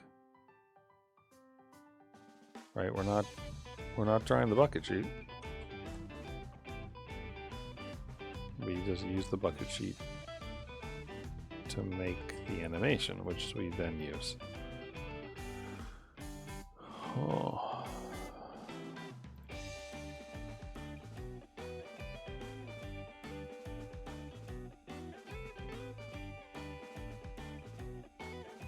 $128 by 64. I didn't say bucket.png, right? It said bucket.sheet, yeah. Bucket_sheet.png.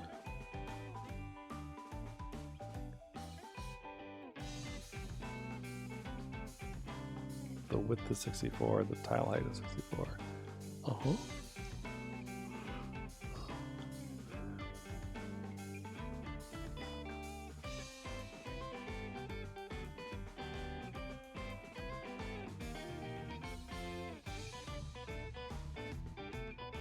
I can't think of what's wrong with this because there shouldn't be, basically. Wait. This?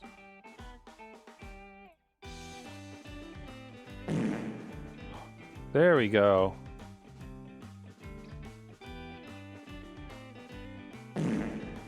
Okay.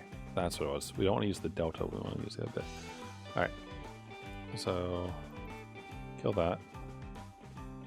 And then she'll eat for 2, or she'll eat for a second.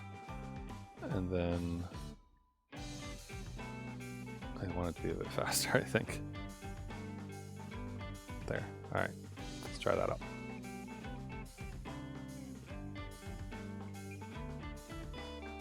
Accidentally pressed the debugger instead, which is taking a sweet time. Alright.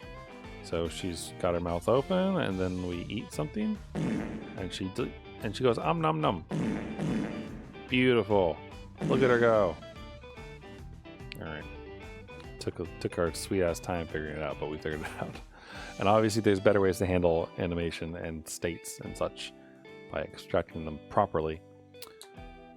How we how we did with the raindrop and it having its own state time for each thing. But I think we need to understand how listeners work and actually deal with those types of things and all that stuff to handle state and those things for that, which would make this cleaner. But as is, that works. So now we just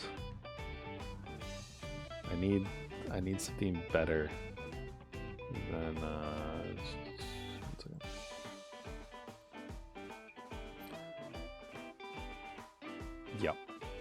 Yep. So hold on. Rather than reverb fart, Pecora. Yes.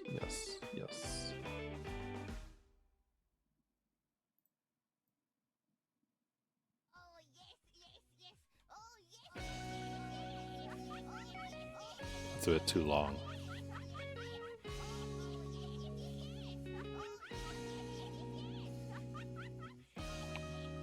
But it is pretty good thematically.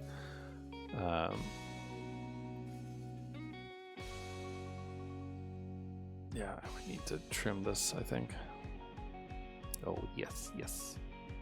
Because right now it's a bit too long for how quickly those fall. It's 5 seconds. I wonder if there's a way to trim it with this. Music? Audio.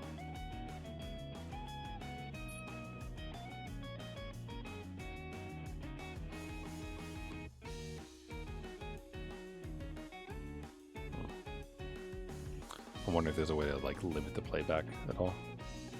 Sampling. New sound. Dispose loop. Low pitch. Set volume stop. Dang.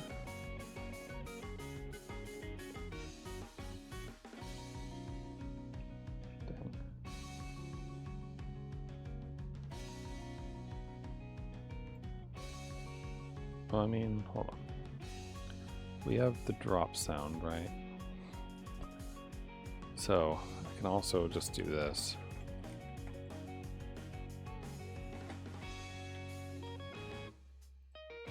So this would help, because then she's only doing it once. Yeah, that's better. Okay, let's witness the horror of all of it. So let's do that. It is a little bit quiet, her noise, but here we go. The beautiful game I've made with our running man of Welcome to Pain.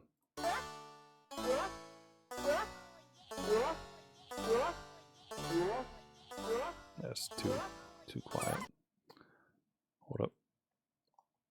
Set volume.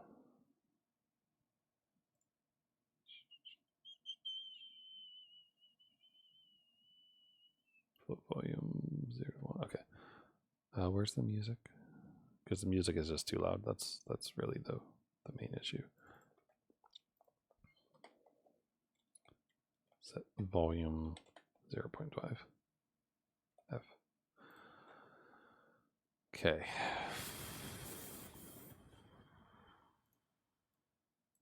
Let's see how this is.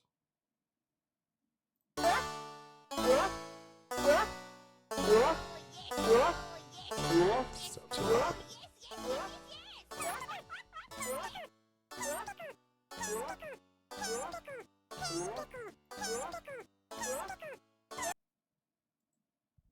$25.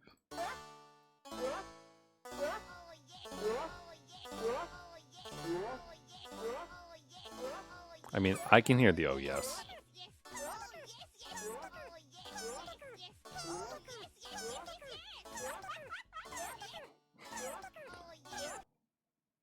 It's just like a little bit. That music is just so damn loud. Or rather, the sample, the yes, yes, yes sample is too quiet. That's better.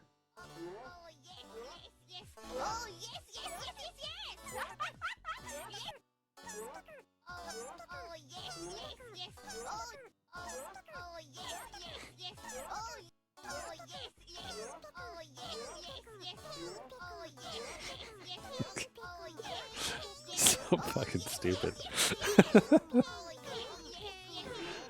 I think I want her eating animation to last a little bit longer too.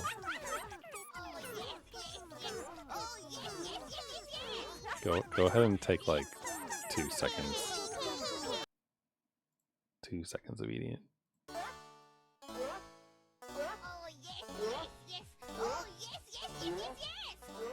I mean, I could have it take 5 seconds because that's the entire time she does that, but this is so stupid. Also, I should not have like this like grass green for the background. Let's not have that. I don't know what background color to have though.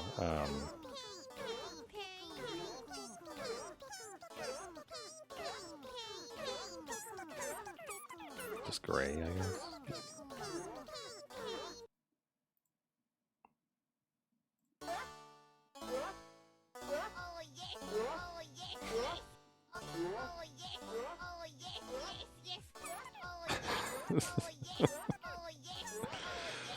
I mean, if I made them not weird, creepy, like blood drops, and they were actually like carrots or something, this game would almost make sense.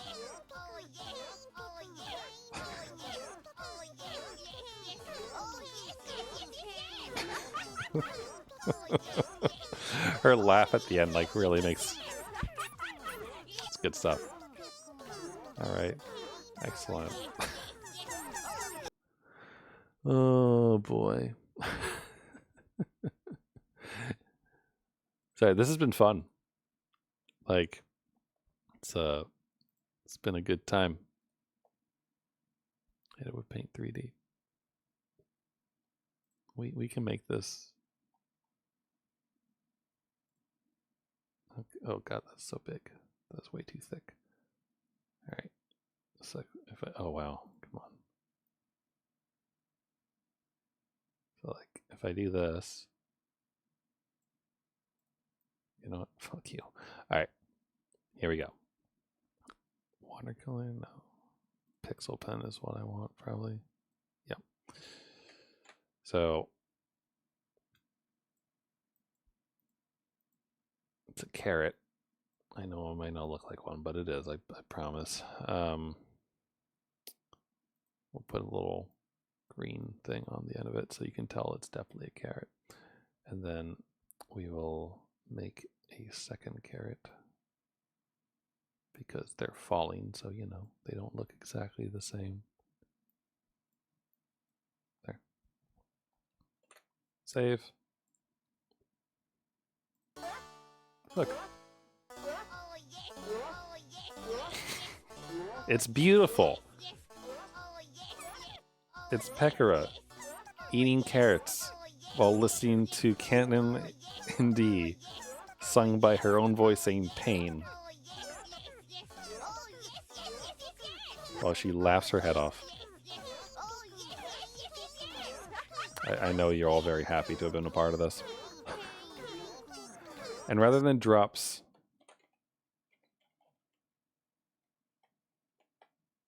it is carrots collected. Now it is truly finished. Welcome to pain.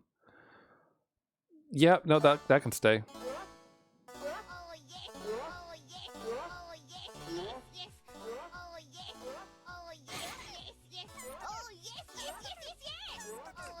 Fantastic.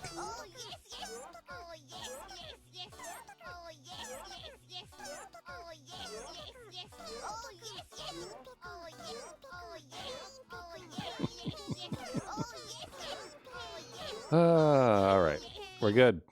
I'm good. I hope you have all enjoyed this lovely programming stream of mine. I have. Like I said before, this is a really fun library to use. I'm probably gonna not make a shit post at some point with it. Maybe tomorrow, since it is slightly late. But yeah, so I will see you all around, and I hope you all have a great rest of your day or night, whatever time it is, wherever you are. And it's all good. It's all good.